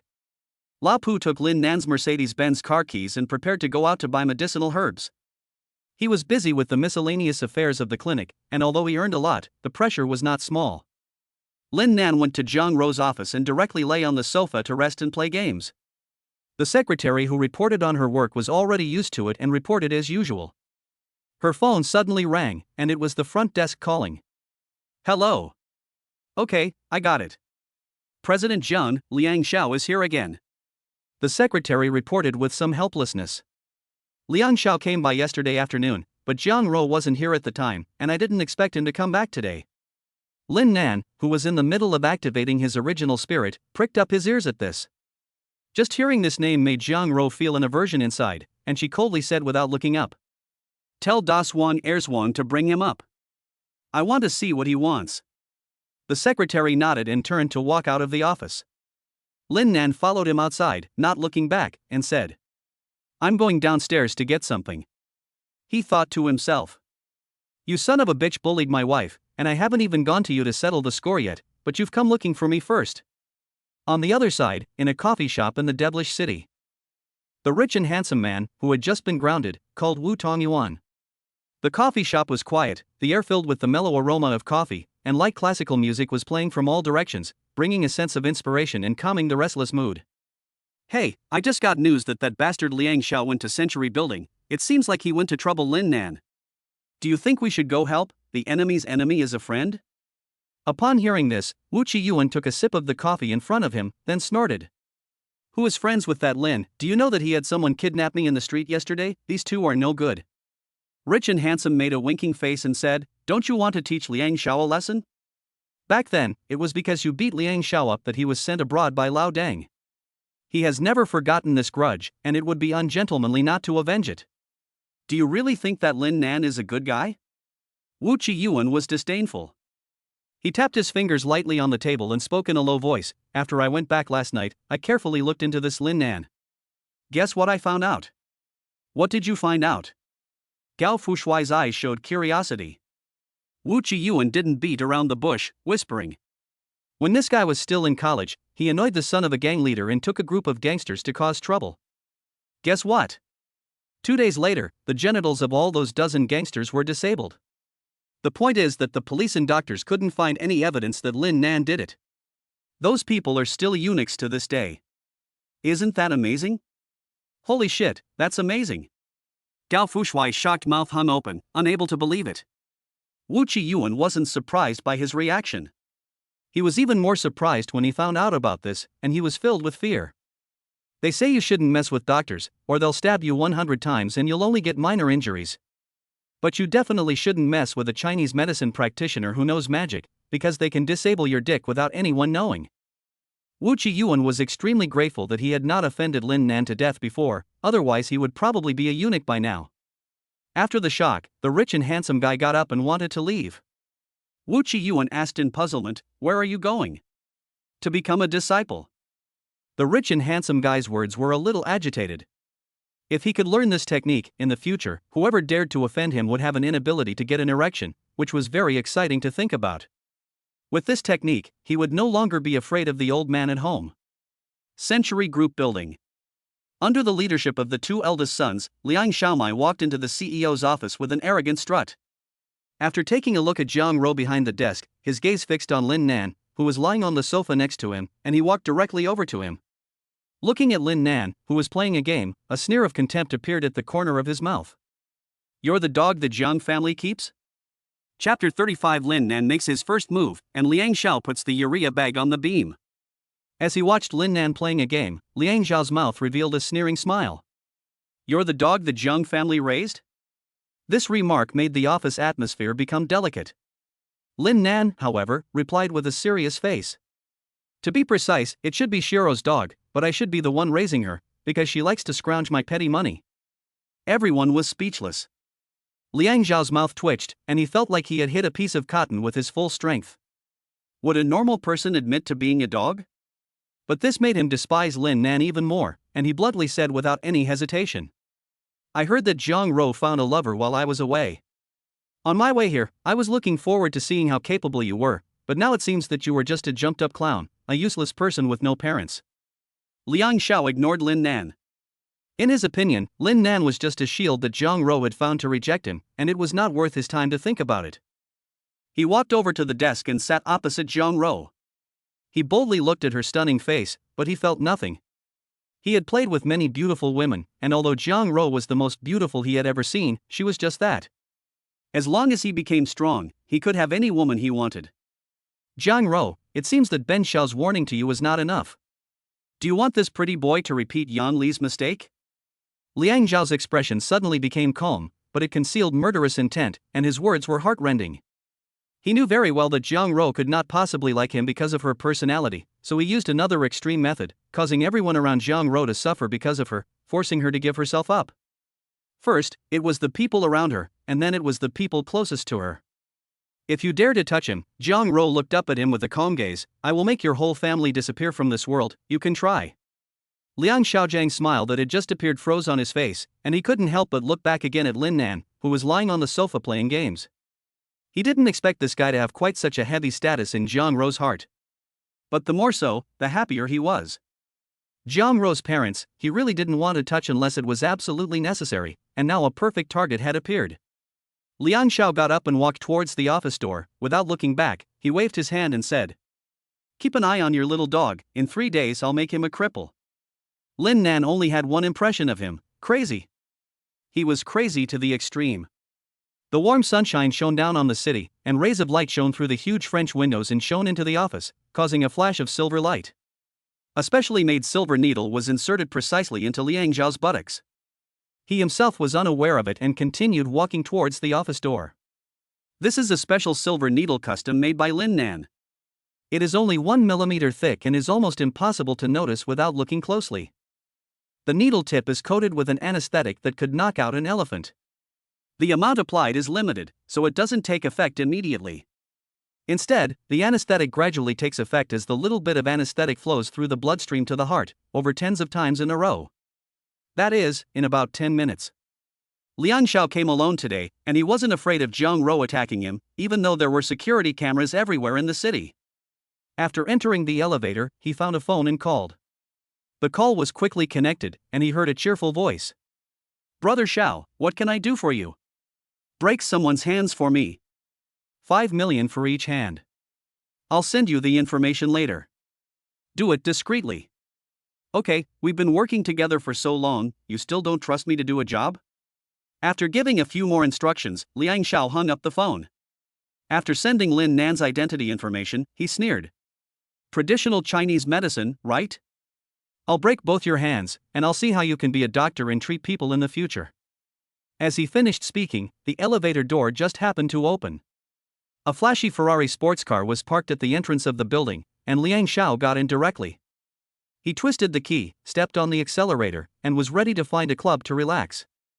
As the car drove down the road, a Wulingshan car suddenly overtook him from behind. Liang Xiao didn't care at all. He was not like the second generation of sand sculptures on TV who get angry when they are overtaken. That's a display of stupidity. However, he saw the Wuling slow down in front of him and keep pace with the sports car. The driver's window lowered and a hand reached out, giving Liang Xiao the middle finger, and then all he heard was a loud bang as the accelerator was pushed, and it shot off directly. Shit! How dare you drive a shitty van like that? Liang Xiao widened his eyes and without hesitation, he pressed the accelerator to the floor, and the speed of the sports car soared.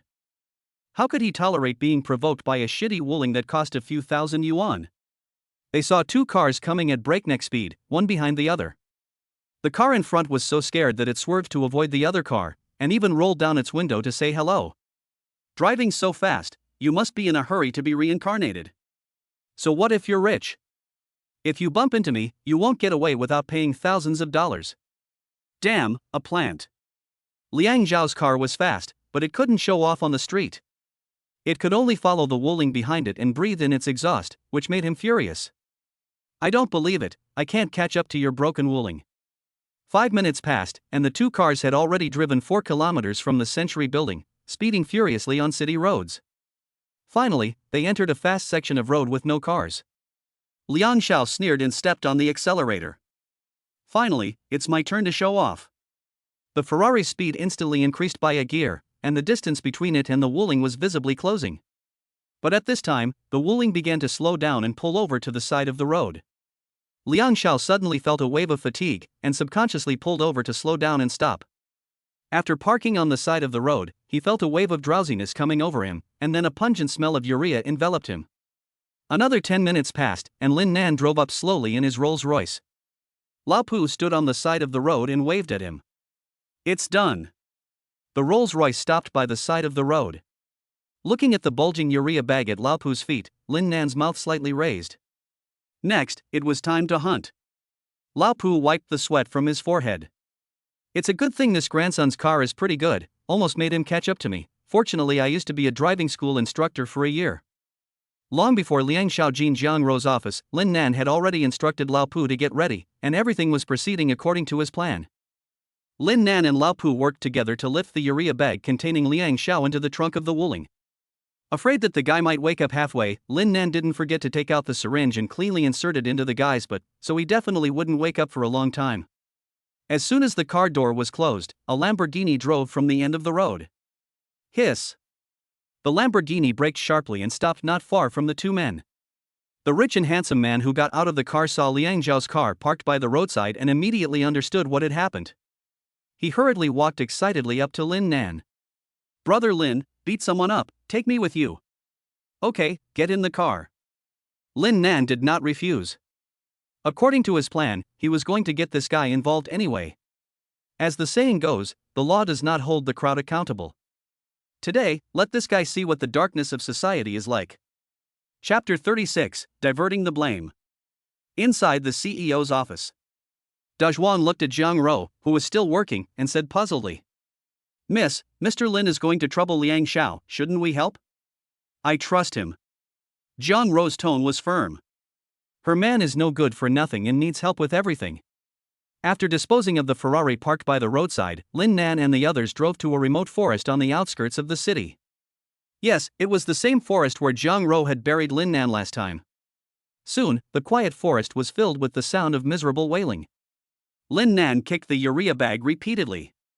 "You little brat made my wife cry. You were so arrogant just now, but now you're not. If I don't show my temper, do you really think I'm Hello Kitty?" Lao Pu and Gao Fushuai were even more efficient. Gao Fushuai, in particular, excitedly pulled out his belt and kept whipping the struggling urea bag, as no one was looking. "Awesome.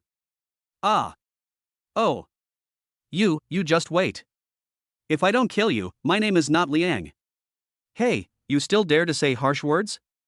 You too, get out of the way." Hearing this, Lin Nan and Gao Fushuai took 2 steps back and gave the field to Lao Pu. They saw him make a sprinting leap, crashing heavily onto Liang Xiao. The pain made him squeal like a pig, and he completely stopped moving. He should have fainted. As the adrenaline wore off, Gao Fushuai also calmed down. He looked at Lin Nan. "Brother Nan, what do we do next? Should we just leave this guy here? He has no evidence to prove that we did it anyway. The Liang family also has considerable influence in the city, and most importantly, they are related to the mayor. At least on the surface, no one can find evidence against them, otherwise they won't be able to protect their family." But what Lin Nan wants to do is not just teach this guy a lesson. He made the girl a vegetable, and he even said he would become disabled. This kind of person should either be avoided at all costs, or else they should be put to death so that they can never rise again. Otherwise, it is hard to guarantee that they won't suddenly stab you in the back in the future. Lin Nan shook his head and said, "That would be too easy for him. You two carry him up, let's go find someone to take the blame.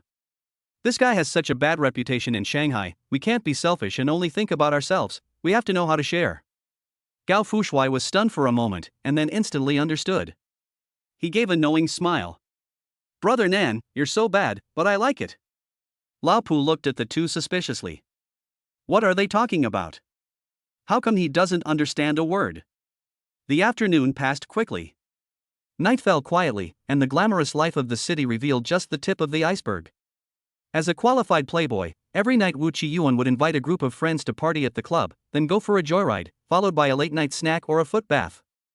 At this time, in a high-end club in the city. In the private room, a group of slim female receptionists are twisting their sexy waists, while the group of rich second-generation owners sitting on the sofa are focusing their attention on the poker cards on the table. After all, beautiful women are nice, but after looking at them for a long time, they are just like any other. Come on, place your bets, but remember, don't cheat if you lose. I'll bet 100,000 on small. Damn it! I've lost 4 hands in a row tonight. I can't lose again, can I? 200,000 on red. I'm going all in. Wu Xiao, what do you say? Everyone's eyes turned to Wu Qiyuan. It was clear that he had a lot of respect in the group. He raised the corner of his mouth, swallowed the wine in his glass, and said confidently, 1 million on red. If I lose, it's on me. If I win, I'll pay for tonight's expenses. This move immediately attracted a burst of cheers from these second-generation rich kids. Show the cards. Just as the unveiling was about to begin, suddenly someone kicked the door open, scaring everyone. Wu Qiyuan felt that this feeling was like déjà vu. One after another, they looked towards the door, and Lin Nan walked in with a smile on his face. Sorry, did I interrupt you? It's okay, I forgive you. Wu Qiyuan felt a bad feeling in his heart the moment he saw Lin Nan. Every time he encounters this bastard, it's never a good thing. However, as his subordinates were watching, he couldn't just leave, otherwise he wouldn't be able to be the boss. He could only sternly ask, Lin Nan, what do you want? Don't worry, I'm here to apologize tonight. Fearing that they would misunderstand, Lin Nan quickly waved his hands to show his innocence. Then, with a sincere face, he walked over to Wu Qiyuan and said, Brother Wu, I actually came to apologize for my presumptuous actions yesterday. I was inconsiderate and rude, and when I got home, my wife gave me a good scolding, so I came here tonight to apologize to you specifically. I'm sorry. Wu Qiyuan looked confused, as if he had 3 big question marks over his head, as Lin Nan even bowed to himself. Apologize? He sounded sincere, but why didn't he believe him? This guy is going to apologize? The guys next to him were also discussing it, and the looks they gave Wu Qiyuan were full of light. Hey, isn't this the husband of the Jiang family's eldest daughter? The other day, he even took away that Luo what's his name. He was so arrogant, I thought he was so awesome, and now he's here so quickly to apologize to Mr. Wu. It really is true that our Mr. Wu is awesome. Zhang Rou's husband bowing is equivalent to Zhang Rou bowing to our Mr. Wu. Mr. Wu is awesome. Wu Xiao, you can't just let him go, you have to teach this kid a good lesson. Wu Qiyuan couldn't help but feel a little giddy when he heard this. Although he didn't understand what Lin Nan wanted, it didn't stop him from acting cocky. The next second, he coughed lightly twice. Ahem, on the basis of your sincere attitude, let's forget about what happened yesterday, you can go. How can that be, Brother Wu? I've got a present for you, please accept it. You don't need a gift. Wu Qiyuan was about to refuse, but then he saw Gao Fushuai and a fat man carrying a moving urea bag walk in, and his bad feeling grew stronger. He got up and tried to escape. But Gao Fushuai wouldn't give him that chance. He grinned and untied the rope tied around the mouth of the urea bag. Liang Xia, who was bruised and battered, fell to the ground, his face contorted in pain. Lin Nan, Wu Go, I brought the person you asked me to tie up. As agreed, you must guarantee my safety. Liang Xia, damn it, Wu Qiyuan, it turns out you're the one who's been messing with me. I told you this kid had the balls to tie me up, and I'll remember you. You and I are mortal enemies. Wu Qiyuan, I'll be damned, Lin Nan. Chapter 37, Blame. Okay, don't be so angry. Haven't you always wanted to beat this guy up? Now my buddy has directly brought the person to you. How about that? Isn't that nice?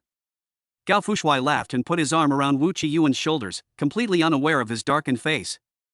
At that moment, Wu Qiyuan was so angry inside that he wanted to curse.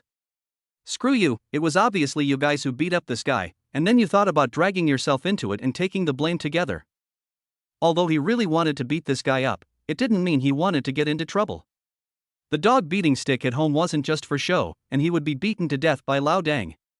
But the point was that he couldn't hide now, and even if he explained to Liang Xia, he wouldn't believe him. This was a clear-cut conspiracy. Thinking about this, Wu Qiyuan couldn't help but glare fiercely at Lin Nan, who was smiling next to him. Damn you, living hell, everything that happens when you meet this guy is bad luck. At this time, Liang Xia, who was tied up like a maggot wriggling on the ground, was still yelling. Hurry up and let me go, otherwise none of you will get away when I get out of this mess. The mayor is my godfather, you'd better think carefully about the consequences. It was better not to say anything, but as soon as he did, Wu Qiyuan's heart was full of anger, and he immediately vented all the anger in his heart onto Liang Xia, punching and kicking him. Since he was already dragged into the mess, he might as well fight. At least it would be a blast. The rich second generation next to him were no fools either. They tried to sneak away while Wu Qiyuan was fighting, not wanting to get involved in this mess.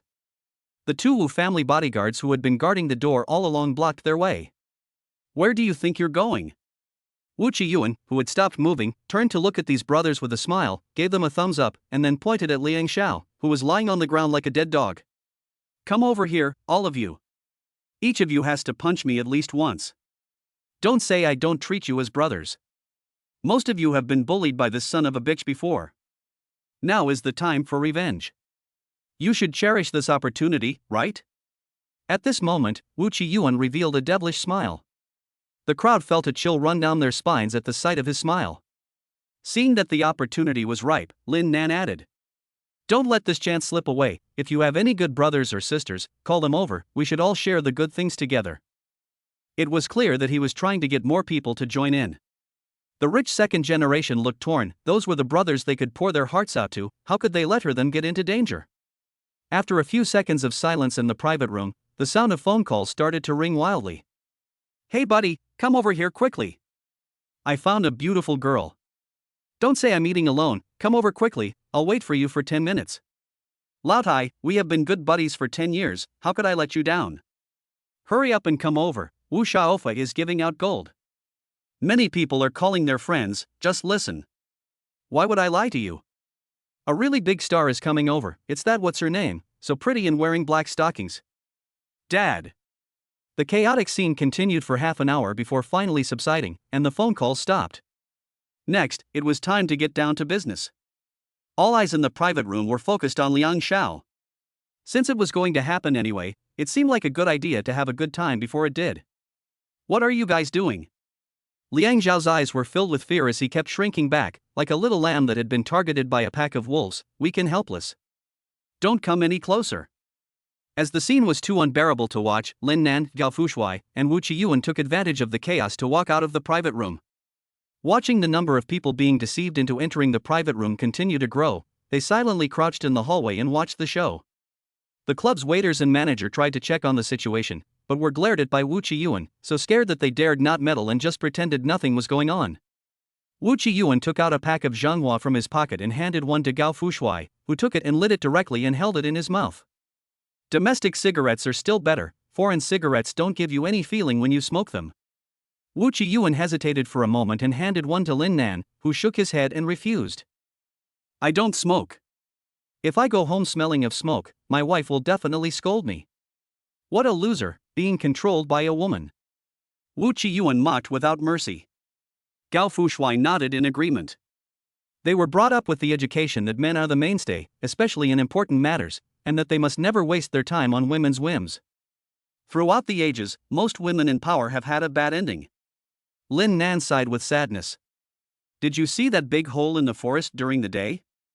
What does that have to do with the topic we're talking about?" Gao Fushuai was puzzled. "Lin Nan, that pit was dug by the bitch when she was preparing to bury me alive." Wu Qiyuan and Gao Fushuai. 6. Originally, the goddess was snatched away by Lin Nan, and Gao Fushuai still felt very sorry, but now it seems that goddess Jiang is not that perfect. 1 hour later. The room finally quieted down.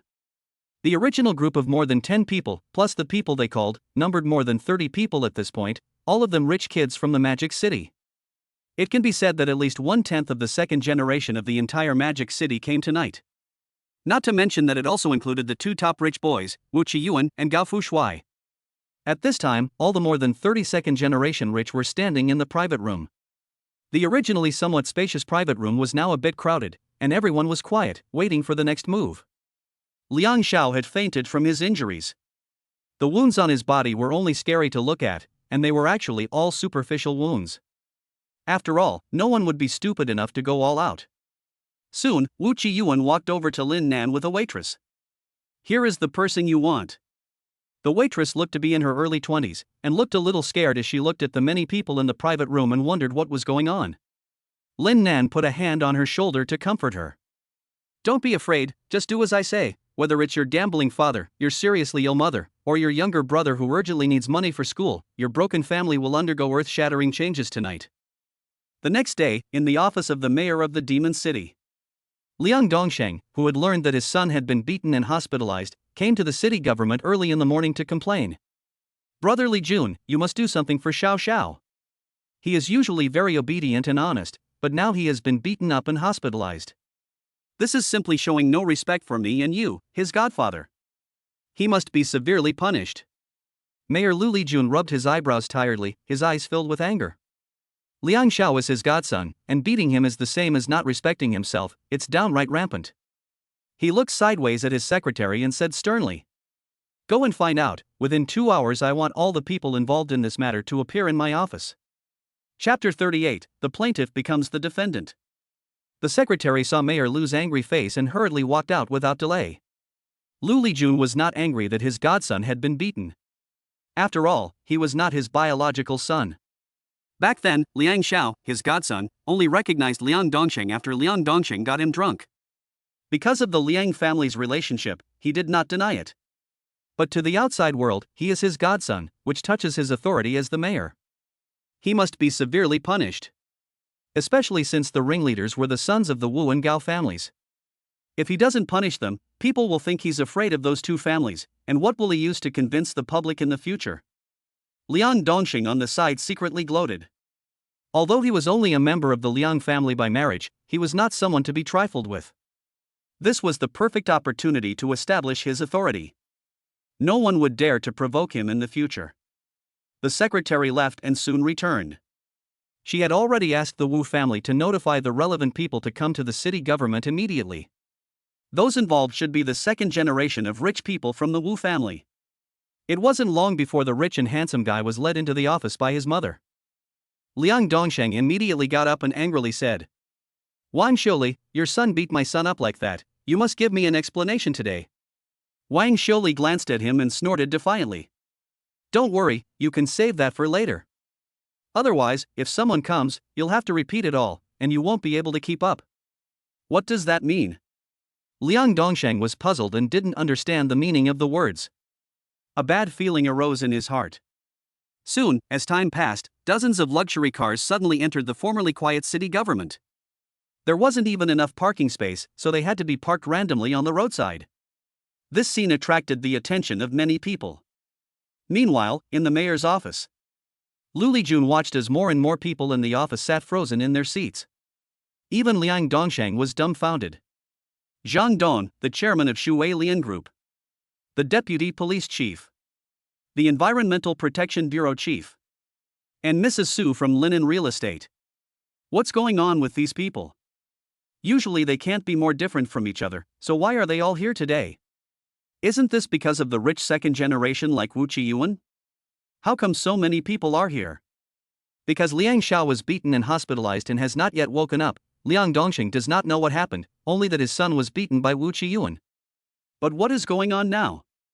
In just 1 hour, the mayor's office was surrounded by a sea of people, inside and out, and the scene was incredibly noisy, comparable to a market. Zhang Rou and Jiang Yuntao's figures soon appeared as well. "Oh, Mayor Lu, it's been a while, huh?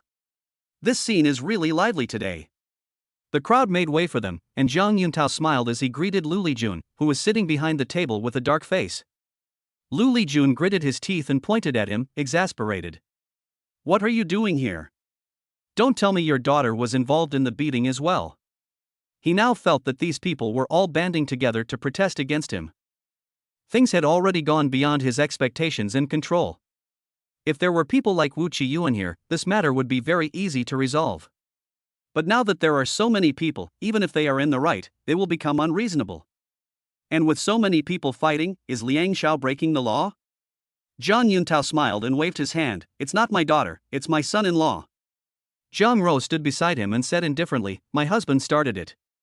He did something wrong. I, as his wife, didn't discipline him well. If he did something wrong, then I'm wrong too. Make a condition." As soon as these words were spoken, many people happily agreed, their eyes teasingly fixed on Liang Dongsheng, who was sweating profusely behind them. This matter could have been a big deal or a small one, but unfortunately, these father and son were too much of a nuisance in the city. The younger one was arrogant and overbearing, and simply looked down on his peers. The older one relied on his connections to grab resources everywhere, and was despised wherever he went. At this moment, a burly figure walked in from the outside, and his deep voice instantly overpowered everyone in the office. "Make way, what are you all crowding here for, waiting for dinner?" Upon seeing the person coming, everyone once again made way, secretly thinking that this time there would be some good entertainment. Upon seeing Zhang Guodong approaching, Mayor Lu suddenly felt dizzy. Standing up, he angrily said, a little out of control, "Zhang Laoku, what are you doing here? Don't tell me you're involved in this too. If I remember correctly, your daughter just started elementary school, right?" Zhang Guodong scratched his nose and said with a sneer, "My daughter is so well behaved that she would never hit someone. I came here for my worthless nephew. His parents died early, and I am like a father to him. I can't just ignore him. And how did I hear that it was this Liang kid who forced a good girl into prostitution that caused everyone's anger? You're talking nonsense. How could my son force a good girl into prostitution?" Liang Dongsheng immediately stood up after hearing this, and he did not forget to wipe the cold sweat from his forehead. He did not understand how things had turned out like this. Shouldn't he be demanding an explanation? How did he suddenly become the one who was guilty? How is that impossible? After these words were spoken, Gao Fushuai was the first to stand up. He took out his phone and found a bunch of photos. "I also took pictures. If you don't believe me, I can call the person here right now and we can confront them face to face." "Yes, I took some too." Wu Qiyuan chimed in and took out his phone. He was overjoyed at this moment. He really didn't expect Lin Nan to be so dirty-minded. It's not enough to beat someone up in a sack, but just by putting on a show, they have directly become righteous and brave, and who knows, they might even get a banner or something. As for being exposed? So many families have been implicated, who would dare to jump out at this moment and not look for death. Liang Dongxing saw the photo of his son on top of the waitress, and it looked like he was ripping the girl's clothes off. Obviously, this idiot has been set up, and there's no way he can prove his innocence. Lu Lijun rubbed his brow in worry. Now he could only try to minimize the incident. If he really pursued it, his godson would definitely suffer in the end. I'm sure these people will give him face and let bygones be bygones. Since today's incident was a misunderstanding, let's just leave it at that. Wait. Just as Mayor Lu was trying to gloss over the matter, there was shouting outside the office, and everyone looked in the direction of the noise. They saw Lin Nan, his face bruised and swollen, lying on a stretcher, being carried in by Lao Pu and a doctor. Seeing the battered body and listless expression, Gao Fushuai and Wu Qiyuan, who were standing nearby, both gave a thumbs up in amazement. Holy cow, what a show of strength! This guy is really something. He even beat himself up to get that Liang Xia guy sent to the hospital. In the future, you must never mess with this living hell, or you won't know how you died. Lying on the hospital bed, Lin Nan was extremely weak, but his eyes were full of injustice, as if he had suffered a great injustice. Zhang Guodong took the opportunity to cross his arms and snort. Liang Dongsheng, you son of a bitch. My nephew is usually a simple and honest person, not even willing to step on an ant on the ground, but he was beaten like this by you just to stop your family's evil beast from raping a woman. You must give me an explanation today. Liang Dongsheng, oh no, how did the plaintiff become the defendant in the middle of the fight? Chapter 39, 10 million is not enough. I want 100 million. When Zhang Guodong said that Lin Nan was honest and simple-minded, Gao Fushuai and Wu Qiyuan's mouths twitched. If this guy is honest, then there would be no one sneaking around in the world. Liang Dongxing's mouth twitched, unable to understand how things had turned out like this. The plaintiff had become the defendant, and there were so many defendants. He couldn't possibly make a scene that had no room for compromise. At that time, he really became the target of everyone's criticism. Seeing the burning gazes of the crowd, he had no choice but to grit his teeth and explain. After all is said and done, this is only your word for it. Who knows if you forced Shower to take the photo, or we'll have to wait until he wakes up to find out. Liang Dongxing himself felt that this was a bit far-fetched. Not to mention these people, even he himself felt that it was probably his own son who forced a good woman into prostitution. But Jiang Ro would not let him off so easily. She immediately snorted. No way. You've beaten up my husband like this, and now you have to give me an answer. If in the end I've wronged him, I'll take full responsibility for all the blame. Zhang Guodong also snorted, crossing his arms, and his attitude was extremely strong. It was as if a switch had been flipped, and the rest of the group all chimed in, full of confidence, as if what Zhang Guodong said was true. You Liang Dongxing stammered, took 2 steps back, and words stuck in his throat but he couldn't say them. He knew that his son was doomed today. Enough. Quiet. At this time, Lu Lijun pounded the table twice heavily, his face full of dissatisfaction. Which of you doesn't have hundreds of employees under your command? What kind of decorum is this, arguing and yelling here? Do you think this is a market? I will make a decision on this matter. For the time being, Liang Xia will be dealt with for the crimes of rape and intentional injury. He will go to prison for 3 years and pay 20 million yuan in compensation to the 2 victims. What do you think, Director Jiang?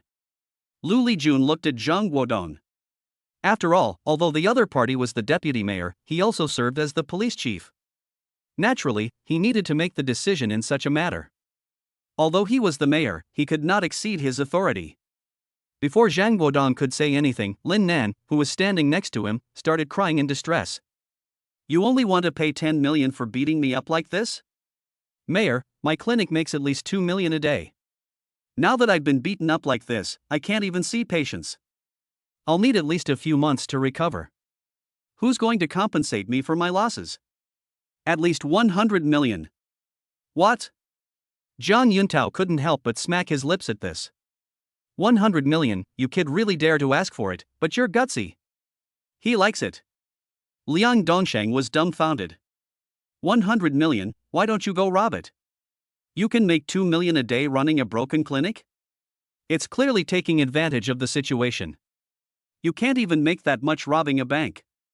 Lao Pu knew it was his turn to step up, so he cheerfully took out the clinic's income records. Mayor, please take a look. This is the performance of our Century Clinic. Without Dr. Lin, the clinic cannot operate normally. These transactions are all real, you can have someone check them. Of course these are real. Lin Nan expected this to happen yesterday, so yesterday afternoon, he asked Mrs. Jiang and Ding Jia to bring their friends to boost the performance, and Lin Nan reimbursed all the money. Zhang Ro couldn't help but roll her eyes when she saw this. This man had never told her about this, and he really never forgets to make extra money. But it doesn't matter, because in the end, all this petty cash will be hers anyway. Mayor Lu didn't even look at the sales records, so he must not be afraid of him checking them if he dared to show them to him.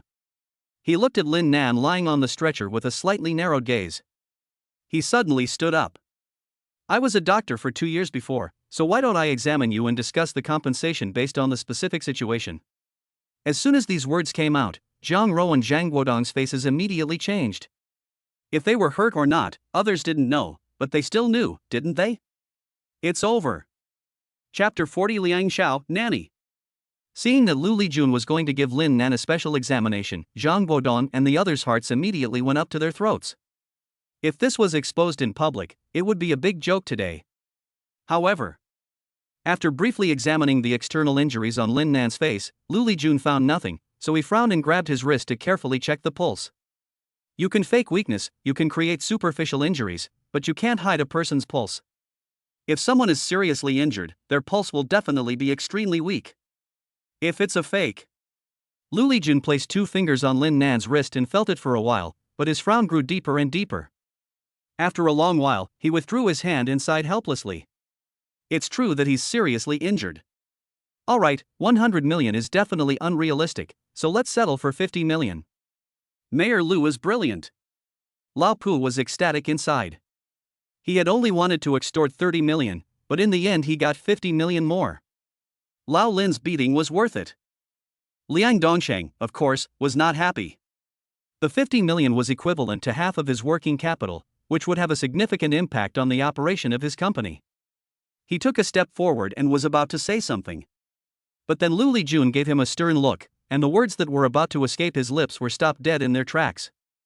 Gao Fushuai's mother, Wang Xiuli, clapped her hands and laughed. Since everything has been clearly explained, let's just leave it at that. Everyone is busy. I still have to go back to the company to handle business. This proposal was seconded by everyone, but they didn't feel like it was a waste of time. After all, the show was quite exciting. It was good, they loved it, and they wanted more. So during Liang Xiao's coma, this matter was settled. With so much at stake, the truth no longer mattered. Lin Nan and the others were right and had to be right. Even Lu Lijun didn't want to get on the wrong side of these people for no reason. After all, these people were major taxpayers in the city, and it wasn't worth it to make them angry over a cheap godson. Since the matter was resolved, the group did not linger. What goes around comes around, and soon the office was left with just Liang Dongsheng and Lu Lijun. After the last person left, Liang Dongsheng could no longer hold back and said, "Brother Lijun, why did you stop me just now? That's 60 million yuan. Even if this matter is really as they say, there's no need to pay so much." "Idiot." Lu Lijun scolded him angrily, his face full of hatred. "Can't you see that the main reason for this is still you and your son? If you had just kept a low profile, then you wouldn't have no one to speak for you. Let's just leave it at that. Think of it as a lesson learned. Your son is young, and 3 years is only a short time. It will be good for him." Although Liang Dongsheng was unwilling, this was the only way. After all, this is the devil metropolis, not the capital, and he cannot act recklessly. Outside the city government building, Zhang Guodong happily poked at Lin Nan's face wound. "You kid can do it. This wound looks quite real, and it fooled that Lu guy." Lin Nan grimaced, glaring angrily and said, "What do you mean by fooled? This is a real wound. I deliberately fell this morning, otherwise how could I fool people? The mayor is not blind. The injury was real, but it was only a superficial wound and not serious. The reason why the pulse is weak is that Lin Nan has taken some herbs, which has caused his body functions to become sluggish and his heartbeat to slow down, which creates the illusion of a serious injury. It was originally to prevent inspection by hospital equipment, but I didn't expect the mayor to also take the pulse, which saved a lot of trouble." A hand quietly reached Lin Nan's waist, and then a sharp twist of force made him twitch at the corner of his mouth in pain. He looked at the culprit and said discontentedly, "What are you doing? I'm a patient now." Jiang Ro hugged her hands and said coldly, "Who told you to hurt yourself? Your body is mine, and no one can do these things without my permission. You deserve it." Looking at the injuries on the smelly man, she felt a pang of pain in her heart. Many people drove away directly after leaving the mayor's office. After all, they were really busy, not just paying lip service. When the rich and handsome guy passed by Lin Nan, he didn't forget to give him a thumbs up and said with admiration, "You're a real tough guy, I'm impressed." He had long wanted to get rid of this brat Liang Xia, but didn't know how to do it, and not only could he get away with it, he could also get himself out of it. He never thought that this guy Lin Nan would be so good as to take the initiative to get involved and drag so many people in. Not only did he get away with it, but he also made Liang Xia go to jail for 3 years and even got 50 million in compensation. One word, brilliant. Wu Qiyuan came with his father today. Wu Mingyang got into the black business car parked outside the government building, took out a bottle of red wine from the car's refrigerator, and took out 2 glasses and filled them. Looking at his son sitting across from him, he smiled faintly and said, "Lin Nan is quite interesting. The Jiang family has no conflict of interest with us, so you can get closer to him and make friends with him." "I don't want to. He's too dirty. I'm afraid he'll rip me off." Wu Qiyuan refused with a dismissive wave of his hand. He didn't want to provoke Lin Nan in the first place. After this incident, he was even more wary of Lin Nan and wanted nothing to do with him. He didn't want to become the next Liang Xiao. Upon hearing this, Wu Mingyang shook his glass and stared intently at the red wine in it, as if he could see the essence of the world in it. He said indifferently, "What's dirty or not dirty? The marketplace is like a battlefield, where the means used are never judged as to whether they are good or evil, but only whether they lead to victory or defeat. You should learn more from this Lin Nan, and I can rest assured in entrusting this large estate to you. You're not young anymore, Xiao Yuan, you should focus." Wu Qiyuan was silent, his head bowed, and his mind was wondering. At 12 noon, in a hospital room in Shanghai's First People's Hospital, the bruised Liang Xiao finally woke up after being in a coma for most of the day. The first thing he thought of was the abuse he had suffered last night, and his body trembled involuntarily, not sure if he was angry or scared. After a while, his eyes flared with rage as he gritted his teeth and said, "Lin Nan, Wu Qiyuan, Gao Fu Shui. And that fat bastard, how dare they treat me like this? I will make sure you all go to jail. And those who beat Ben, none of you will get away with it." The housekeeper, Xin Bo, walked into the ward carrying a kettle. Liang Xiao suddenly perked up, ignoring the excruciating pain in his body, and asked hopefully, "What about it, Xin Bo, are those 3 guys finished?" How many years were they sentenced to? Jinbo sighed slightly, 3 years. Why only 3 years? Hearing this number, Liang Xia was very dissatisfied and wished that Lin Nan and the others would be locked up in prison for the rest of their lives, but imagination was ultimately impractical. He pursed his lips. Fine, 3 years is 3 years, that's the price for provoking me. Jinbo couldn't bear to remind him internally. Young master, you were the one sentenced to 3 years in prison and having to pay a total of 60 million. Liang Xiao? What the hell? Chapter 41, Back to the Old House. Liang Xiao looked confused. What kind of world is this? He got beaten up, and in the end, he had to pay money? And he even had to go to jail. What the hell happened while he was unconscious? The municipal government building on the other side. After seeing off Liang Dongsheng, Lu Lijun sat back down in his seat, exhausted. If Liang Dongsheng hadn't been more cooperative and sincere about his donations over the past 2 years, he wouldn't have wanted to get involved in this mess. It was that young man Lin Nan. If Lu Lijun couldn't see who was behind this plot with his own eyes, then all his years as mayor would have been for nothing. It was obvious that it was a conflict between the younger generations. Wu Qiyuan, the son of the Wu family, is a spoiled brat with a high opinion of himself, so how could he have come up with such a devious plan? Wang Xiuli's son had just returned from abroad. The biggest suspect was Lin Nan, who had been the most seriously injured. Liang Xiao had only gone to the Century building yesterday, but by noon that day, there had been no news of him. When he reappeared, he was already in the hospital. Knock, knock. The sound of knocking interrupted Lu Lijun's thoughts.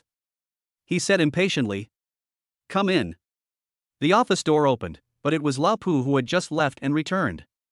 He had a smile on his face and was holding a red banner in his hand. "Mayor Lu, you have done justice for Dr. Lin this time. This is a banner he specifically asked me to give you. Please accept it. I heard that you like to drink tea, and I just happen to have 2 packs of high-quality tea here." Lu Lijun didn't want to refuse, so he had to stand up. But when his hand touched the banner, he suddenly realized something was wrong. He took it without changing his expression. He pondered. "Well, you've been very kind. Go back and tell Dr. Lin that I've received his goodwill. In the future, if you encounter any trouble, just come to me. As the mayor, it is also my duty to help the citizens solve their problems." You go ahead and get back to work. I'll be going now." The 2 men smiled at each other. Lao Pu turned and left the office, closing the door thoughtfully behind him. Mayor Lu put the silk banner aside, opened the tea on the table, and a satisfied look appeared on his face when he saw the high-quality tea inside. Not bad, this kid is more sensible than the Liang family. Outside the office, Zhang Ro rested her hands on her hips and leaned quietly against the wall. When Lao Pu came out from inside, she whispered after he closed the door. "He accepted it?" "Yes. He is probably smiling from ear to ear inside right now." Zhang Ro nodded and turned to leave. Men are too one-sided in their thinking. In the end, she has to clean up after them, and she also has to take care of those people who came today. Back home. After learning what happened, Li's mother, who was distressed, applied medicinal powder to Lin Nan's face. She was gentle, but she couldn't help muttering. "You really are a child. Why did you have to get hurt like this? You could have just asked anyone. If I find someone else, they might not be as good, so it's best if I do it myself." Lin Nan grinned. Li Ruxia knew this, but she was a little sad for Lin Nan. After all, he was her child too. Zhang Ro peeled off a corn candy and put it in Lin Nan's mouth. "Reward you. I'm taking the heat for you, and the reward is just 1 candy? You got yourself hurt, so it's a wash, and you're lucky to get a candy." Fine, it's still my fault." Zhang Yuntao, who was sitting on the sofa next to him watching his phone, glanced at Lin Nan and his daughter, and after a moment of thought, he said, "Liang Dongxing is not such an idiot. Ro, take Lin Nan to the old house for a while, and wait until he gets better before coming back. It's just the right time for a rest, and I'll handle things at the company." Right now, Lin Nan's impression on Liang Dongxing is that of a seriously injured person. But once Liang Xiao wakes up, he will definitely tell the truth. If Liang Dongxing finds evidence that Lin Nan is faking his injuries, even if it's just a few photos, Liang Xiao's imprisonment is uncertain. After all, the injuries are all fake, and who knows if the rape photos are real. It's good to go to the old mansion for a while, and by the way, he can also spend some time with his wife. Jiang Ro didn't refuse, because as long as she was with Lin Nan, she didn't care where they went. It's just that she hasn't been back to the old mansion for a long time, and there are a lot of memories there that she cherishes. Let's go, then. Lin Nan replied. Since the decision was made, there was no procrastination. Early the next morning, after handing over the clinic to Lao Pu, Lin Nan got into the car with Jiang Ro. While he was gone, the clinic only provided beauty soup services, and Lao Pu was enough. When he returns, it's time to find a handyman. The Jiang family's old mansion is actually located in the city, but not in the city proper, but in the remote mountains. Lin Nan went there when he was a child, and it was also the place where he and Jiang Ro first met. This time, he only brought De Zhuang with him to the old mansion. In the off-road vehicle driving on the road, Lin Nan looked at the 50 million yuan received message on his phone and couldn't stop smiling. Young master is a multi-millionaire again. Another text message came. Your account number has successfully transferred 50 million yuan. For details, well, the little money I just got is gone again. Lin Nan frowned unhappily, glanced at Jiang Ro, whose mouth was raised beside him, reached out and directly pulled her into his arms. You have to take one or the other, money or groping. About 2.5 hours later, the scenery outside the car window is changed from high-rise buildings to the natural beauty of mountains and rivers. Under the bright sunshine, the green trees and flowers all over the mountains are exceptionally pleasing to the eye. When you look closely, there are people working hard in the fields in the distance. Sometimes birds fly by, emitting crisp and loud calls that spread far and wide. Halfway up the mountain, a 3-story house stands, with a front and backyard that is as much as 200 square meters. It stands peacefully among the mountains and forests. The off-road vehicle stopped at the large iron gate of the old house, which had some rust marks. Jiang Ro pushed open the door and got out of the car. Looking at the old house, which she had not returned to for a long time, she stood in place and couldn't help but reminisce. My grandfather died young. This used to be a small village.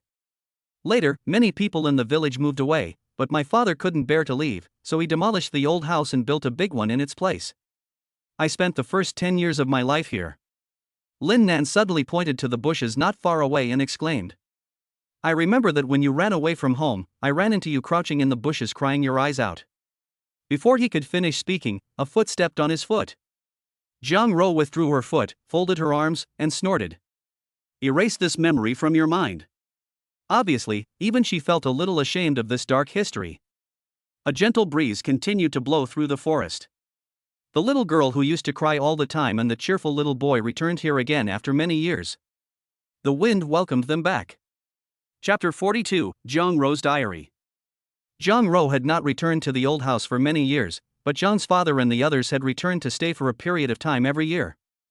Every month, someone would come to clean the old house, so it was ready to move in as soon as the bedding was changed. In front of the old house, Da Zhuang said helplessly. I'll leave first, miss, and come back in half a month to pick you up. Please be careful. Yes, go. Jiang Ro couldn't wait to wave at him impatiently. She was finally able to be alone with Lin Nan in the mountains, and she would not allow a third party to intrude. De Zhuang could only drive away helplessly. The interior of the old house was elegantly decorated, with mostly wooden furniture. The TV, washing machine and other appliances were all in place, but because no one had lived there for a long time, there was a thin layer of dust on the surfaces. Lin Nan was mopping the floor. After seeing Ada off, Jiang Ro went upstairs to change into a looser dress, then helped with the cleaning in her slippers. After half an hour of unremitting hard work by the two of them, the living room had been given a new lease of life. Phew, that's finally done. Lin Nan, who was done with the work, walked comfortably over to the sofa and lay down. Because it was made of wood, it was hard, so he moved over a bit and rested his head on Jiang Ro's pair of elastic white legs. That's comfortable. Ruan, what are you having for lunch? I brought a lot of ingredients when I came over, and it's just about lunchtime, so Lin Nan looked up at Jiang Ruan, who was staring at him. Jiang Ruan pursed her lips. The living room was eerily quiet, and the atmosphere became a little more subtle. Their lips touched briefly. Breathing became heavier, and Lin Nan's gaze burned. His hand had already crept under the hem of her skirt. Jiang Ro did not stop him. When Lin Nan thought he was about to take the next step, she said with a smile. Look in the corner. Lin Nan looked subconsciously. He saw a camera in the corner of the ceiling, staring directly at the two of them, flashing a strange red light. His mind instantly cleared. Jiang Ro explained with a smile. To prevent the old house from being burgled, my father installed it specially. I didn't expect that the burglar didn't need an advanced pervert. Why didn't you say so earlier? Lin Nan sat up indignantly. He glanced at the camera and felt a little guilty. His father-in-law shouldn't be watching the camera, right?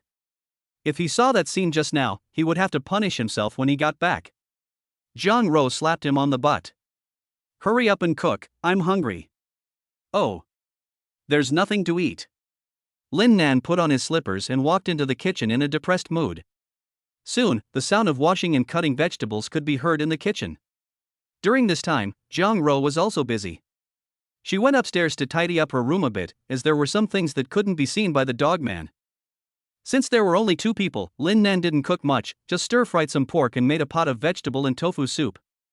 The view from the balcony on the second floor was better, and Jiang Ro had already set the table. She looked out at the scenery while eating. In fact, she had returned here once 9 years ago, and then again once after that.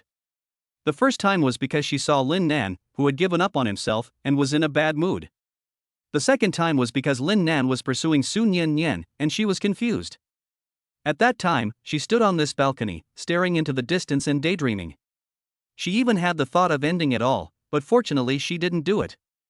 Who can say for sure about the future? Sometimes if you wait patiently, a miracle might happen. A strange sound came from the side, like the noise a hamster makes when eating nuts. Jiang Ro looked back and saw Lin Nan mindlessly stuffing his face with the food on the table. She couldn't help but sigh. How could she have fallen for this guy in the first place? She was so naive.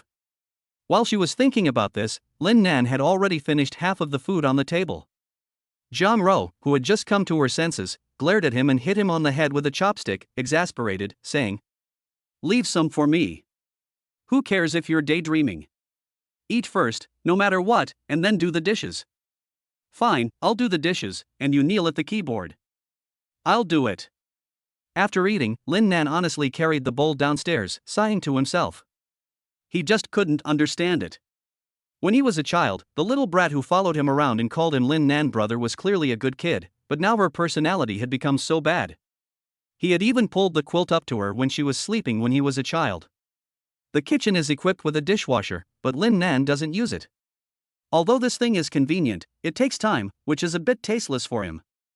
If he had the time, he would have washed the dishes back and forth twice. It is only suitable for use in restaurants or homes with a larger population.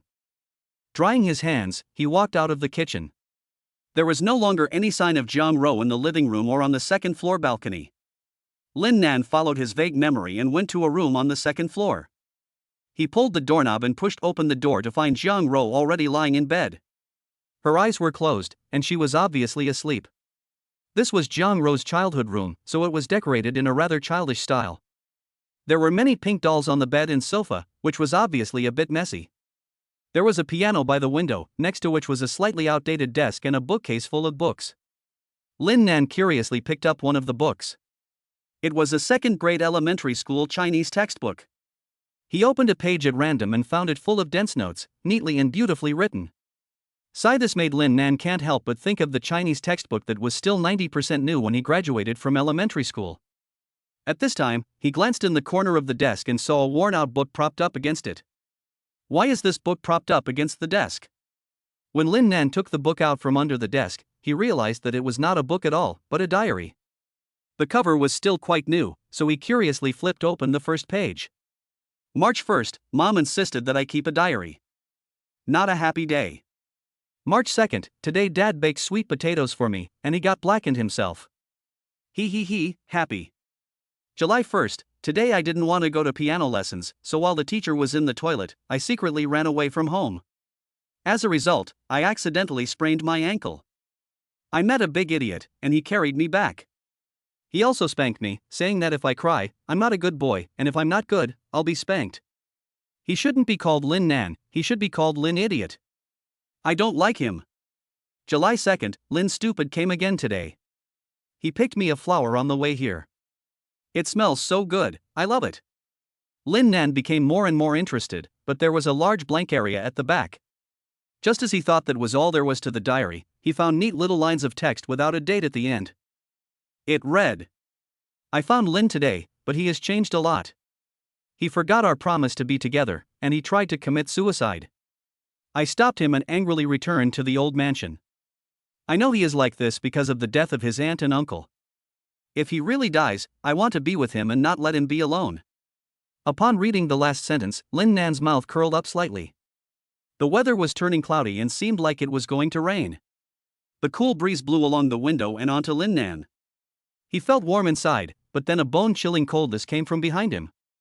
He subconsciously turned around and his smile froze. Jiang Ro, who had been quietly lying on the bed, was standing behind him with a pair of slippers in her hands. She had a smile on her flawless face, but it was a little eerie, and it made Lin Nan's heart thump. A devilish whisper sounded in the room. "You saw it all? Since you saw so much you shouldn't have, you can only be killed. Rest in peace, and I'll collect your corpse." Chapter 43, The Dying Little Wild Boar. The sky was covered in dark clouds. From the old mansion in the mountains came the sound of a man screaming for mercy. Even though Lin Nan resisted with all his strength, he was trampled underfoot by Jiang Ro in less than 10 rounds of fierce attacks. Her face was extremely gloomy, and her snow-white feet kept stomping on his face. Jiang Ro never imagined that she would use this diary as a table pad, and Lin Nan would find it and read it. The thought that Lin Nan had read everything in the diary made her feel uncomfortable. "Ah! I'll stomp on you to death." This feeling was even more shameful than Lin Nan reading it, so it was no wonder that Jiang Ro reacted so violently. "Hey, have you had enough? Your feet are in my mouth. Don't go too far." After half an hour, Lin Nan finally felt relieved and leaned against the bed with a sigh of relief. He muttered, "I just read the diary, why such a big reaction? I'm so handsome and charming, don't you know that you like me? Why be so shy?" It's also fortunate that Jiang Ro was not there, otherwise she would have kicked him a few more times. Jiang Ro quickly hid the diary again and walked back to the room. She stared at Lin Nan with an uncertain expression on her face. Just when the latter thought she was going to go crazy again, she said calmly, "Go to bed and sleep." Yes, my dear wife." After saying that, Lin Nan did not dare to provoke Jiang Ro in this state, and quickly took off his shoes and got into the quilt to warm the bed.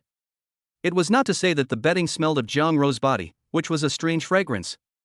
He wondered if it was an illusion, but he felt a hint of milkiness as well. Jiang Ro also climbed into the quilt, curled up in his arms like a kitten, found a comfortable position, and then closed her eyes again and started her afternoon nap. Lin Nan really found Jiang Ro, who was quietly curled up in his arms, to be kind of cute. He couldn't help but reach out and pinch her white, tender face to get his hands on her.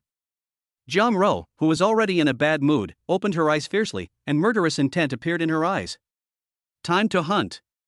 Over the next few days, due to the changing temperatures and the changing seasons, it rained heavily in the Magic City for 3 consecutive days. Fortunately, the old house was equipped with whole house air conditioning, which had little effect on Lin Nan and Jiang Ro, except that they could not go out. During these 3 days, the injury on his face also healed almost completely. Every day, he spent a shameless life with his daughter-in-law under the covers. When he thought that he would have to return to the Magic City in half a month, he really felt a little reluctant to leave. In the warm living room of the old house, Lin Nan and Jiang Ro huddled together on the sofa. The TV was showing the latest movie, Bureau 947. Lin Nan had been watching it for a long time but still couldn't figure out how it was related to science fiction. Jiang Ro, on the other hand, was engrossed in the movie, as she was with her little man. At that moment, Lin Nan's ears twitched and he suddenly said, "I'm hungry, it's protesting." Jiang Ro replied expressionlessly, "Don't mess with me. I'm serious, it seems like there really is a strange sound." Lin Nan has good hearing. He got up from the sofa, put on his shoes and walked to the door, suspiciously peering through the peephole before he suddenly realized. It's a wild boar. It's banging on our front door. Jiang Ro pushed him aside doubtfully and looked outside through the peephole. She discovered that it was indeed a wild boar, and there were 4 of them. 2 big ones and 2 small ones, all of them brown in color, probably a family of 4. The continuous heavy rain in recent days had caused many landslides, and the boars must have been chased here, trying to take refuge from the disaster. But the iron gate was in their way, and they probably couldn't break it down even if they tried. What should they do? How about adding a special dish tonight? Lin Nan looked at Jiang Ro and couldn't help licking the corner of his mouth. Although it is illegal to kill wild boars, as the saying goes, it is only illegal if you get caught. There is no one in these remote fields, and no one will know if you really kill it. Unexpectedly, Jiang Ro gave him a white eye. Add your head. Aren't you a doctor? Why don't you have any compassion? These little pigs are so cute, and you actually want to eat it. Hurry up and let them in. What could Lin Nan do when his wife spoke? He could only do as she said. He was just joking. After all, wild animals have a lot of bacteria on them, and if he were to eat a tapeworm or some weird insect, he wouldn't want to meet his maker early. Soon, the 4 wild boars ran into the pavilion in the courtyard. Jiang Ro still really liked animals, but she was usually too busy to have time to raise them. Seeing the 2 young wild boars curled up in their parents' arms, her desire to feed them immediately arose. She took out 2 large pieces of dried meat and a blanket from the kitchen. Lin Nan was about to leave when the male wild boar took the opportunity to nudge him in the butt from behind. He almost stumbled and almost fell to the ground. He was about to say something, but then he noticed that the male wild boar actually took the initiative to run out of the pavilion and ran towards the outside of the courtyard. It stopped at the door, its pair of dark, shiny eyes staring at Lin Nan, as if trying to convey something. Lin Nan understood what it meant, and helplessly scratched his head. Forget it, since you are not a human, I will be a good person for free. Honey. I'll be back in a bit. After shouting to Jiang Ro, who was preparing the hot milk inside the house, Lin Nan put on the disposable raincoat placed at the door and followed the boar outside the yard. If Lao Pu saw this scene, he would be shocked. In his, or rather, in everyone's impression except Jiang Ro's, Lin Nan's first impression was that he was only interested in money and would never do anything that was not profitable. Now, I guess only Jiang Ro still remembers that when Lin Nan was a child, he accidentally killed a wild rabbit and cried his heart out when he got home. The rain continued, and the wind was particularly strong in the mountains. Lin Nan was not in a hurry, carefully following the male wild boar. Just because he was kind-hearted did not mean he was reckless. A gentleman does not stand under a dangerous wall, and he understood that. After finally wandering around the mountains for a while, Lin Nan found a young wild boar not far away, badly injured and pinned under a large tree. The tree was at least 10 meters long, and there was a large rock next to the stump. Lin Nan guessed that it must have been a rock from the top of the mountain that had been blown down by the wind and happened to hit the tree, which in turn happened to hit the unlucky little wild boar. Fortunately, there was a slope next to it, so it didn't hit him all at once, otherwise not only the little wild boar, but even the king of wild boars would have died. The male wild boar kept trying to dig at the tree, but it was of little use. Lin Nan calmly looked around and soon found a thick tree stick and returned. This tree was at least 700 pounds. Pushing it naturally was not a problem, but the problem was that the small wild boar that was being crushed would suffer. If it could not be rescued at once, it would cause secondary damage and die directly on the spot. After finding a square stone, he placed it in position and inserted a 30 centimeters thick wooden stick into the gap under the tree. Watch carefully, pig brother, this is called the lever principle, learn from it. After Lin Nan finished speaking, he gathered his strength and pushed the stick downwards. Since it was far away from the fulcrum, the whole tree was soon lifted up, going downhill with the wind. Lin Nan did not dare to delay, picked up the dying little wild boar and hurried to the old house. Chapter 44, A Simple Operation. After some careful consideration, Jiang Ro finally managed to get the 3 pigs into the house. As soon as she finished bathing them, she saw Lin Nan, wearing a raincoat, come back in a hurry. In his arms was a little bloodied wild boar. The male wild boar was following behind, panting heavily. How can it be saved if it is injured like this? I don't know, but the bones are definitely broken. If you want it to survive, you need to operate quickly. Go find some alcohol, a sharp knife and some gauze. Okay. Jiang Ro didn't delay, and quickly ran to the utility room on the first floor. If you live in the mountains and really get into trouble, you won't be able to get to the hospital in time, so the old house always has a first aid kit and all kinds of first aid medicines. Lin Nan is not a veterinarian and doesn't know the acupuncture points of animals, which also caused him to be unable to exert even half of his full strength. But he remained calm and tended to the wound. After all, how would you know if you didn't try? He still liked doing challenging things. The little wild boar was lying on the cleared dining table, covered in blood. Its belly was split open, and its 2 forearms were dangling, the bones already broken.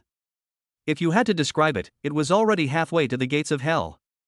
To prevent it from suddenly struggling, Lin Nan stuck 2 anesthetic needles into it. After disinfecting the belly and temporarily stopping the bleeding with hemostatic herbs, Lin Nan closed his eyes and concentrated on using internal vision. In an instant, all the information about the dying young boar's body flooded into his mind. Not only had its 2 forearms been crushed, but one of its hind legs had also been crushed, and the fragments from the fracture were wandering around inside its body. In most cases, fragments of broken bones that are wandering around in the body will not affect the body. After fixed reduction, only some bone grafting material needs to be implanted, and it will not affect normal life. Normally, Lin Nan only needs to fix the forearm of the young wild boar, treat the wound, and send it to the hospital immediately after the operation is over, so as to ensure that the young wild boar will continue to be lively and active in the future. But now, the heavy rain outside will definitely not stop in the short term, so Lin Nan is left with only one option. Remove the bone fragments that are wandering around in the little wild boar's body, and when the situation improves, directly put them back in place as bone grafting material. And this is without the help of any instruments. This is absolutely impossible for a normal doctor to accomplish. But Lin Nan is different. He has an external device, and in an endoscopic state, he knows exactly what is going on inside the little wild boar's body. This is no longer impossible for him. Lin Nan did not hesitate and immediately got to work. Knife. He reached out to the side, and the next second, a sterilized scalpel fell into his hands. The sharp scalpel cut open the young wild boar's forearm. Tweezers. Here. Soon, Lin Nan performed a miracle in front of Jiang Ro's face, and she saw Lin Nan continuously removing pieces of broken bone from the flowing blood in the wound. Jiang Ro's eyes widened, not realizing that a miracle was happening right in front of her. She just felt that her man was so handsome. The surgery lasted for 2 whole hours. After being given an adrenaline shot, the young wild boar was able to save his life. The moment the surgery was over, Lin Nan's eyes rolled back, and he fainted from overexertion. His body immediately fell backwards, into a warm embrace. Internal vision is extremely exhausting, and even Lin Nan had never lasted this long before. 2 hours was already the limit for him now. When Lin Nan opened his eyes again, he saw the familiar ceiling. Between his nostrils was the familiar, charming fragrance. In his ears was the pattering sound of rain tapping on the windows. He tilted his head to look, and on the window glass were drops of water sliding downwards. Lin Nan yawned and went downstairs. In the living room, Jiang Ro was just carrying 2 bowls of rice out of the kitchen. The bloodstains on the table had been cleaned up, and there were now 2 plates of food on it. In the corner of the living room, the boar family was curled up, nibbling on dried meat and drinking milk. The youngest piglet was lying in a baby bouncer, its wounds already bandaged. With its eyes closed, it looked like it was resting. This rocking chair was used when Jiang Ro was born. Li's mother wanted to keep it as a memento, and she never threw it away. She never thought it would come in handy now. You cooked this meal? Lin Nan walked over to the dining table in surprise, shocked to see the decent meal on the table. You have to understand, a week ago Jiang Ro was a kitchen killer who couldn't even cook rice properly. Of course. Jiang Ro smirked proudly, her tone full of pride. Cooking is a piece of cake for me. If you can do it well, there's no reason I can't. Using chopsticks, she picked up a piece of meat and put it in her mouth. Lin Nan spat it into the bowl expressionlessly and said in an extremely calm tone. For a moment, I actually believed you. It's salty, sweet, spicy, and numbing, and just looking at it, it actually looks quite normal. In a way, you are quite gifted. There was a short silence in the living room for a few seconds. Jiang Ro expressionlessly took out the bloody scalpel and placed it on the table. The atmosphere instantly became oppressive and heavy. Lin Nan quickly ate the meat that he had just spit into the bowl again. After pretending to chew it twice, he excitedly gave Jiang Ro a thumbs up. You're a good daughter-in-law. Your cooking has improved so much, and it's delicious. Jiang Ro placed the dish of stir-fried pork in front of Lin Nan, propped her chin in her hand, and said with a smile. Since you like it so much, it's all yours. If you dare to leave any behind, I'll kill you and make a specimen of you. Hey, you smile so gently, but is it really okay to say something so chilling? Lin Nan didn't dare to resist, so he could only stuff his face with rice. There was nothing he could do. Whoever had the knife had the advantage. As a certain great man once said, power comes from the barrel of a gun, and the hard way is the only way. 2 days passed. After the situation stabilized, Lin Nan performed another operation on the young wild boar, mixing the original bone fragments with some material to fix them back in place. Next, he just had to wait for the bone to heal itself. Soon, several days passed, and the half-month period was almost over. The heaviest rain in the past decade in the city finally subsided. June was quietly coming to an end. It was a sunny day. Outside the courtyard of the old house, there was an additional 2-meter-high wooden house, which Lin Nan had specially built for the wild boar family. He patted the male boar on the head. "My friend, if you ever need a place to hide, just come here. There's food and drink inside. We're leaving now, but you should go back to the forest." The wooden hut was only a temporary refuge from the disaster. Nature was their home. The young piglet was still lying in the baby chair, with food and drink inside. When it could jump out of the chair on its own, it would have recovered from its injuries. It seems to sense that Lin Nan is leaving, and the male boar now nudges his leg. Oink oink. With nimble piggy trots, he runs out of the yard. It is clear that he wants Lin Nan to go somewhere with him. Having gotten the hang of it the first time, Lin Nan, who understands what he means, follows without hesitation. Chapter 45: A Gift from the Wild Boar. Birds flew through the forest from time to time. Sunlight shone through the gaps in the green leaves, falling on the ground and creating shadows of various shapes. Due to the heavy rain the previous few days, the soil had become very soft. A wild boar about 1 meter high was running through the forest, followed closely by the agile young man in black. The man and the beast are approaching the top of the mountain. The young man in black, who is curious about the nearby scenery, walks along the southern edge of the forest. It is a very primitive jungle, especially since the trees here are longer, thicker and more luxuriant than those halfway up the mountain. He has just seen at least 3 big treasures, but fortunately they are all non-toxic. If he writes a book in the future, he can consider sending 2 to his dear readers. The further he went, the steeper the path became. Finally, the young boar stopped in front of a collapsed hole and snorted vigorously. Apparently, this was the original habitat of the boar family, but the hole was washed away during heavy rain, so they had no choice but to escape to the old house halfway up the mountain. Soon the young boar nudged open the unstable dirt and entered the hole. It wasn't long before he came running back out again, something in his mouth, and he presented it to Lin Nan at his feet, snuggling up to his leg in a friendly manner. When Lin Nan saw what had fallen from the boar's mouth, he couldn't help but be taken aback. "Holy shit, ginseng?" He widened his eyes and picked up the ginseng on the ground to examine it more closely. The way to determine the age of ginseng is very simple. You just need to count the number of clear bowls on the top of the horse's teeth. For example, 15-year-old ginseng will have more than 5 clear bowls. 20-year-old ginseng will have at least 9 clear bowls. Wild ginseng is now hard to find on the market. 99% of ginseng on the market is artificially cultivated or combined ginseng. Some experts can't even tell the difference if 2 pieces of ginseng are stuck together and sold as one big piece. Lin Nan is convinced that the ginseng in his hands is definitely wild ginseng, and that it is at least 20 years old. However, since most of the rootlets are missing, the effect is also lost, and it is already considered useless. If he were to sell it, he would get at most 1,000 yuan. If it were in perfect condition, it would be worth at least 3 million yuan. Lin Nan looked at the wild boar at his feet with burning eyes, and gestured at it with the ginseng.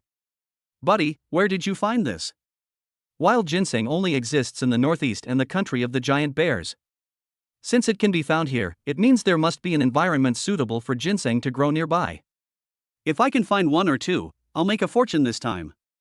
The wild boar is very intelligent. After understanding Lin Nan's meaning, it immediately ran towards the dense forest not far away. Lin Nan followed it quickly to a broad-leaved and needle-leaf forest area. Ginseng likes water but is afraid of it, and it likes the sun but is afraid of it too. Therefore, the environment in which it grows is extremely harsh. The humidity in the south is too high, so it is not suitable for ginseng to grow. However, there are always exceptions to every rule, and there are always places with unique environments, and it just so happens that ginseng likes this kind of environment. This area does have authentic wild ginseng, but the age is generally not high, and it should have only grown in recent years, which means that there must be older ginseng planted nearby. In no time at all, Lin Nan really found 2 plants. He carefully shoveled away the surface soil and dug the ginseng out bit by bit. If the roots were broken, it would have been a waste of effort. The law does not allow private digging of wild ginseng, but he was not digging it up, he was taking it home to protect it. He definitely could not let it suffer the wind and cold in the wilderness. Lin Nan didn't return to the old house until 11 o'clock in the morning. Fortunately, Jiang was so obsessed with cooking that she didn't notice his return. Lin Nan took this opportunity to hide the 2 wild ginsengs he had dug up in the trunk of his car, ready to collect them properly when he returned to the Magic City tomorrow. This stuff, the stinky woman will definitely not take from him, but if he sells it, that's a different matter. This is all his private money. But Lin Nan actually didn't plan to sell them. These 2 ginsengs, one is about 60 years old and the other is just over 100 years old, are just right for taking to the clinic to boost business. It would be embarrassing to say that a great healer like him doesn't even have a famous medicine. If I really want to sell them, I'll sell the 60-year-old one at most. The 100-year-old one is a rare find and I must keep it, just in case it comes in handy in the future. Lin Nan came downstairs from upstairs after a shower, and Jiang was just carrying a plate of stir-fried meat and vegetables out of the kitchen. She said proudly, "Try it, I'm sure it's fine today." She had nothing to do with the old mansion for the past 2 weeks, so cooking became her way to pass the time. In addition to her small goal of growing her company, she also wants to spoil her man into becoming useless. Lin Nan, who had walked to the dining table, took out a silver needle and stuck it into the meat. Jiang gave him a big slap on the face, expressionless. Under her fierce but cute gaze, Lin Nan had no choice but to pick up the chopsticks, put a piece of meat in his mouth, chew it, and swallow it silently. "What do you think?" Jiang asked expectantly. Lin Nan gave her a thumbs up and said with admiration, "You are worthy of being my daughter-in-law, you have improved rapidly. I admire you endlessly, just like the endless flow of the Yangtze River. You are like the bright sun, guiding me in the right direction and giving me endless motivation." Jiang stood with her hands folded by the table, nodding with satisfaction as she listened to these words. Her head subconsciously tilted slightly upwards, a proud look on her face. For some reason, when she heard other people praise her, she didn't feel happy, but rather disgusted. But when Lin Nan praised her like this, it made her feel very useful. Seeing her happy, Lin Nan secretly wiped the sweat from his forehead. Finally, he had managed to make this auntie happy, and after that, he should not have to kneel in front of the keyboard. Speaking of these 2 dishes, they are indeed much better than the ones made earlier, but they are only edible. However, let's not forget that Jiang had never touched kitchen matters before, and such progress can indeed be described as miraculous. Jiang pointed at the 2 dishes on the table and laughed. "Eat quickly if you like it, but not everyone is qualified to eat my fried dishes. You shouldn't leave any leftovers, should you?"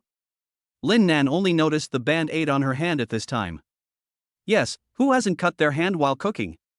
Without saying a word, he finished the meal in silence, not sparing any of the dishes on the table. He poured them into his bowl and mixed them with the rice, and in no time at all, he had finished both dishes. The dishes were only so-so, but they had been seasoned with special spices, and they tasted delicious. Seeing Lin Nan happily eating, Jiang's eyes were full of a smile. She cleaned up the dishes and went back to the kitchen, where she cut up the sausages that were cooking in the pressure cooker. She carried a plate full of the meaty sausages outside to the small wooden house, and squatted down to feed them to the family of wild boars. The next morning, Jiang appeared outside the courtyard of the old house on time in his off-road vehicle, and curiously teased the energetic little wild boar in the baby chair. Lin Nan pulled the suitcase out of the old house, followed closely by Jiang. Half a month passed quickly. It was time to leave. Chapter 46, Results of the Chinese Medicine Association Competition. When it was time to leave, the young wild boar chased the off-road vehicle to the foot of the mountain, watching as the red taillights grew farther and farther away, before reluctantly turning around and retracing his steps. Lin Nan kept watching through the rearview mirror and laughed happily. This silly pig is quite sensible, so he can come to the old house to play often in the future if he has nothing to do. Wild boars are indeed highly intelligent, but pure wild boars are all grumpy. It is really rare to find a wild boar as sensible and gentle as this one. At this moment, his shoulders suddenly felt heavy. Lin Nan glanced to his side and discovered that Jiang had fallen asleep leaning against him at some point. He put an arm around her shoulders and laid her flat on the back seat, resting her head on his lap. Lin Nan closed his eyes and rested as well. Meanwhile, a thrilling duel was underway on the first floor of the Jiangnan Province Traditional Chinese Medicine Association building. Prominent traditional Chinese medicine practitioners from the city of Shanghai, Jiangnan Province, and Zhejiang Province had gathered here today. The most talented young people of this generation would be decided today. After many rounds of competition and selection, in the end, only 2 men and 1 woman are left standing in the middle of the venue, and they are in the final decisive round. There are a total of 30 patients, 10 each, and among these 10 people, there are various conditions such as asthma, broken bones, fever, etc. The first person to diagnose the condition and give a treatment plan and complete the initial treatment wins. And now it has been an hour since the competition began. The foreheads of the 3 people in the field are already covered with fine sweat. At this time, 2 of the young people raised their hands almost at the same time. Another 2 minutes passed before the remaining Jiang Miao raised her hand wearily. The 10 judges immediately came forward to check the treatment plans they had given and examine the patients. Zhang Zhongjing pulled his granddaughter aside and asked with concern. Miao Miao, you don't seem to be in the best of shape today. Are you not feeling well? Zhang Miao shook her head and didn't say a word, obviously in a bad mood. For the past month and a half, she has spent almost all her time studying the Lin family's 9 acupuncture points, but with basically no results, she has become a little impatient, which has resulted in her being the last to finish this TCM exchange. Now her only chance of winning is to hope that the other 2 make a diagnosis or treatment error. But soon Zhang Miao's lucky mentality was ruthlessly crushed by the judge. Next, the final results of this association competition will be announced. First place, Li Shanglong. No diagnosis or treatment errors, 10 points. Second place, Jiang Jing. 1 diagnostic error, no treatment errors, 8 points. Third place, Zhang Miao. No diagnostic errors, 3 treatment errors, 4 points. Each mistake is worth 2 points, and Zhang Miao made a total of 3 mistakes, leaving her with a pitiful 4 points. This made the old Chinese medicine practitioners from the Magic City side shake their heads and sigh. They had thought they would lose by a small margin at most, but they never expected this result. Even Zhang Zhongjing, who was standing next to her, shook his head and sighed. They had thought that they could compete for first place and bring back their past glory, or at the very least, come in second. But they never expected to come in last. Ah, don't be discouraged, old Zhang. An old man in a gray lab coat walked over, his hands behind his back, and patted his shoulder with one hand. Your granddaughter has done her best. After being second for so many years, it's finally my turn to sit in the seat of honor. The old man was Jiang Xinglong, the president of the Zhejiang Province Traditional Chinese Medicine Association, and Jiang Jing, who came in second, was his grandson. Zhang Zhongjing could hear the meaning in his words, and snorted as he shook his sleeve. Old Jiang, don't be too pleased with yourself. This time, it's just because my granddaughter wasn't in good condition. Otherwise, the result is still uncertain. Another old, loud voice sounded. Oh, old Zhang is already looking for excuses. Just admit defeat. What's the point of making excuses when you're already losing? You're an old man, aren't you ashamed? Li Hongchang, the president of the Jiangnan Province Association, shook his head as he stroked his beard and said, It's a pity. Since those 2 people, the demon capital has never been able to find another decent genius. Back then, those 2 people were the best in the country among the younger generation. What a pity. Jiang Xinglong nodded in rare agreement.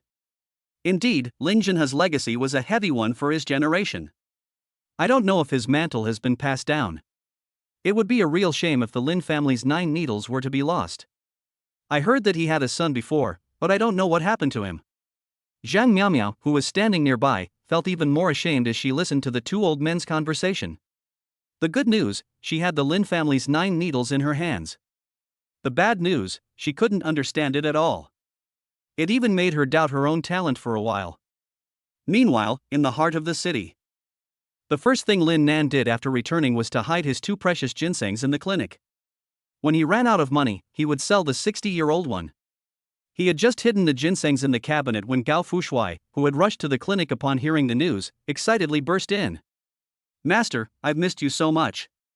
He was so excited that he wanted to give Lin Nan a bear hug, but Lin Nan disdainfully held up a hand to stop him. Who are you calling master? Men don't hug men.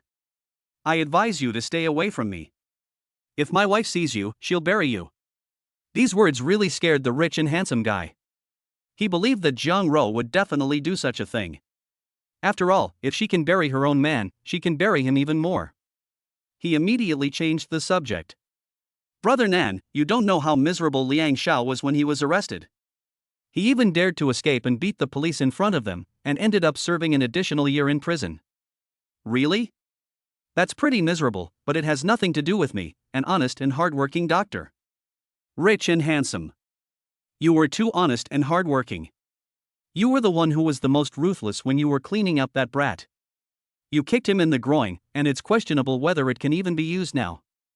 But he didn't come here to chat with Lin Nan this time. Seeing that there was no one around, he leaned over to Lin Nan and whispered. Brother Nan, you said last time that I had a bit of a problem with my health, so think of a way to help me. When I went to the hospital, they insisted that I take this medicine and that medicine. If I take all the medicine they prescribe, I don't think I'll even need to eat. I'll be full just from taking the medicine. Hold out your hand.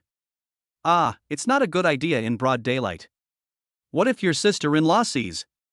Upon hearing this, Lin Nan's forehead veins bulged, and he suppressed the urge to beat this guy up, gritting his teeth and saying, I want to take your pulse. Oh, I was saying that you having a wife as beautiful as your sister-in-law couldn't possibly make me think anything, but I'm so handsome, you having some thoughts about me is also. If you speak again, I'll kick you out. After feeling between his fingers for a while, Lin Nan opened his eyes, withdrew his hand, picked up the pen and paper on the table, and began to write a prescription, while lightly saying, The medicinal herbs haven't arrived yet, so wait until tomorrow and you can take the prescription to La Pu to get the medicine. Usually, go out and bask in the sun to get rid of the dampness, drink some wolfberry tea when you're not busy, eat some bull penis or something once in a while, and also, smoke less. If you keep smoking a pack a day, you won't live past 60. Upon hearing this, Gao Fushuai's face suddenly paled. Forbidding him to smoke wasn't going to kill him? If he were told to quit smoking, he would rather go fight Lao Deng in a duel. But since Lin Nan had said it, he could only nod helplessly. After getting the prescription, he was about to leave when Lin Nan suddenly called out to him. Wait. The rich and handsome guy turned around doubtfully and saw Lin Nan extend his hand. He felt warm inside and also extended his hand. It's not bad to have such a friend. But Lin Nan said with a smile. Consultation fee is 50,000, cash only. Chapter 47, Lin Nan, the Trained Dog. It was a sunny Monday morning. Snow-white clouds floated slowly in the azure sky, taking on various shapes, sometimes forming a herringbone pattern, and flocks of birds flew by. Jiang, who had been on a half-month break, quickly got back into the swing of things and once again took charge of the company's affairs. In particular, a new project was currently underway, with preparations underway to expand the business to the city of Xinjiang. Although century shopping malls have opened all over the country, their main influence is still in the surrounding provinces of the Magic City. The rest of the malls are basically located in second or third tier cities, and the markets in the remaining first tier or super first tier cities have long been fixed. And if you want to continue to expand, you have to plunder the market. First, the mall will be opened, and then various industries under its banner will move in. Inside the Century Group's senior management meeting room, more than 10 people sat on both sides of the 5-meter conference table. They were all the backbone of the management of the head office, and it could be said that they were all responsible for the current scale of the Century Group. Jiang sat with her legs crossed in the middle of the front of the table, her expression a little cold, quietly watching the planning minister, who was reporting across the table. Next to her, Lin Nan sat with a solemn expression, nodding seriously from time to time. Although she didn't understand, she felt so powerful. The planning minister pointed at the big screen and said with a serious expression, Entering Xinjiang. The biggest threat we will face is the Great Wall Group. The other party is an old local group in Xinjiang that occupies the majority of the market and is also our biggest competitor. The other party is deeply rooted in Xinjiang. If it were in the past, we would definitely not have a chance, but now it is different. Xinjiang is expanding the new city area, which is our best opportunity. As long as we can take over the market in the new city area, we can use it as a foothold to continuously annex the entire Xinjiang market. A management frown interrupted. We all know the same things, so the other party must know them too. What is your initial plan? No one can sleep while someone else is snoring at the side of the bed. Everyone understands this principle. The planning minister slid the large screen and pointed to one of the areas, methodically analyzing it. This is the stadium in the newly expanded urban area. It is located in the center of the district, with convenient transportation nearby and has been abandoned for a long time. Whoever can take this land will have an absolute geographical advantage. Therefore, we must win this land. Everyone fell into deep thought. This stadium originally belonged to a small company that had to close down due to financial difficulties. However, with the expansion of the new city area, the land price has also risen accordingly, at least more than doubled. As long as you are not a fool, you will not sell it easily. The Great Wall Group will definitely set its sights on this land. When the two compete with each other, the price is bound to rise again and again, and the capital required is not a small number. Just as everyone was pondering, Lin Nan, who had been pretending to be serious, widened his eyes and rolled his eyes. This address seems a little familiar? Anning Stadium, Anning District, Xinjiang, isn't this the land that old man Jiang Zhongjing gave to me last time? Although it is in Xinjiang, the address is relatively remote, so it is worth a maximum of 300 million. But now that the new city is expanding, it must be worth at least 600 million yuan. My goodness, I'm going to be rich. If that old man knew about this, he would definitely be so angry that his intestines would turn blue with regret. I can give the bitch a 9.9% discount or something, hee hee hee. Zhang Ro was sitting next to Lin Nan, so she was the first to notice the change in his expression. Her fierce gaze swept away, and she said indifferently, "You know this land?" Lin Nan was scared and gathered his thoughts, looking straight ahead and keeping his mind focused. He said reluctantly, "No, I've never even been to Deep City, so how would I know about this?" He was absolutely loyal to this woman, and would listen to her on anything, except when it came to making extra money on the side. But Jiang Ro was not someone who could be fooled so easily. She could tell at a glance that Lin Nan was hiding something. This guy, he must be hiding something from me. She looked up at the group of people who were discussing in low voices, and commanded, "You all go out first, 10 minutes later, then come back in. I need to deal with some personal matters now." Lin Nan's body trembled, and he suddenly became silent. Although the others were puzzled, after looking at Lin Nan, they still got up and walked out of the meeting room one after another out of Jiang Ro's prestige in the company. Lin Nan got up expressionlessly and tried to follow them out. But a hand firmly grasped his wrist. After everyone had left and the door to the meeting room had closed, Jiang Ro looked up at him with a smile, and said, "Tell me everything you know." Lin Nan was silent for 2 seconds, and then said, "As you know, I have treated many people over the years. This land actually belongs to a friend of mine. We are on good terms, and if you want it, I can help you negotiate the price." "Oh, I didn't know you had that kind of power. Is your friendship with him ironclad? How much can you negotiate for me?" 800 million. 800 million should be enough to get it. After all, the person is not stupid. When Lin Nan said this, his face did not turn red and his heart did not flutter. Deep down, he was already secretly excited. After all, this was 800 million, so much money that would allow him to wash feet at the foot massage parlor for the rest of his life. With so much money, why would he be afraid of this bitch? By then, I'll buy a flat all over the country. If I'm unhappy, I'll just leave home and make her look for me in vain. Ha ha ha. Jiang Ro drew Lin Nan into her arms, and a strange smile curled the corners of her mouth. She whispered in his ear, "Do you know?" "Know what?" "When you lie, your feet unconsciously come together. The closer they come together, the more nervous you are, and your eyes dart around." Outside the meeting room at this moment, the senior management were still discussing the feasibility of the project, but most of them had lost hope. After all, buying a piece of land would cost hundreds of millions of dollars, which was completely beyond their expectations. They had to know that after buying the land, they would have to demolish the stadium and build it from scratch. Even if they started from the original foundation of the stadium and made improvements, it would still require at least hundreds of millions of dollars. From start to finish, it would cost at least 1.5 billion yuan, and that was a very conservative estimate. After all, the Great Wall Group would definitely be eyeing the land, and the other party would never let them get their hands on it so easily. In that case, the risk would increase significantly. It might not be possible to recoup the costs in 20 or even 30 years, so what was the point of opening the mall? Everyone sighed. Chapter 48, First Date. At this time, the door to the meeting room opened and Jiang Ro's calm voice came out. "Come in, the meeting continues." The executives returned to their seats in order, already determined to vote against it later. Rather than take a chance, it is better to remain stable. Leaning back in her boss chair, Jiang Ro crossed her legs and folded her arms, speaking coldly. "Continue with this project, we have already obtained the land." Obtained? The head of the planning department in the front seat was stunned. Just now, they were still discussing how to acquire the land, but how did it get acquired just after they stepped out for a while? Could it be that she knows the owner of the land and just called to buy it?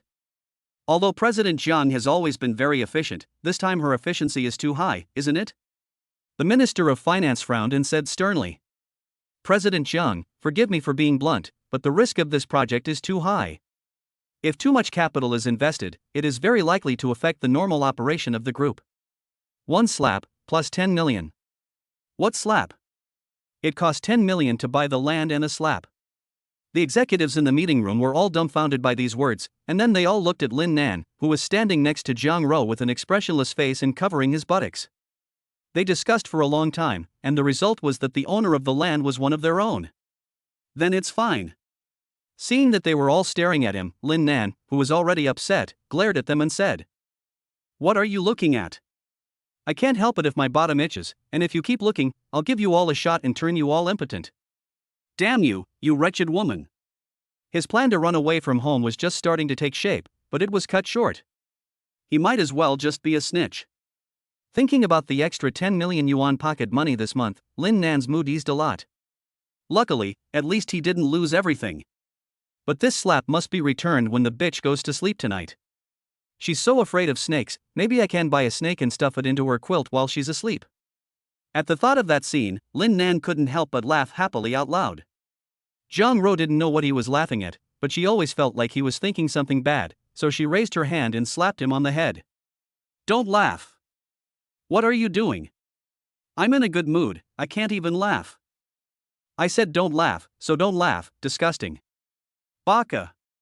The most important thing in the entire project had been resolved, and the following meeting proceeded quickly as a result.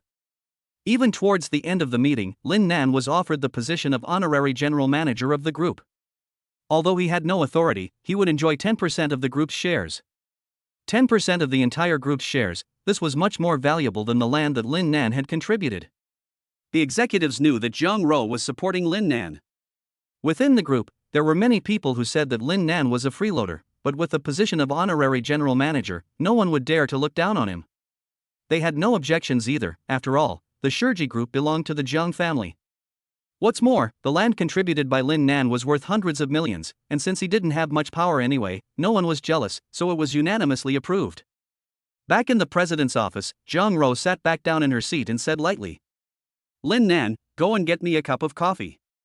Hearing this, Lin Nan slammed his hand on the desk and glared at her. "What Lin Nan?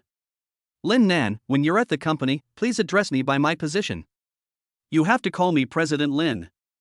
Got it? Jiang Ro, Liang Xia, my hands are a little itchy. Lin Nan, 3 sugar cubes, right? I'll go now."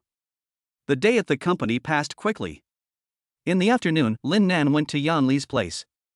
The middle-aged doctor dutifully administered the medicine according to the prescription Lin Nan wrote.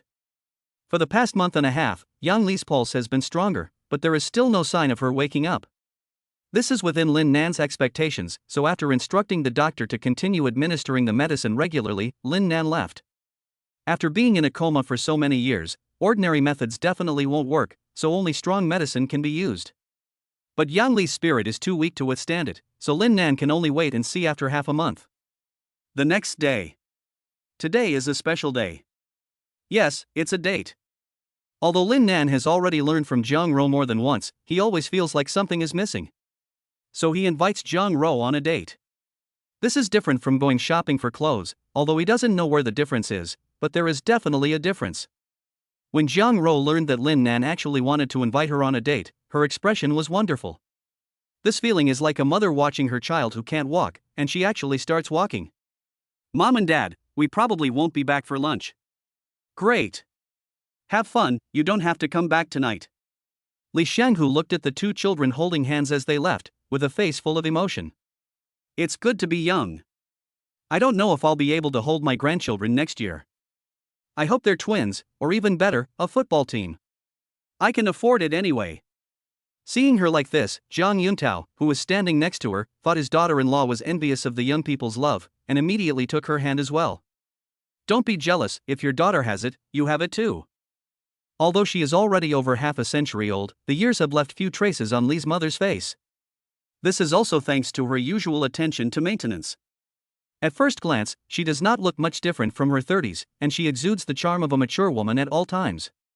Li Shiru, whose cheeks flushed as she was held by her hand, shook off his hand and gave her husband a white eye. "You're so old, but you still do those young things." Aren't you ashamed? I'm ashamed, but you're even more ashamed. Go away, I still have to prepare lunch. Li's mother turned around and wanted to go into the house to get the keys and go shopping. At this time, a pair of hands picked her up from the waist and Jiang Yuntao walked towards the bedroom with her in high spirits. What's the rush? We can just go out to eat at noon. Ouch, you scared me. Put me down, quickly. If Huanger sees us, it will affect our relationship. Humph. Huanger is off today, so there's no one at home to disturb us. You think so? Li's mother, who had been carried, rolled her eyes at her husband, but she no longer resisted and let him carry her into the bedroom. Her cheeks were slightly red, like a young girl's budding spring heart, irresistible. Next came the time for adults, and the children retreated, or they would grow pinholes. The prosperity of the Magic City is famous throughout China. Not only is it glamorous at night, but it is also impossible to tear oneself away from it. During the day, countless travelers from other places come to visit, and the streets and alleys are bustling with activity, with most of them being couples. On the side of the road, a couple stood out in the crowd. The handsome young man in a black shirt held the hand of the girl next to him a little nervously. Lin Nan admitted that he was a little panicked. Although he had searched the internet for a lot of dating tutorials, he was still very nervous when the time came. After all, Jiang Ro was different from ordinary girls. Lin Nan realized at this time that he didn't seem to know her as well as he thought. If Jiang Ro knew what was going through his mind right now, she would probably burst out laughing. As long as she could be with Lin Nan, even if they were just sitting on a roadside bench watching the clouds, she would be able to enjoy it. If they weren't together, even if the date was carefully planned, she wouldn't be able to muster the slightest interest. The quality of a date is never judged by how much the guy spends, but by the heart of the two people involved, regardless of any comparisons. Did you learn it? Take notes quickly. Chapter 49, Life is at Stake, Lin Nan steps in. Take a look, authentic royal cuisine. If it's not delicious, you don't have to pay. Pot roasted chicken, 50 yuan for one, delicious and affordable. Paradise Foot Massage is now open. The street was bustling with activity. Lin Nan and Jiang Ro were holding hands, each eating a skewer of sugar-coated fruit on a stick, and curiously surveying everything around them. If you can set up a stall in the Magic City, as long as the location is not too remote or the taste is not too bad, you can basically make a fortune. Earning a few 10,000 yuan a month is not a dream, even though the stall fees are also ridiculously high. The street was quite long, and you couldn't see the end when you looked into the distance. It was packed with people. Not far away, in front of a marriage luck stall, 3 couples stood scattered about. The stall owner was an old man in his 70s with white hair, shaking the fortune-telling cylinder in his hands and mumbling something like a spell. 2 large banners were hung next to him. Marriage luck. Life after life. Seeing that Jiang Ro seemed interested in the stall, Lin Nan took her hand and walked up to the stall, curiously asking, "What are you doing, boss?" Without waiting for the boss to reply, the couple next to him who was doing the calculation helped to reply. The fortune-telling stall literally means to seek a marriage partner, which is similar to seeking a fortune at a temple. If you don't have a girlfriend, they will calculate when you will find one and what type she will be. If you have a girlfriend, they will calculate the fortune of the two of you together. Oh yes, it costs 200 yuan for one calculation, which is quite expensive. 200 yuan for a fortune is indeed not cheap. You have to know that some people earn only 200 yuan a day, or even less, after a busy day. But basically, those who can afford to come here don't lack money, and they mainly want to get lucky. During the conversation, the old man with white hair had stopped shaking the fortune-telling tube and then handed it to the 2 young lovers. Take one, who's going to do it? I'll do it. The young man took a deep breath, then reached into the cylinder and took out a stick. He didn't look at it right away, but carefully held it up to the girl with the written side facing her. His voice was a little nervous. What do you think? Is it a good sign? It's tie. Tie? Boss, what does tie mean? The young man was in luck. There were hundreds of sticks in the cylinder, but this was the only tie, the best sign of all, the sign that things are about to turn for the better. You two are destined to be together for 100 years, a match made in heaven. Even immortals can't break it up.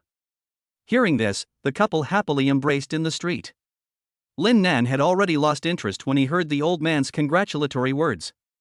From his experience of 9,490 days on this earth, at least 90% of the slips in the fortune-telling tube are good. After all, people spend 200 to draw a fortune, just for a good omen. If they draw a bad fortune, the stall will have to be overturned. Sure enough, just as Lin Nan had guessed. The next two couples to draw were given an excellent sign and a mediocre sign. After receiving the 600 yuan, the old man looked at Lin Nan and his girlfriend with a smile on his face. What do you say, young man, would you like to have a sign? I'm not bragging, but I can tell fortunes. I've been authorized by Buddha and blessed by the heavens. For just 200 yuan. The old man can fluently use a bunch of wording that only a charlatan can say. Lin Nan's face turned black. I'll go to hell, Buddha's authorization and divine right. When did the bald Western monk care about these things? How dare you set up a stall without doing your homework? Only a fool would spend this unwarranted money. He turned around and wanted to go shopping somewhere else, but he found Jiang Ro, who was holding his hand, standing still in the same place. She turned her head and looked serious, saying in a serious tone, "You, draw." The fool walked back to the stall side, and helplessly took out his phone to scan the payment code on the table. He pursed his lips and said, "Then let's draw one." "Okay, just a moment, please."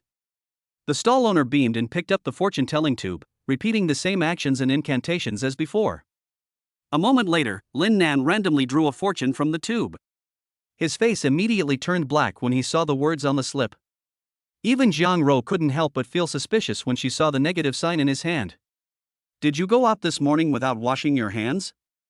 The old man felt a pang in his heart when he saw the negative sign. How unlucky this young man must be. You have to know that there are 10 tie signs, 20 top grade signs, 30 good signs, 29 medium signs, 10 bad signs and 1 negative sign and 100 signs. You've picked the 1 negative sign out of 100, that's some luck. He quickly tried to comfort him. Young man, don't be disheartened. As the saying goes, the result of the divination depends on the time, place, and people involved. Maybe today just wasn't your lucky day, but you'll definitely get a good sign tomorrow. Lin Nan stuffed the sign back in, took out his phone and scanned the QR code angrily. No need to wait until tomorrow, it can be done now. He just didn't believe it. He, Lin Nan, was the son of good fortune, how could his luck be so bad? This must just be a coincidence. 3 minutes later, Lin Nan looked at the negative sign in his hand and fell silent. Could it be that he and Jiang Ro really weren't a good match? Should he find someone to smash the stall later? The old man was also at a loss for words. He had been a swindler for many years, but this was the first time he had encountered someone who had drawn the worst 2 fortunes in a row. In a sense, Lin Nan was 1 in a million.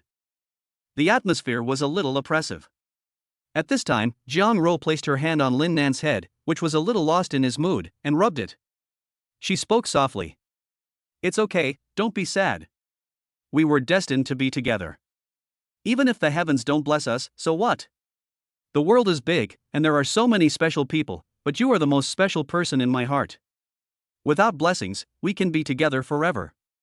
The hand stroking his head was warm, and Lin Nan's heart was also very warm. The negative emotions in his heart instantly disappeared, and he suddenly felt enlightened. Yes, a mere lottery draw could not shake his feelings for her.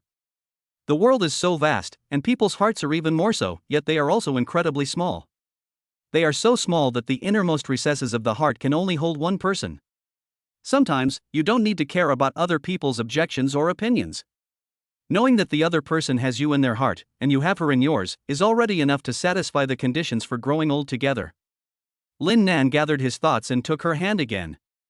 "Let's go, there seems to be a barbecue restaurant with a nice smell up ahead. I'll take you there." HM. The old man behind the stall watched the two of them leave, his cloudy eyes full of emotion and nostalgia.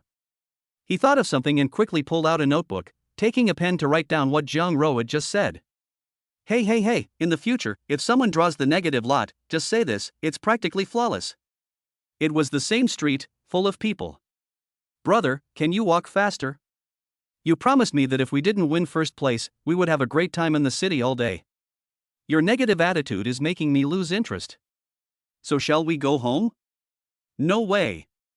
Seeing his sister's angry expression, Jiang Jing felt helpless inside. He quickened his pace and followed behind her, while also curiously surveying the surroundings. He had spent years studying pharmacy at home and rarely went out, so this was the first time he had been to the demon capital. His younger sister, Jiang Linger, thought of something and laughed. I never thought that Jiang Nian would come in last this time. I wonder if she will still be so arrogant in front of me in the future. Brother, the younger generation of medical students in the demon capital are definitely not as good as you. Jiang Jing did not nod but did not deny it either. Zhang Miaomiao is the top young person in the city, and if he beats Zhang Miaomiao, it means he is better than the young people studying medicine in the city. But he can't say this out loud, lest someone hears and tells the Chinese Medicine Association of the city, which would damage their relationship. At this time, there was a loud noise from the front, and someone screamed, "Murder!" Jiang Jing, who had been careless, suddenly froze upon hearing this, and after exchanging a glance with his sister, he hurriedly ran towards the crowd not far away. When they arrived, they could only see a black BMW speeding away. On the ground lay a woman wearing a nurse's uniform. Her hands and feet were hanging unnaturally, and she was covered in blood. She had been seriously injured and fainted. Obviously, it was a car accident. The crowd were afraid and kept their distance, afraid to get close. "Get out of the way. Get out of the way. My brother is a doctor. Get out of the way. Don't push, let my brother go first. Can you afford to lose a life?" Hearing this, the crowd hurriedly made way. Jiang Jing was the first to get to the woman's side, crouched down, and began to examine her injuries, her face looking a little unpleasant. This was the first time she had seen such a bloody scene, and Zhang Linger was a little scared, but she mustered her courage and said, "Brother, is she?" Traditional Chinese medicine is very traditional, and most of the inheritance is passed down from male to male, and the Jiang family acupuncture technique is no exception. Although Jiang Linger comes from a family of traditional Chinese medicine practitioners, she doesn't know much about healing. After carefully examining her, Jiang Jing shakes his head with a difficult expression. With all her limbs broken, a brain injury, and severe bleeding, even if she is taken to the hospital in time, it is very difficult to save her. There is a high probability that she will die from shock due to excessive bleeding. Is there really no way? Unless Grandpa comes, there's nothing we can do but wait for the hospital's emergency vehicle. Whether she lives or dies depends on her luck. Jiang Jing could save her if he really wanted to, but the risk is too high. He knows his own skills very well, and there is a high probability that he will not be able to save her. If he tries and she dies, he will also have to bear the risk of going to prison.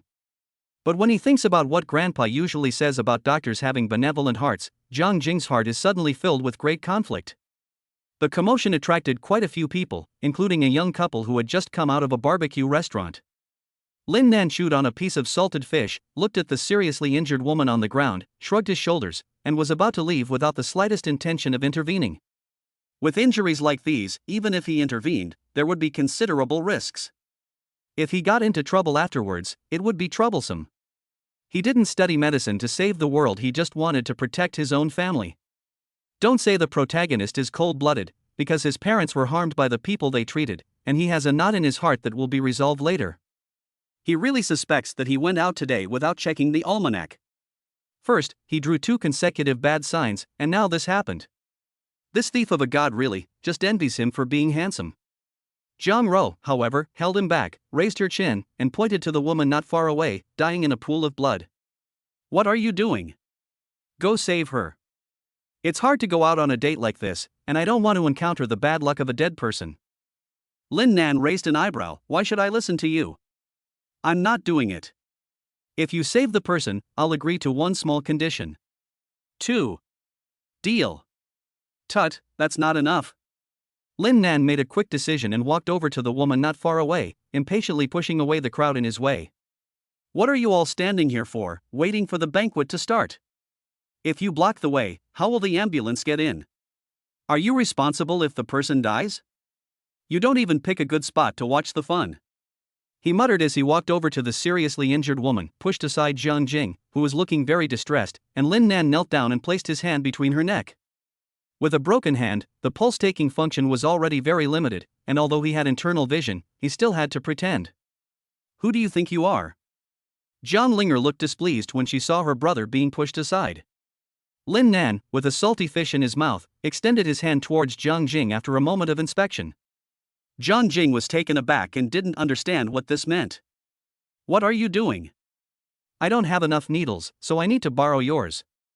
I remember there's a pharmacy around the corner, so go get some bandages." Oops. Knowing that human life is at stake, Jiang didn't care where Lin Nan came from and subconsciously handed him the cloth bag he was carrying, and then sprinted towards the pharmacy 200 meters away. But he had high hopes. After all, even he felt that it was extremely difficult, let alone Lin Nan, who was so young after all. But if he didn't do something, he felt uncomfortable, so he obediently listened to Lin Nan and became a runner. Now he could only pray for a miracle. 10 minutes later. When Jiang ran back with a bandage and sweat pouring from his forehead, he found that Lin Nan had long disappeared, and there were several silver needles stuck in the woman on the ground. What's more unbelievable is that the amount of bleeding has actually decreased. How is this possible? Chapter 50. Lin Nan makes his own sleeping pills. Jiang, who had been told by Lin Nan to hold the wound, saw that her brother was actually daydreaming when his life was at stake, and couldn't help but urge him. "Brother, what are you daydreaming about? Hurry up and come here to bandage the wound." I'm coming. Jiang, who had come to his senses, quickly crouched down and used a bandage to wrap the woman's wound. It's not surprising that he was shocked. He prided himself on being one of no more than 10 people his age in the whole of China who could practice medicine as well as him, and even he felt at a loss for what to do with this injury. How on earth had that guy just done it?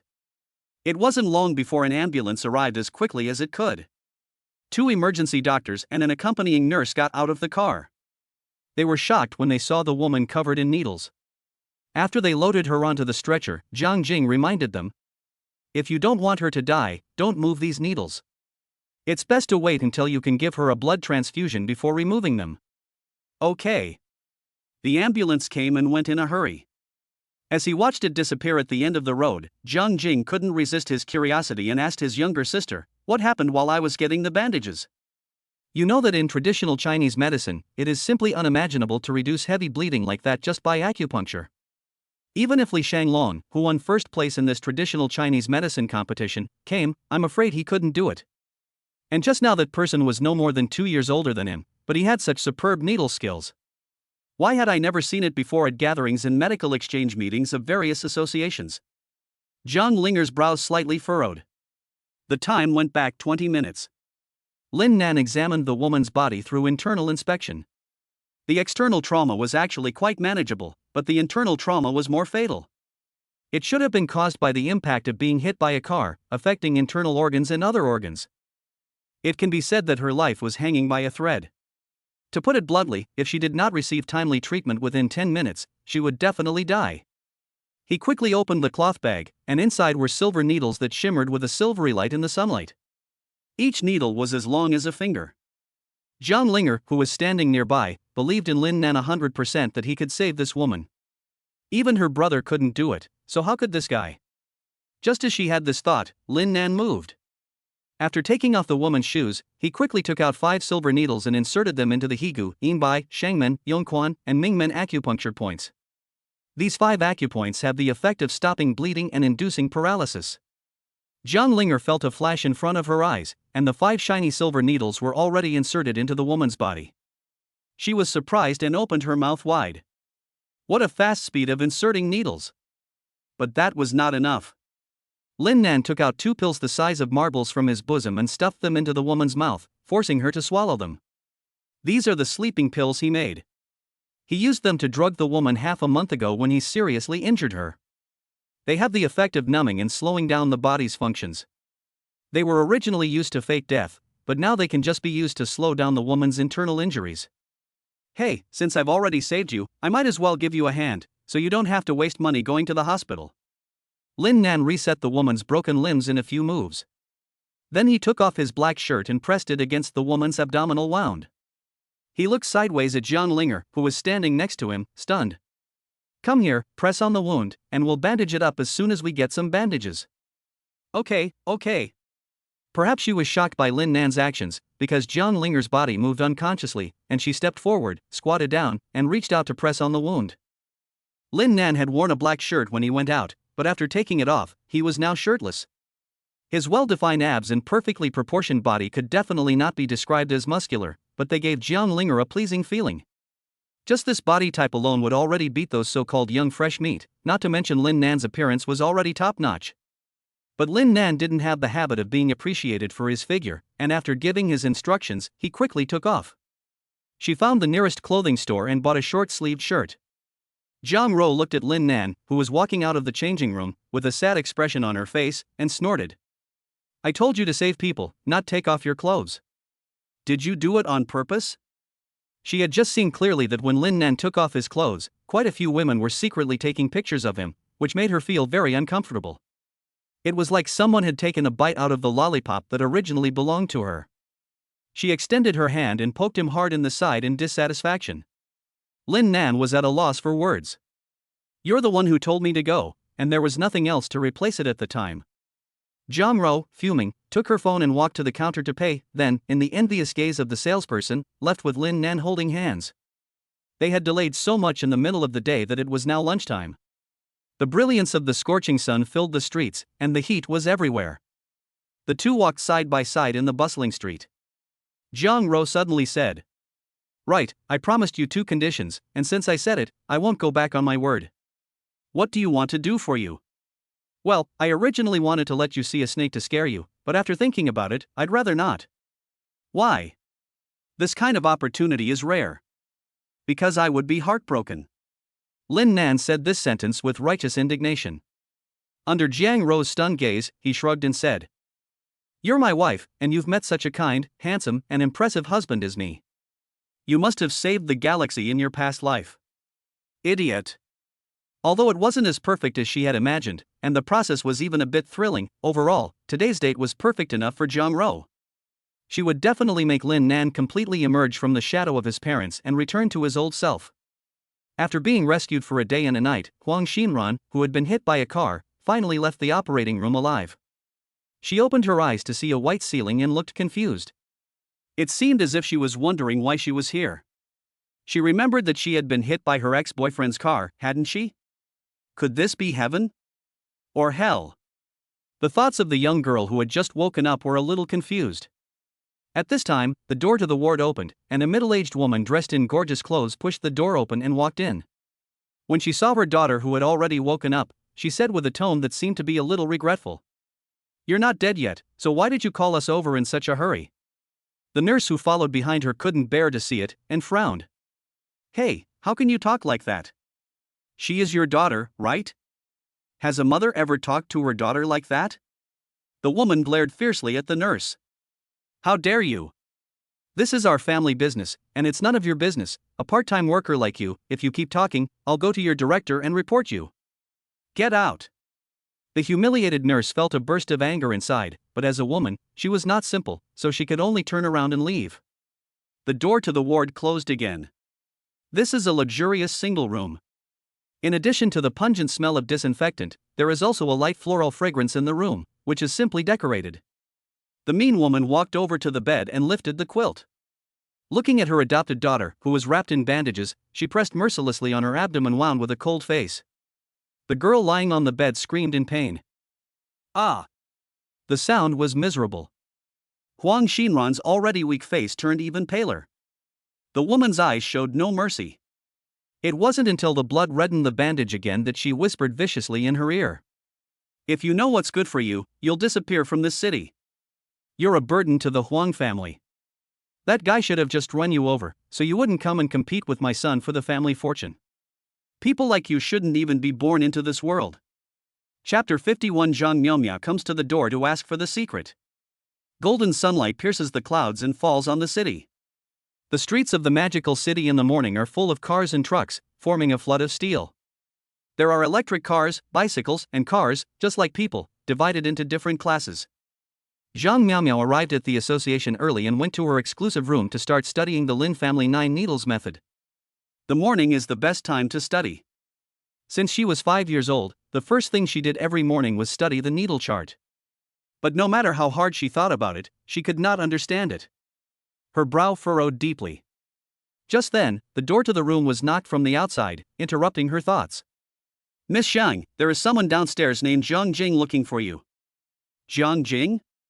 Zhang Miaomiao put down the needle chart and wondered why Jiang Jing was looking for her. Because they were competitors, their relationship had never been very good, but it could not be said to be bad either. After a long silence, she said, Please bring him up. Okay. A moment later. Jiang Jing smiled and pushed open the door, walked into the room, waved to Zhang Miao, who was making tea, and said, "Have you missed me, little sister? Is this tea for me? Then I won't be polite." Eager to know the answer, Jiang Jing didn't even have time to eat breakfast on the way from the hotel. He was about to serve the freshly brewed cup of tea on the table when Zhang Miao took it from him first. She blew on the hot steam and said indifferently, "If you want to drink it, brew your own tea. The tea leaves are on the shelf next to you. What do you want from me? Just get to the point, I'm busy." Jiang Jing angrily withdrew his hand and scratched his head, feeling a little embarrassed. He said, "Actually, it's not a big deal. I just want you to help me find someone." With that, he took out his phone and played a video. It was the surveillance video of Lin Nan saving someone on the street yesterday. He had gone out of his way to get it yesterday afternoon. Seeing the clear face and familiar figure in the video, Zhang Miao froze, immediately recognizing it as Lin Nan, whom she had met once last month. Especially after hearing from Jiang Jing what happened yesterday, she hardly hesitated before getting up and walking out the door. This left Jiang Jing dumbfounded. "No, where are you going?" "I'm taking you to see him." "You want to find him, don't you? Stop dawdling and hurry up." Oops. Jiang Jing couldn't help but gape at the resolute Zhang Miao. Goodness, this is some efficiency. But the thought that he would soon find out the secret of Lin Nan's blood-stopping technique yesterday made him excited again, and he hurriedly followed her. The heart of the city. A Rolls-Royce pulled into the underground parking lot beneath the towering Century building. For breakfast today, Lee's mother had made big rice balls with glutinous rice, fried chicken, and fried dough sticks, and finally sprinkled some sugar on top for a soft and sweet taste. As the elevator doors slowly closed, it began to rise. Zhang Ro looked at Lin Nan, who was holding a rice ball in each hand and munching away, speechless. "Are you a pig? You can eat so much." "Pish, if I'm a pig, what are you? The Pig King's wife, the old sow?" Lin Nan swallowed the rice in his mouth and pursed his lips. The next second, he felt an extra hand on his waist, and he suddenly didn't dare to speak anymore. Fortunately, the elevator had already arrived at the 19th floor clinic, and Lin Nan took the opportunity to slip out, afraid that if he was a moment late, he would be chased by the witch behind him. Lao Pu had already arrived and was sitting in his seat eating breakfast. When he saw Lin Nan enter the clinic, he pointed to a bundle of rope at his feet and said, "This is the super strong nylon rope you asked me to buy for you. It is said that even if a special forces soldier comes, he cannot break free if he is tied up. But what do you need this for? Who are you going to tie up? That's none of your business. I bought it for a good reason." Lin Nan laughed as he put the rope away. He was going to sneak home after finishing up at the clinic to hide the rope, and then when the bitch was asleep at night, he. A real man can't stay depressed and live under others. Tonight. This is his time to turn the tables. Although Lao Pu didn't know what was going on in his mind, he could tell from his lecherous smile that it was definitely not good. He quietly took out his phone and took a picture, sending it to a contact.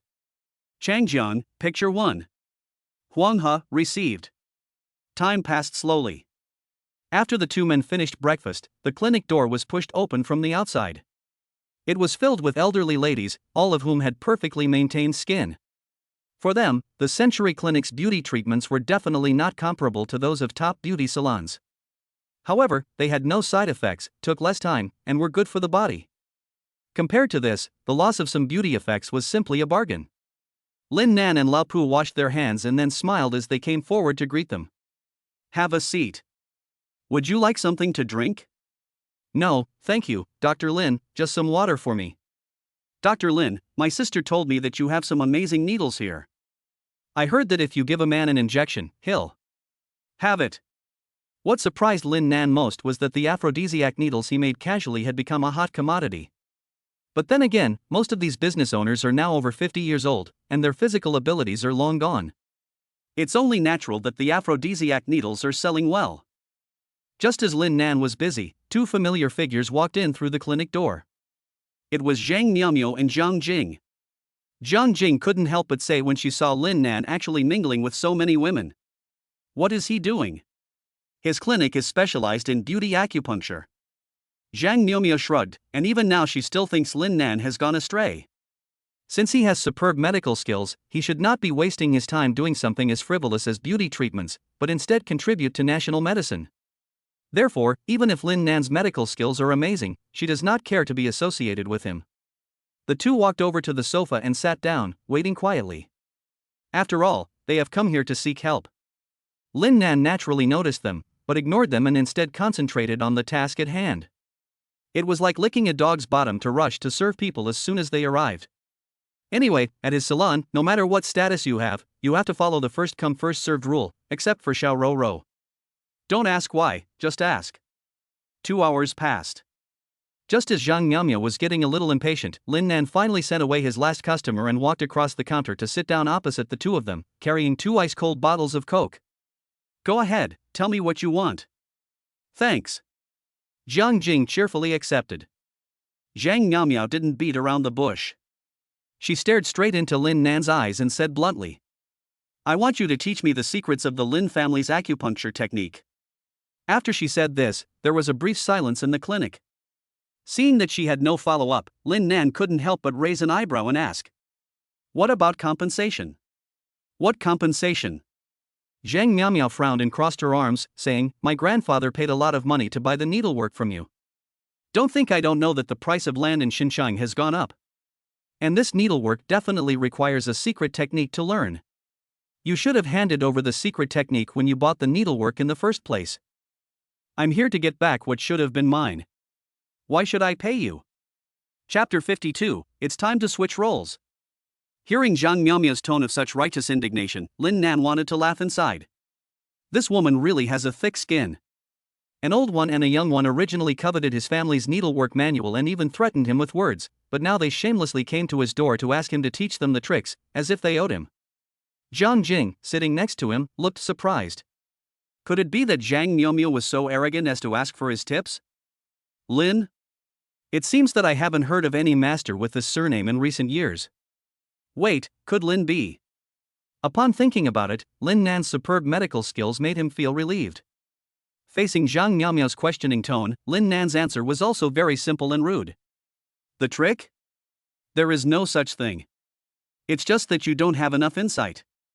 After all this time, you still haven't figured it out, and you'll never learn the Lin family's 9 needles. That's all I have to say. Goodbye. You. These words infuriated Jiang Miao, and she glared at Lin Nan angrily. As a famous young woman in the medical field in the Demon City, she is treated with respect wherever she goes. She has been on various magazines since she was young, and she has even participated in recording programs. Has anyone ever dared to speak to her in this tone of voice? You will regret it. Jiang Miao's pride did not allow her to bow her head. After dropping a harsh remark, she stood up and quickly left towards the outside of the clinic, secretly vowing in her heart that she would definitely spend all her time studying the acupuncture chart after she returned. So what if there is no trick? She just doesn't believe that she won't be able to learn it with her natural talent. If Lin Nan knew this thought, he would probably laugh out loud. The inner vision add-on was left to him by his parents, and only they knew where it came from, even he himself was not sure. Without the skill, inner vision, even if Jiang Miao studied hard for 100 years, she would never be able to get started. After getting rid of this troublesome woman, Lin Nan then looked at Jiang Jing, whom he had met yesterday, and crossed his legs, saying, Go ahead, what are you here for again, for my acupuncture technique? No, I definitely didn't mean that this time. I'm not in Jiang Miao's gang, I just happen to know her, not familiar with her. Seeing that the two had a bad relationship, Jiang Jing hurriedly waved his hands to prove his position. He scratched his head and laughed. I came here today to ask Dr. Lin something. I come from a family of traditional Chinese medicine practitioners, and I'm particularly interested in pharmacology. Yesterday, I was curious about how to stop that person's bleeding, so I went to watch the surveillance footage. The little pills you used. Acupuncture and moxibustion are only part of traditional Chinese medicine, and an even more important part is the combination with various medicinal herbs. Lin Nan was excited when he mentioned this, and he excitedly got up, walked over to Jiang Jing, sat down next to him, reached around his neck, lowered his voice and laughed. Those are my unique little pills, the turtle resting pills. If you're interested, I can give you a discount. They're only 20,000 yuan each now. Oh, and I only take cash. The price was a bit on the expensive side, but at the thought of the miraculous effects, Jiang Jing felt a surge of excitement. 20,000 yuan is nothing to him. He has cured many people and has a small savings, so even if he comes for 100 pills, he won't feel bad about it. Then, give me 10 pills first. Now can you tell me about the effects of this pill? With 200,000 yuan in secret savings in one fell swoop, Lin Nan was in a great mood, so he took out a turtle sleeping pill with a generous hand and introduced it. The turtle sleeping pill slows down the body's functions. Do you know those pills in martial arts dramas that can make people appear to be dead? I got the inspiration for this from that. Although it doesn't make people appear to be dead, it can make people appear to be seriously injured.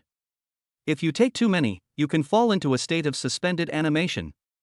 However, you must never take more than 2 at a time, otherwise the body won't be able to absorb it and it will be the same as taking poison. Hearing that such an effect could be achieved with such a small pill, Jiang Jing was surprised and reached out to take it, but Lin Nan dodged him and held out his hand to spread it out. Obviously, he had to pay first. I don't have that much cash on me, I'll go to the bank and withdraw some money now. Jiang Jing left not long ago, and before Lin Nan could finish his coke, he returned excitedly with a black suitcase, placed it on the table, opened it, and inside were brand new $100 bills. Here are 200,000 yuan. Count it. No need. I still trust your character, Jiang. Here are the 10 sleeping pills you asked for. The purpose of this trip has been achieved, so Jiang Jing didn't stay long. He was excited to go back and study the little pills, said goodbye to Lin Nan, and left.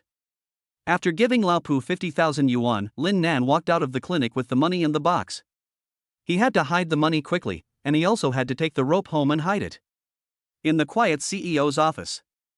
Thanks to Lin Nan's influence, the new project was progressing exceptionally smoothly, which had resulted in Jiang Ro's work being much easier and saved her from having to deal with various parties. After signing and stamping the last page of the proposal, she leaned back in her chair and stretched comfortably. She then couldn't wait to call Lin Nan. Her magnetic voice carried a sense of laziness. Lin Nan, come up and watch a movie with me. I'm going to the bathroom. I'll be there in a bit, honey, just wait for me. The phone hung up. Jiang Ro took off her high heels and revealed her snow-white feet. The plump toes looked like works of art and were never boring to look at. She sat on the chair with her arms around her knees, looking at the mobile phone wallpaper made by Lin Nan, and the corner of her mouth unconsciously lifted slightly. She murmured, I'm really looking forward to it. It was about half an hour before Lin Nan walked into the office, a little flustered. Fortunately, nothing seemed to have happened to Jiang Ro, and she dragged Lin Nan over to the sofa to watch the latest romantic drama, called Sister-in-Law's Life. The story is about a single-parent family in which the male protagonist's father marries the female protagonist's mother, and the teenage girl and her stepmother live under the same roof. After some setbacks and trials, they eventually come together. This drama is very ordinary, unlike other types of dramas, which constantly talk about freedom, fighting, and becoming a water shadow. The afternoon was spent in the office. As the 12 episodes were finished, it had also grown dark outside. During the rush hour, under the fiery gaze of the many employees, Lin Nan took Jiang Ro's hand and walked out of the elevator. The crisp sound of her high heels echoed in the corridor. The night was quiet, the moon hung quietly in the misty night sky, emitting a holy radiance that illuminated the city. It was already 11 o'clock at night. Panlong Villa District. A silent bedroom. Lin Nan, who had been tangled up in the sleeping Jiang Ro, lay on the bed. His eyes, which had been tightly shut, suddenly opened. He looked at Jiang Ro, who was sleeping like a pig, and a sly look flashed in his eyes. Everything was going according to his plan. That bitch still wants to be the head of the family, but after bearing the humiliation for so long, she can finally stand up for herself. The time has come for her to take the offensive. Chapter 53 Lin Nan, is it still not too late for me to give it a go? In the darkened room. Lin Nan carefully felt for the nylon rope that had been prepared under the bed, then carefully tied Jiang Ro to the bed. He was careful not to wake her, otherwise she would definitely get a good spanking. He was on tenterhooks the whole time, but fortunately, the result was a close shave. Half an hour later, the room was lit up with harsh lighting. Jiang Ro, who was lying on the bed, woke up. Lin Nan sat cross-legged by her pillow, noticing her dazed expression. He pinched her plump, resilient cheeks with glee, the corners of his mouth curling up. Little Jiang, you have come to this. I, Lin, have been waiting for this for dozens of days, sleeping on straw and tasting gall. What do you want to do at night? Jiang Ro, who sensed that she was tied up, reacted with an unexpectedly calm response. Her cold eyes made Lin Nan feel a little uneasy. But seeing that she was tied up, he felt slightly relieved and smiled faintly. Actually, I don't want to do anything, I just want to make a few rules with you. But before that, Lin Nan reached out his guilty hands and rubbed her face crazily, recklessly shaping it into a shape he liked, laughing maniacally. Let you bully me. Let you step on me with your feet. Xiao Ro Ro, why aren't you saying anything? What are you doing with those fierce eyes staring at me? I won't let you go even if you beg me. Seeing Jiang Ro angrily staring at him but unable to do anything, Lin Nan felt a great sense of satisfaction, but he didn't go too far. After all, if he bullied her too much, after tonight, his fate. After he finished, he coughed twice and said, 3 rules. First, from now on, I am the head of the family. At home, I can listen to you, but outside, you must listen to me. Second, no violence against me. Third, I haven't thought of that yet, I'll let you know when I do. Not if you agree to the first 2 conditions, and refuse if you don't. As he said this, Lin Nan rubbed his hands together and his eyes scanned the room wantonly, his meaning clear. Jiang Ro smiled at this moment. I thought you could do better after all this planning, but this is the result? Is this your last word? What do you mean? Upon hearing her say this, Lin Nan's brows gradually furrowed, and he inwardly thought. This woman's reaction is not right. Even if she doesn't agree, she should be very angry, so how can she still smile? Something's wrong, 100 out of 100 things are wrong. The nylon rope was long enough, so Lin Nan tied Jiang Ro directly to the bed, and she was able to move her hands and feet. Jiang Ro reached for the scissors she had prepared in advance, but she felt an empty space. At that moment, Lin Nan appeared with a pair of shiny scissors in his hands, and his smile grew even stronger. Fortunately, I took precautions in advance. I checked the room when I hid the rope this morning. Gee, let me hear you call me brother, maybe I can be a little gentler with you. Jiang Ro sighed. She had wanted to give this guy a chance to repent, but since that was the case, the next second, she stopped acting, and with Lin Nan's stunned expression, she snapped the treated nylon rope on her body. Lin Nan? Isn't this rope supposed to be able to tie down a tiger? Is that guy Lao Pu so greedy? Jiang Ro calmly explained while untying the rope around her body. After you almost got caught making a sex movie a month and a half ago, I bribed your follower to prevent you from running away and have him report everything to me. I never thought. Ha ha. Suddenly, her expression darkened. She reached out and grabbed Lin Nan's chin, her tone teasing and cold. How dare you play with my face like a toy? And you dare to make a pact with me? Since you dare to do this, you should be prepared to bear the consequences of failure, right? Lin Nan, that daughter-in-law, do you think it's not too late for me to kowtow to you now? Jiang Ro smiled and didn't answer. Soon, there was a loud noise in the room, as if someone was chasing someone fiercely, and it even reached Li Mu's and Zhang Fu's room through several walls. Zhang Yuntao, who had been woken from his sweet dreams, angrily exclaimed. Do people still need to sleep at night? He made as if he were going to get up and get out of bed, but Li's mother stopped him at this point, her voice full of sleepiness. Young people are energetic, it's normal for them to be energetic, just let them be. John's father, who had already sat up, didn't say anything else after hearing this and lay back down again. The next day. The weather was still sunny. As usual, Lao Pu took a taxi to the Century building. When he saw the female secretary walking towards the building, his eyes lit up and he hurried over. Xiaoli, have you had breakfast yet? I just so happened to have some extra here that I can share with you. By the way, are you free after work today? Ever since Lin Nan and Jiang Ro had fed him a line, Lao Pu, who had originally wanted to be a single noble, could no longer hold back and began to pursue the female secretary like crazy.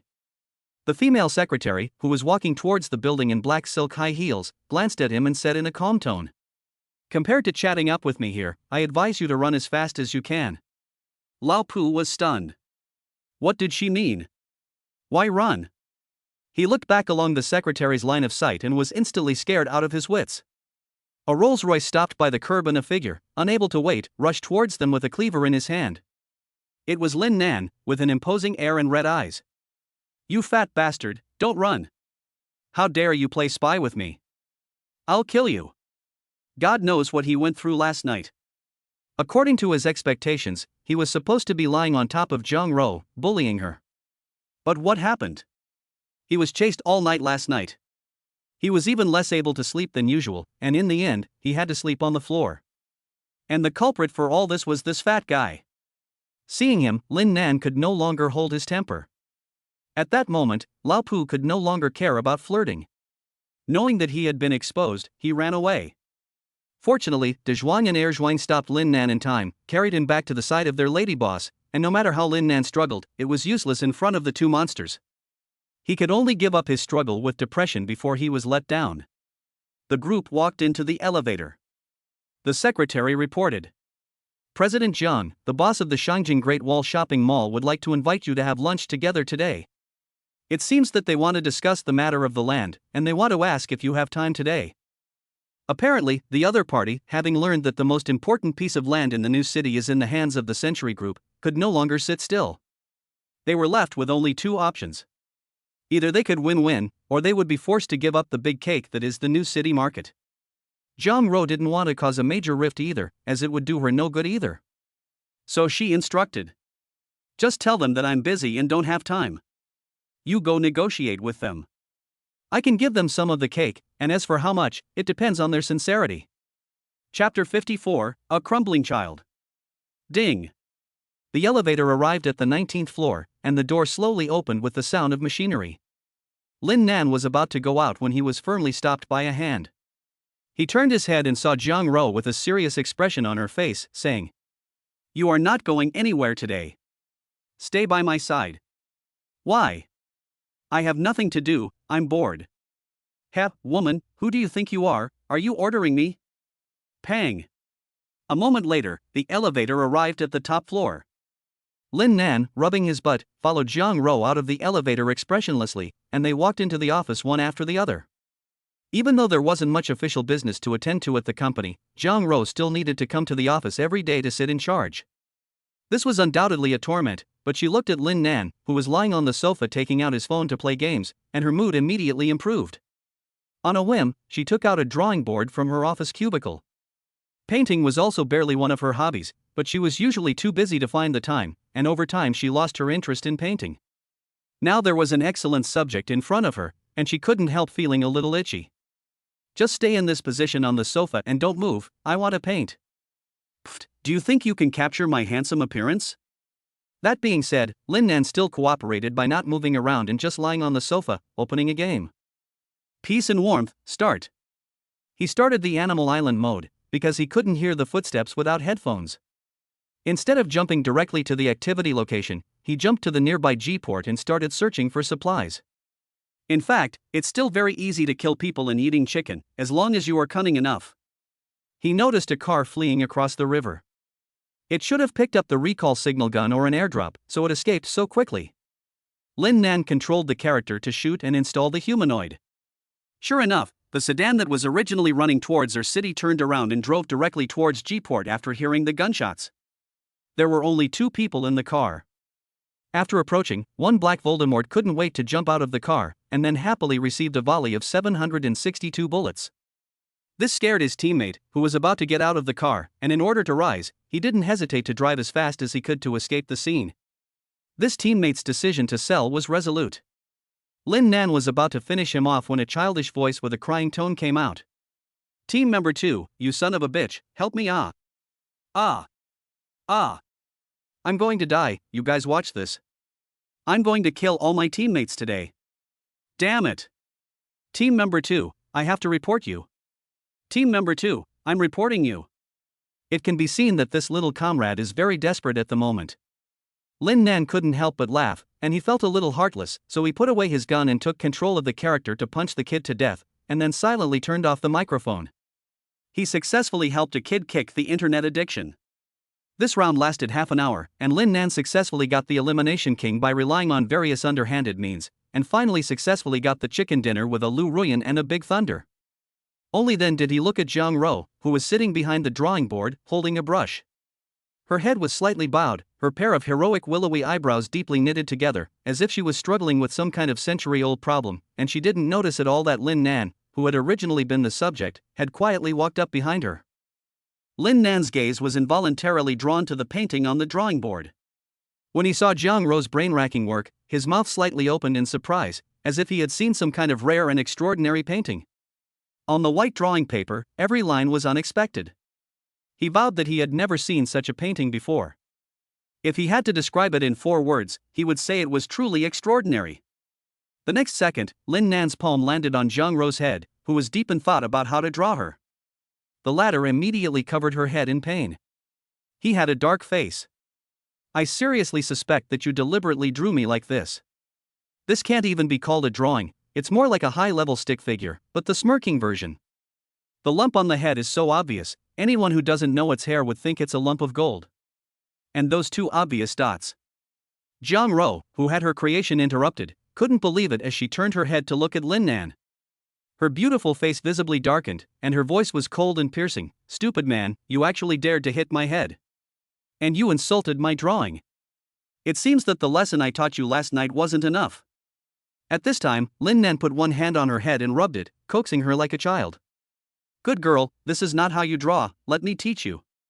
Saying this, he took the initiative to cover her small hand holding the brush, tore off the page and replaced it with a brand new piece of drawing paper, and then started sketching the office with Jiang Ro on his own. This completely took Jiang Ro by surprise, who had originally planned to beat him up. Her violent spell was interrupted. Her intelligent, bright eyes blinked as she stared at the side of Lin Nan's face as he painted intently. After she reacted, she looked back at the drawing paper. In just a blink of an eye, the outline of the space had already been sketched out, and he was painting the sofa and the huge French windows. Compared to what Jiang Ro had just drawn, it could only be described as worlds apart. Lin Nan hadn't painted for a long time either.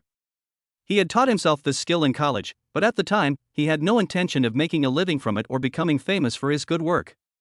Instead, he used it to practice hand steadiness and control, and he practiced for several years. At least in the amateur world, he was considered to be a good painter. Through last night's lesson, he knew that using force on this woman definitely would not work. Then he could only use gentleness, and use his charming personality to conquer her. Sure enough, after he had done so, Jiang Ro, who had been angry, suddenly calmed down and nestled quietly in his arms like a little kitten. The grumpy little devil had instantly become a good boy.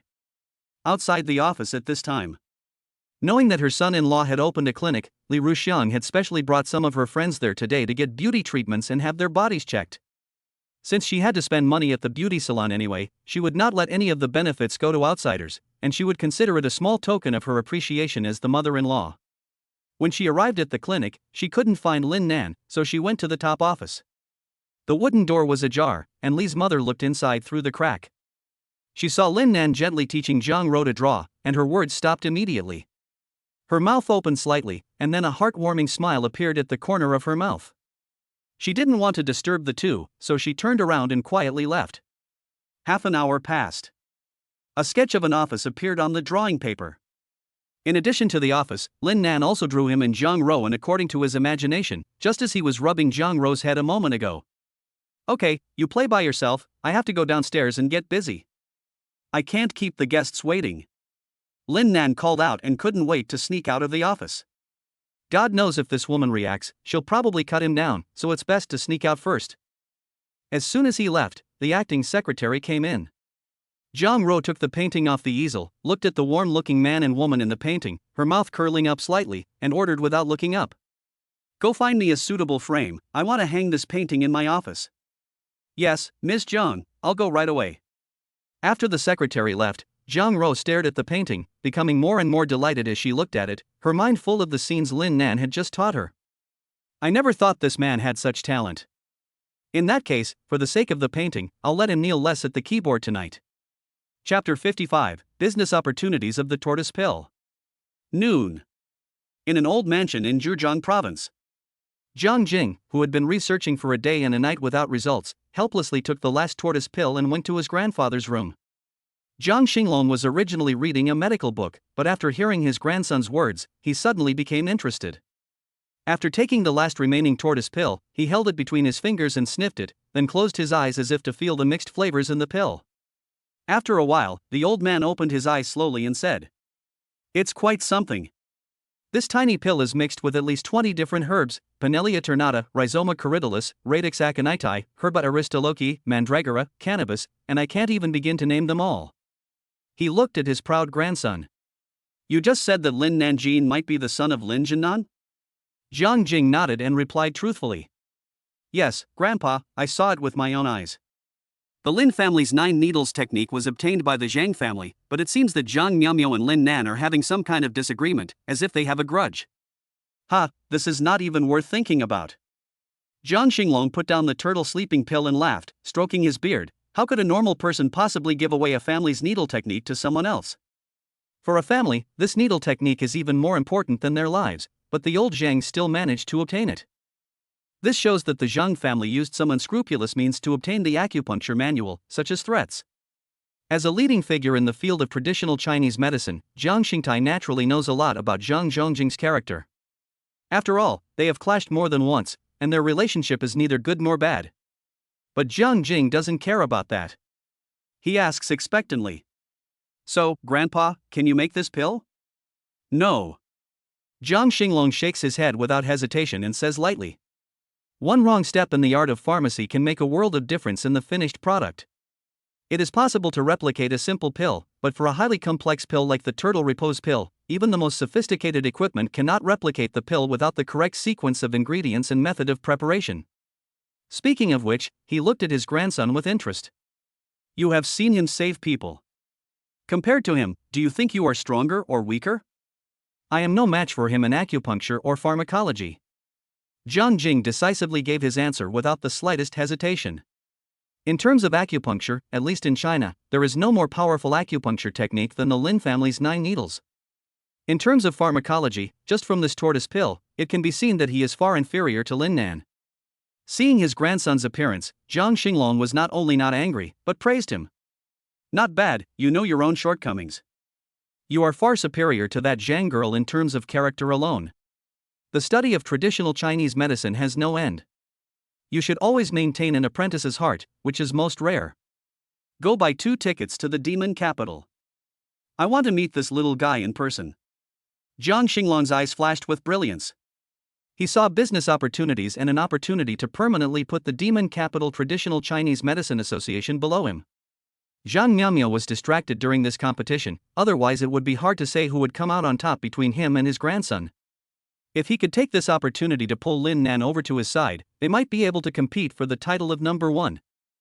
There was also the turtle breathing pill, which held even greater business potential. It was no exaggeration to say that this was definitely a life-saving medicine. What was the most important thing when your life hung in the balance? Time. Time to save lives. It was especially effective for internal injuries. Traditional Chinese medicine is also very expensive.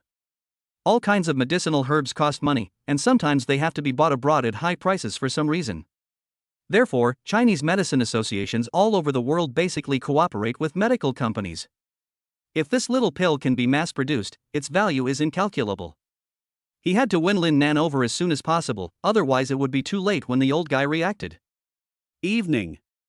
Nightfall gradually enveloped the entire city. Lin Nan and Jiang Rou did not go home after work, but instead went to their uncle's house.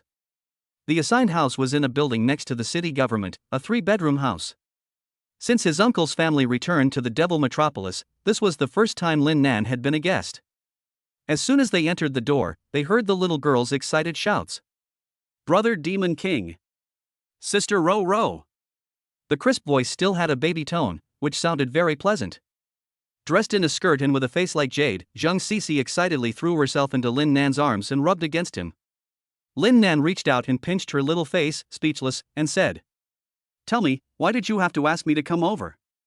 Don't tell me you got 0 for your exam, I can't help you with that. At 4:30, Jiang Xia kept calling him on her aunt's phone, insisting that he come over for dinner that night. Lin Nan, who had no choice but to come, was tortured. Jiang Xia twisted her body in a quirky manner and said with some embarrassment, Brother, what are you talking about? I haven't seen you for so long, and Xia just misses you. You guess if I believe it or not. Auntie Lu Qingxue heard the commotion and poked her head out of the kitchen, still wearing an apron. Seeing Lin Nan and Jiang Rou, she immediately smiled warmly. Little Nan and Ruru are here, sit down quickly. Dinner will be ready in a while, and your uncle will be busy with work and won't be back until late. As she spoke, she gave her own daughter a fierce glare. This is the last chance I'll give you. If your brother Lin Nan refuses to take her in, you must get rid of that stray dog.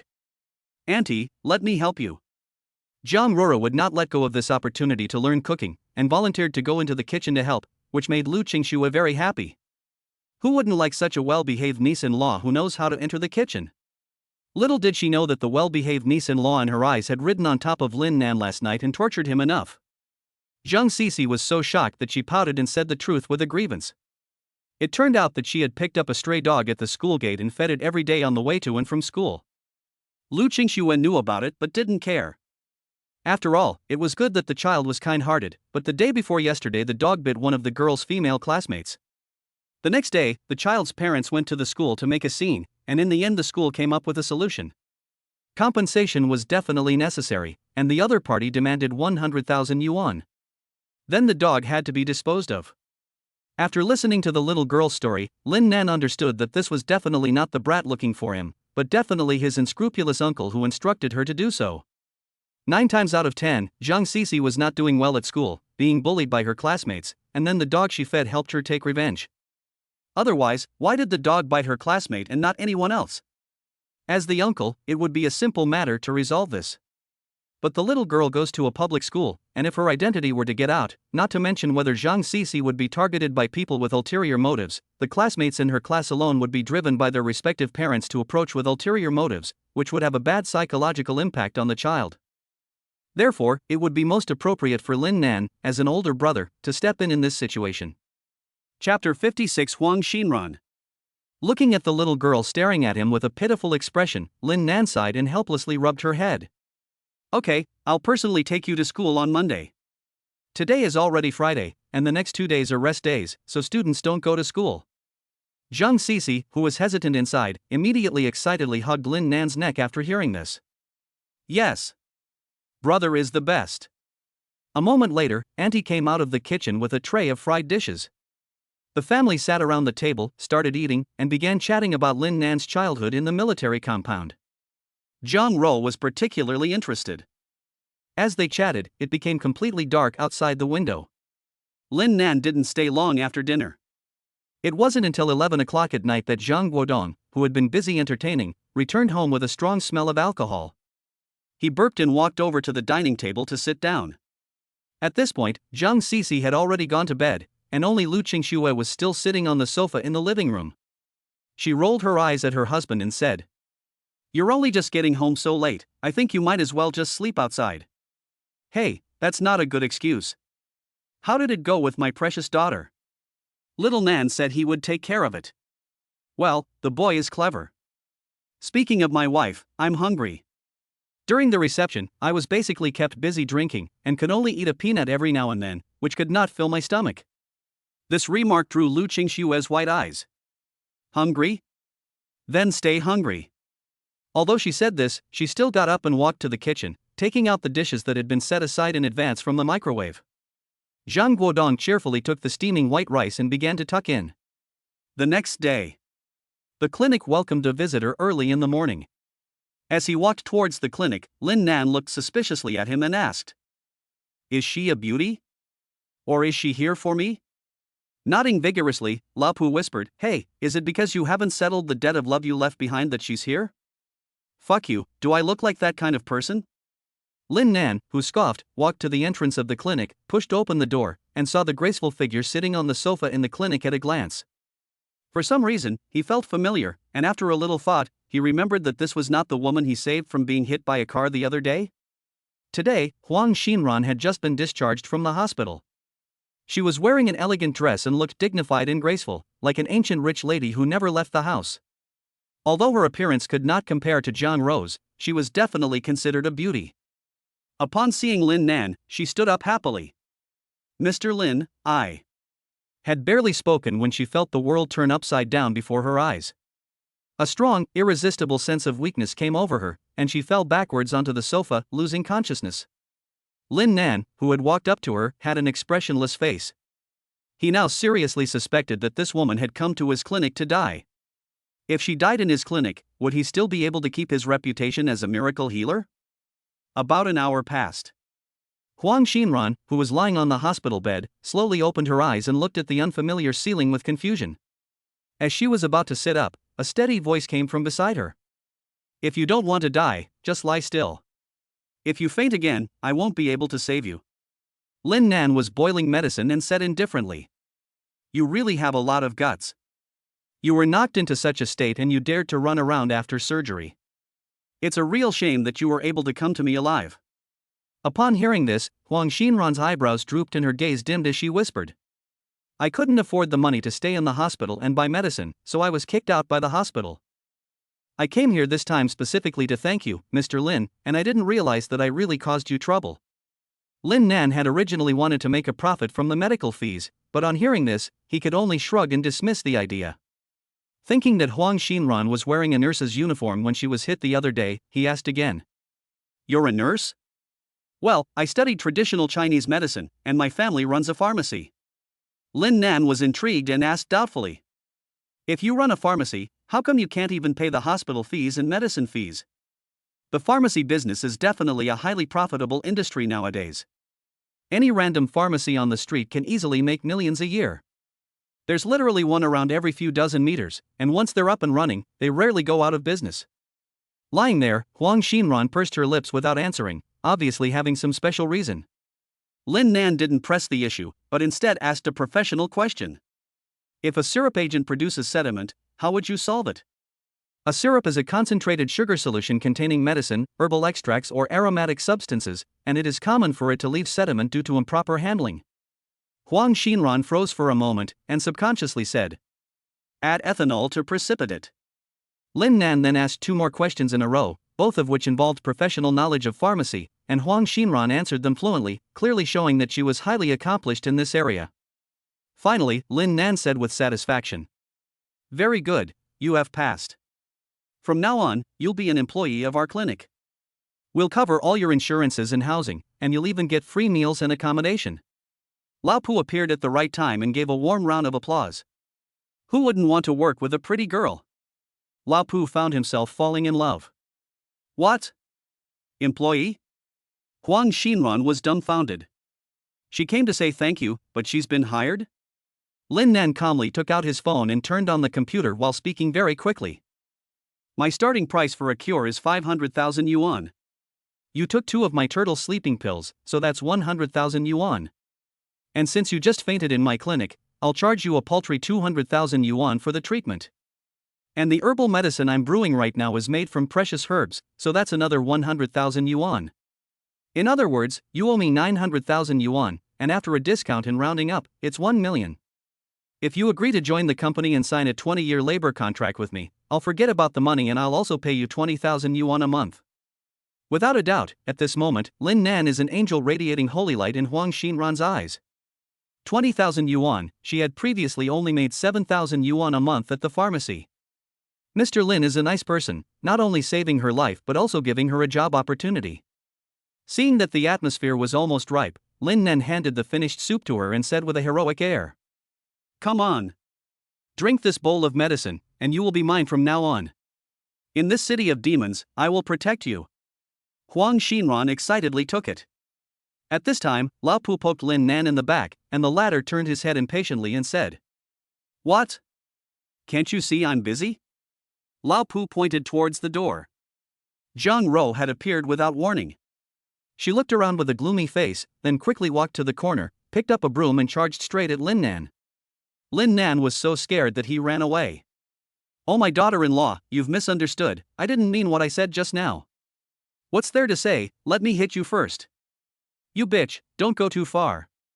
There are other people here, so give me some face. You want a beating? Huang Xinran looked at Lin Nan, who was being chased and spanked, with a look of shock. Lao Pu, who was standing nearby, coughed twice and explained. That is the boss's wife, someone who absolutely must not be provoked. Even if you slap the boss in the face, you must not upset the boss's wife. By the way, are you free tonight? Let's have dinner together. Chapter 57, Principal 1, Who Wants to Improve? 2 days passed quickly. Although she already had an employee, Huang Xinran, she was too weak to work, and even had to work in a wheelchair at the clinic, so things were still done by Lao Pu alone, but he was full of energy compared to before. On Monday, Lin Nan appeared in his Mercedes-Benz E300 in the residential building next to the government. Soon, Liang Xia came down the stairs with Jiang Xia, who was carrying a small school bag. "Brother, I'm here." The little girl couldn't wait to pull open the car door and climb into the back seat. Liang Xia nodded to Lin Nan. "I'll leave her with you today." "Xia, listen to your brother." "Don't worry, Auntie, it's no big deal." Yes, Mom, don't you have to go to work? Hurry up and go." Liang Xia helplessly glared at her daughter, and then rode off on the electric scooter. Although her husband earned enough to support the family, she didn't want to just sit around when she got older, so she found a part-time job nearby. School started at 8 a.m. for elementary school, and it was only just past 7 a.m. Lin Nan wasn't in a hurry, so after arriving at the school, he didn't rush inside, but instead sat down at a noodle restaurant across the street to have breakfast and wait for the two of them. While waiting for the noodles to arrive, Jiang Xia took off her school bag and disappeared. When she returned, she was followed by a small yellow dog, wagging its tail and sticking out its tongue. "Brother, look, this is my puppy. Isn't it pretty?" The breed was a common small village dog, not yet fully grown. It must have been hungry a lot, because it had such expressive eyes. No wonder the girl liked it. Soon, two cars pulled up, stunning many parents dropping off their kids at school, including the boss, who was boiling noodles. Holy cow, a Lamborghini! And a Porsche! Where did these rich kids come from to eat at this small noodle shop? If I could drive one of these cars for a while, I'd let them stick it in my butt for free. Ha, you're dreaming. Look at how you look, do you think anyone would look at you? Two young men in fancy clothes walked into the noodle shop. It was Wu Qiyuan and the rich guy, who hadn't been seen for a long time. After looking around, they walked straight to the table opposite Lin Nan and sat down. "Brother Nan, why did you call us here so early in the morning?" "I was at the bar until the early hours of the morning yesterday, and I was going to sleep in today." "Of course it's to make money with you. We're all brothers, I definitely can't forget about you." Upon hearing this, Wu Qiyuan rolled his eyes. "Can you be that nice? I believe your lies. Whether it's true or not, you'll find out later, but you have to go to school with me first. My cousin was bullied at school, and I, as her cousin, have to go and get the situation back." 10 minutes later. Jiang Xia had already gone to class, while Lin Nan and his friends went straight to the principal's office. The principal was a woman in her 50s with shoulder-length short hair and heavy black-rimmed glasses. She was sitting behind her desk, looking discontentedly at Lin Nan and his friends. "Why has Cece's parent changed? I've already told you the solution. Who are you?" "Hello, Principal Wang, I'm Lin Nan, the child's cousin, and these two are my friends." Lin Nan sat down in a chair and smiled, saying, "I'm here mainly because I have questions about the school's solution. As far as I know, it's because my cousin was bullied in class, and the stray dog she usually fed bit someone. Of course, we will pay compensation, but today I mainly came to find out about my cousin being bullied at your school." As soon as Lin Nan finished speaking, Principal Wang decisively shook his head and said, "Mr. Lin, our school is a key school in the city, with highly educated students. We have received many commendations from the city government. There is absolutely no way that students would be bullied or excluded at our school. On the contrary, I think that Cece's character is a bit too outgoing, and you parents should reflect on this." Hearing this, Gao Fushui was unhappy. What's there to reflect on? Being carefree is a child's nature, and it's precisely a reflection of good parenting. Is it good parenting to sit in the classroom like a machine, studying and studying? Little comrade, how can you say such a thing? Principal Wang frowned. She had been managing the school for so many years, and it was the first time someone had questioned her in person. She suddenly became impatient and said, "I'm also thinking about the children's future. Anyway, this kind of bad style you're talking about is absolutely impossible in our school." Lin Nan wanted to laugh. This guy is really going to defend her to the end, he's downright unreasonable. Luckily it was him who came today. If it was my uncle, I'm afraid he would have started smashing the office by now. Lin Nan took out 2 business cards, one of his and one of Jiang Ro's. "I agree with Principal Wang's educational philosophy, but I still hope that your school can investigate and deal with this properly. This is my business card, if you have any results, you can contact me." Naturally, he took out the business card of the honorary general manager of the Century Group, not the director of the clinic. Gao Fushui also took out a business card. "My father, Jiang Weinian Shunko, my father Gao Liqiang. He used to sell fish and is quite famous in the city." Principal Wang suspiciously took their business cards. Of course she had heard of Gao Liqiang, the owner of a well-known transportation group in the city, but she had never met Gao Fushuai. An uneasy feeling suddenly welled up in her heart, and she quickly took out her phone to search. She quickly found a photo from a banquet, and when she matched it with the handsome guy in front of her, she was so shocked that she stood up straight. Didn't Cece's profile say that she came from an ordinary family? Humph, you two are really low. Wu Qiyuan stood aside with his arms folded, disgusted with their tactics of intimidating people with their business cards. He calmly said to the principal, "My father funded the construction of your entire school, and I was going to donate 2 more buildings this year, but the atmosphere at your school is so corrupt." The rich and handsome guy silently gave a thumbs up. "Damn, you really pulled it off this time." Soon, Lin Nan and the other two were invited out of the office by the principal, who was smiling. "Mr. Lin, please rest assured, I will definitely have their homeroom teacher investigate this matter. No, I will personally investigate it. I guarantee you will be satisfied with the result." "Well, Principal Wang, you've got my regards." As she passed Zhang Cece's classroom, Lin Nan gave her a thumbs up through the window. Principal Wang sent the 3 of them to the school gate and let out a sigh of relief. That was a close call. She almost lost her job. She's no fool. With Lin Nan's background and the other 2 rich kids, how could Zhang Cici come from a normal family? The Zhangs are big shots. Ha! After leaving the school, Lin Nan took the 2 to the clinic. Pushing open the clinic door, they found 2 people already waiting inside, an old man and a young man. One of them was Jiang Jing, whom they had met just 2 days ago, and the other was an elderly man with kind eyes, who must be his grandfather. This is quite suitable. If you like it, please give it 5 stars and a little free gift. The humble author kneels in thanks. Chapter 58, Amnesia. Ha, Ling Xiaoyu is truly a dragon among men, even more so than your father back in the day. You're too kind, Jiang Laosher. After a brief exchange of pleasantries, Jiang Xinglong cut to the chase and stated the purpose of his visit. He had come in person for 2 reasons. The first was mass production of the turtle sleep pills. The second was to recruit Lin Nan. The turtle sleep pills were easy to talk about. "I want to know if you're here on your own behalf or on behalf of the Zhejiang Traditional Chinese Medicine Association?" Of course it's the Zhejiang Traditional Chinese Medicine Association. Lin Nan didn't waste any time. He had received news from Jiang Jing the day before that Jiang Xinglong would be coming to the city, so he had been preparing for a long time. There was no problem with mass production of guaishi pills, but some of the rarer ingredients would need to be reduced, and the efficacy would be compromised, but it would still be sufficient. He could provide the formula, but would never sell it. Instead, he would bring in other people to form a team, and the Zhejiang Traditional Chinese Medicine Association could take a certain stake. Upon hearing this, Jiang Xinglong fell into deep thought. It was clear that he still had a lot of concerns. Lin Nan was in no hurry, and took out 4 pills that he had prepared long ago. In addition to the turtle sleeping pill, I also have 4 self-made pills here, all of which can be mass-produced and are not without effect. This is the emergency pill, which can keep a person's brain awake in a critical moment for up to half an hour. This is the beauty pill, which does not have an immediate effect after being taken, but will improve the skin after more than half a month, and is a favorite of women. This is the aphrodisiac pill. Ahem, those who understand will understand, so I won't go into too much detail. This last pill is the sleeping pill.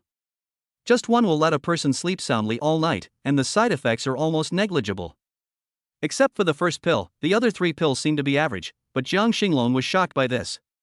He pointed at the 4 pills on the table and said in a surprised tone, "You made all these yourself?" Wu Qiyuan and Gao Fushuai didn't know what the little pills represented, but they were impressed by the old man's expression, which seemed to indicate that they were quite profitable. "You're really taking us to make money when you're rich, what good brothers you are." What Lin Nan was thinking at this time was, although these pills of his certainly hide huge business opportunities, they will also move other people's cakes. The Zhejiang Traditional Chinese Medicine Association is an official organization, and they definitely dare not move, so they will set their sights on him. Therefore, he needs a shield. Anyway, the shares are not given for free, and they need to be brought in with capital, and all Lin Nan needs to do is provide the prescriptions. In the end, after some deliberation, the Zhejiang Traditional Chinese Medicine Association was willing to contribute 200 million, and Wu Qiyuan and Gao Fushuai were also willing to contribute 200 million each after consulting their families. Each of the 3 parties would hold a 15% stake, while Lin Nan would hold 55% alone. After Wu Qiyuan and Gao Fushuai left, Jiang Xinglong did not hurry to go. He was waiting for Lin Nan's answer. After a while, Lin Nan only heard Lin Nan smiling faintly and said, "Since you, old Jiang, value me so much, I am willing to join the Zhejiang Traditional Chinese Medicine Association and become one of its members. However, I must say in advance that this is only nominal. I am not someone who likes to be restrained." "Ah, that's great. That's enough. I'll have someone contact you. I'm so sorry to have missed out on such a gem. Old Jiang, take care." After a long discussion that lasted until nearly noon, Jiang Xinglong got into the car with his grandson and left the city. The first thing he did after getting in the car was to call his old rival. He wouldn't miss such an opportunity to get back at him. The scorching sun scorches everything in sight, as if it wants to evaporate this world. It's a little after 2 p.m. After receiving a phone call, Jiang Ro puts down everything she is doing and, without hesitation, goes to the clinic and pulls Lin Nan, who is playing a game, and walks towards the outside. Where are you going?" Xiao Li's fingers moved. 20 minutes later, in a house on the outskirts of the city. Second floor. It all started half an hour ago. The doctor responsible for Yang Li's care gave her her medicine at the usual time, but the bowl was not held steady and accidentally spilled on Yang Li's hands. Perhaps it was a subconscious reaction of her body. Yang Li raised her hand, but it quickly dropped back down, returning to its original state. After a thorough examination, Lin Nan took out a pill that he had prepared long ago. Originally, he would not be able to use it for some time. He stuffed the dark-looking pill into Yang Li's mouth, then poured a little warm water into her mouth. The doctor next to him said with some expectation, "Mr. Lin, does this pill have any special effects?" He can now completely describe Lin Nan as worship-worthy. Although younger than him, his knowledge and medical skills far surpass his. Perhaps a miracle can really be seen. Then, in the tense and expectant gaze of the doctor and Jiang Ro, Lin Nan shook his head. "Not only is this pill not good for the body, it is actually harmful. If I had to describe its characteristics, it would be that it melts in water and has an unimaginably stinky taste, the kind that can make a person faint from the stink. He is no immortal, so where did he get so many prescriptions? It took him 10 years to come up with these 5 pills, including the turtle sleeping pill." The pill that was stuffed into Yang Li's mouth melted at an extremely fast rate when it came into contact with the warm water. A stench hit him, filling the entire room. After all, this was something that Lin Nan had refined from the dung of 200 animals. He had originally been refining it for fun, thinking that if he ever encountered someone he didn't like, he would just feed them a pill. The reason he fed her this pill was also very simple. A vegetable is theoretically in a deep sleep, and at this time, if you want to wake her up, you need to stimulate her, for example, pinch her ear or feed her shit. When Lin Nan was still in college, he knew an older female student. She was going to give an injection to a vegetable, but she missed the spot 10 times and ended up waking up a vegetable that had just recently fallen into a coma. The atmosphere was almost frozen, and time was passing by second by second.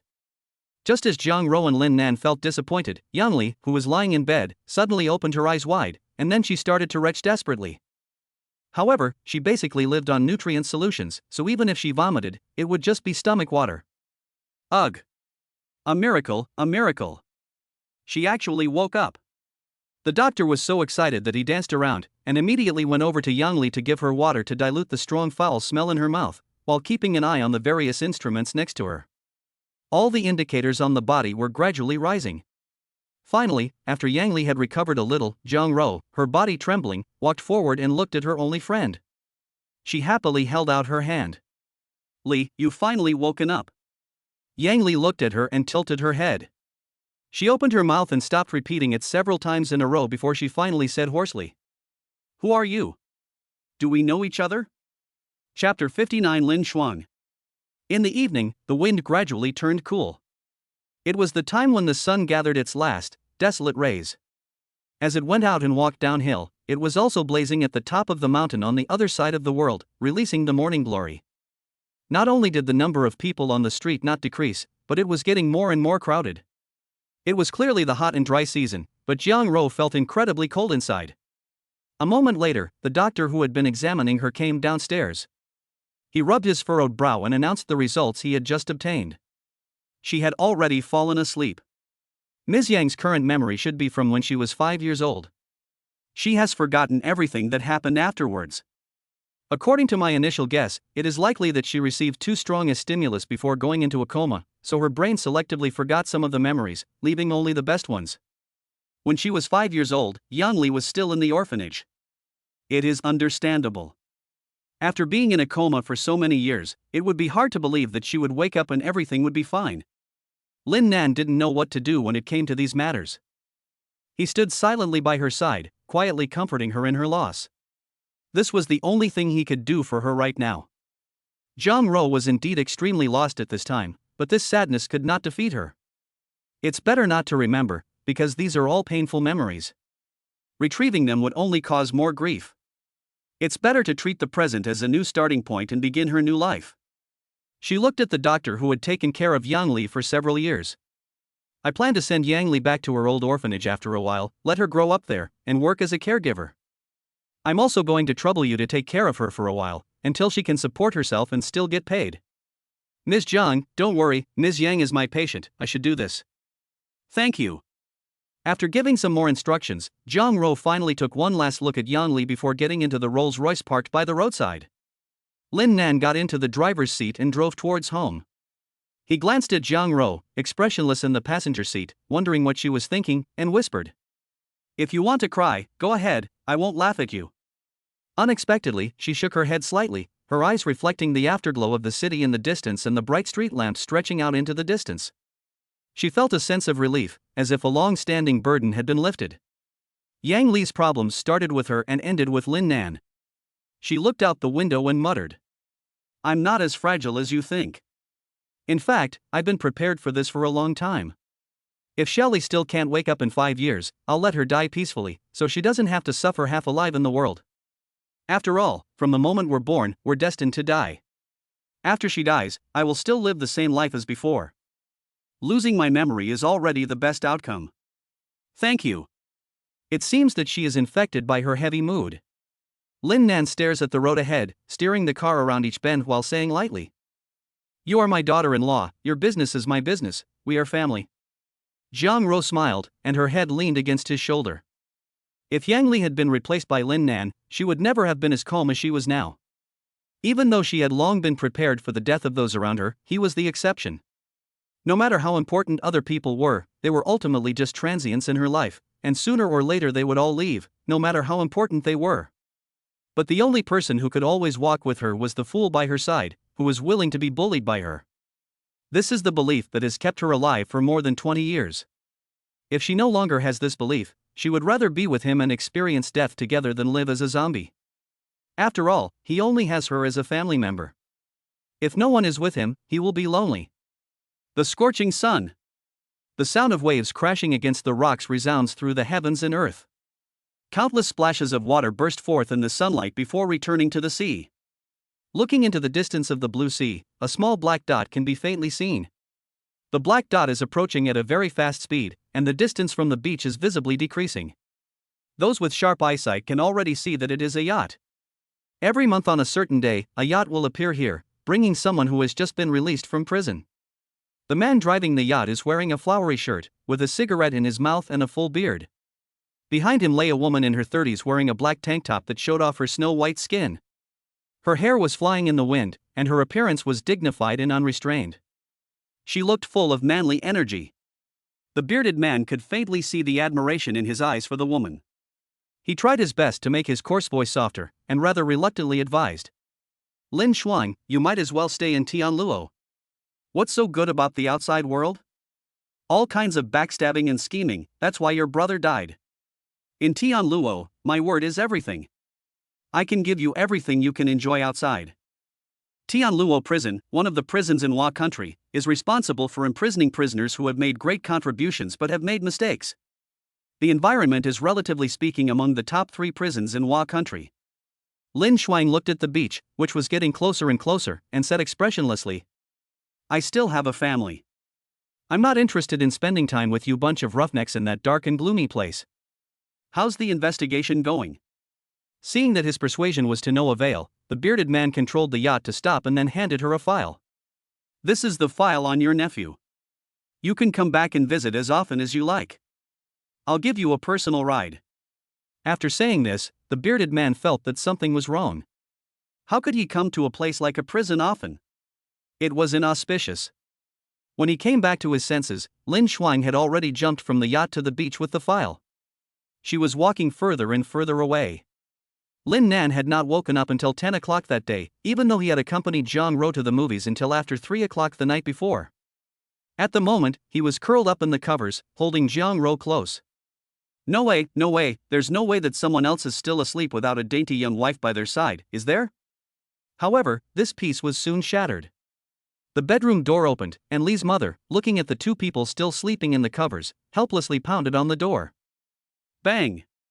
Bang! It's late, they're still sleeping, get up quickly, today we're taking the family photo, and the room is a mess, hurry up and tidy it up. Lin Nan, still half asleep, subconsciously sat up. ABA? He rubbed his sleepy eyes, looked at his still sleeping daughter-in-law, and unceremoniously slapped her plump bottom, sending out a crisp slap sound. Still sleeping. Didn't you hear our mother tell you to tidy up the room? A few moments later, the calm bedroom completely boiled over. It only quieted down after 10 minutes. Jiang picked up the black lace on the floor, squinted at Lin Nan lying on the ground, and snorted. I told you to spank my butt, but you had to kneel for 10 minutes first. No way, I can't let you have fun, so you're punished to clean the room. Lin Nan. What kind of words are those? Does he look like the kind of dirty person? Ha. Chapter 60, Wild Lace. Jiang picked up her clothes and went into the bathroom to take a shower. Lin Nan sighed and got up from the floor. He looked at the mess in the room and started to clean up like a grumpy person. If God gave him another chance, he would have squeezed it when he hit it, so he wouldn't lose. Wild black silk? Throw it in the closet. Wild white lace? Throw it in too. But it smells kind of nice, why is it milk scented? Wild big boxers? Throw them in the trash. After the room was almost cleaned up, Jiang also finished taking a shower and walked out of the bathroom. She looked at the white dress she was wearing and then at Lin Nan's brown short-sleeved shirt. It doesn't seem to match. She opened the closet and started rummaging around, finally finding a white short-sleeved shirt with a white polar bear printed on it, which she threw at Lin Nan. Then she found a pink short-sleeved shirt with the same polar bear printed on it, and changed into it, replacing the skirt. Lin Nan watched the whole process without blinking. This shirt is really white. The two people who had changed clothes then went downstairs. Today, Li's mother and Jiang's father also changed into decent clothes. After all, it was a family photo, and they should always look nice. Meanwhile, Century Clinic. Wu Qiyuan took the elevator all the way to the 19th floor, pushed open the clinic door, and looked around but couldn't find Lin Nan's figure. There was only Huang Xinran in a wheelchair in the corner, carrying a water bottle and watering the flowers. Where is Lin Nan? Dr. Lin? He hasn't come in today. Brother Pooh is moving today and isn't here either, so I'm the only one in the clinic. Do you need anything? I can also dispense the medicine. You? Wu Qiyuan looked at the frail woman in the wheelchair and his eyes were full of undisguised doubt. Can you do it? He turned around and tried to leave. But then he heard a slightly lost voice behind him. Yes, I'm sorry. This apology made Wu Qiyuan's footsteps stop hard. He frowned and turned to look at Huang Xinran, who was sitting in a wheelchair and lowering her head like a child who had made a mistake. There was a hint of anger in his voice. Why are you apologizing to me? You haven't done anything wrong. Everyone who was close to Wu Qiyuan knew that he hated it when people apologized to him, but only a very few people knew that the reason for this was because he used to apologize to people subconsciously whenever something happened to him. In other words, he was a coward. That's why his personality has become so full of thorns. He would rather bully others than let others bully him. But now, seeing Huang Xinran is like seeing him from the past. Wu Qiyuan snorted coldly and walked over to the sofa next to him. He said coldly, My father has a cold recently, so I'm here to get some medicine for the cold and 2 sleeping pills. Okay. As soon as these words came out, Huang Xinran, who had kept her head down, suddenly looked up excitedly.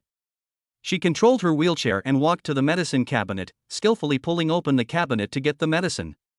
The dosage was not wrong by even 1 bit, and she was even more familiar with the various prescriptions than she could be.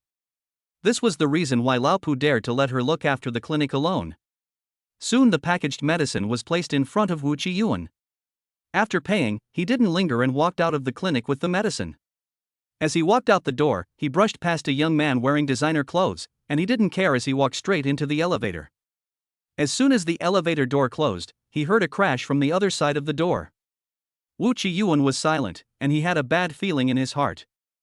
After the elevator reached the first floor, he pressed the button for the 19th floor again. Meanwhile, in the clinic, Huang Xinran, who had just happily picked up her medicine, had now fallen to the ground, with a bright red slap mark on her right cheek and tears welling up in her eyes. The young man, dressed in designer clothes, picked her up by the hair without mercy and sneered. "Bitch, you've got some nerve, you actually dared to call the police? You think I can't find you if you hide here? You're lucky I married you, and you still had the nerve to break up with me. It's useless for you to hide no matter where you go, and you think the police can catch me? I didn't want to do this the hard way, but you're asking for it. I'm going to lock you up, and you won't have an easy life for the rest of your life." At this time, a hand patted on his shoulder. "Get out!" Qin Jie subconsciously replied irritably. But he quickly reacted, frowned, turned his head and looked behind him. In his line of sight, a fist the size of a sandbag was constantly enlarging. He heard a scream, and Qin Jie was already lying on the ground. His nose was bleeding and his face was full of pain. His bloodshot eyes fixed on the culprit and he gritted his teeth. "Do you know who I am? How dare you hit me?" In response, he received a powerful kick. Another scream. Wu Qiyuan stuck out his little finger and scratched his ear, staring at the young man who was wailing, and snorted disdainfully. "Do I need to know who you are? What are you worth that I should know? Dare to tell me to get lost? I have to say you are quite bold." Without saying any more nonsense, Wu Qiyuan threw the medicine on the ground, walked over and sat on the young man with one butt, and raised his hand and mercilessly punched him. "I'll let you bully people. You dare to lay hands on a disabled person. I thought I was already animal enough, but I didn't expect you to be more animal than me. And you dare to tell me to get lost. Do you think you are that shameless guy Lin Nan?" Punch after punch, gradually Qin Jie stopped moving.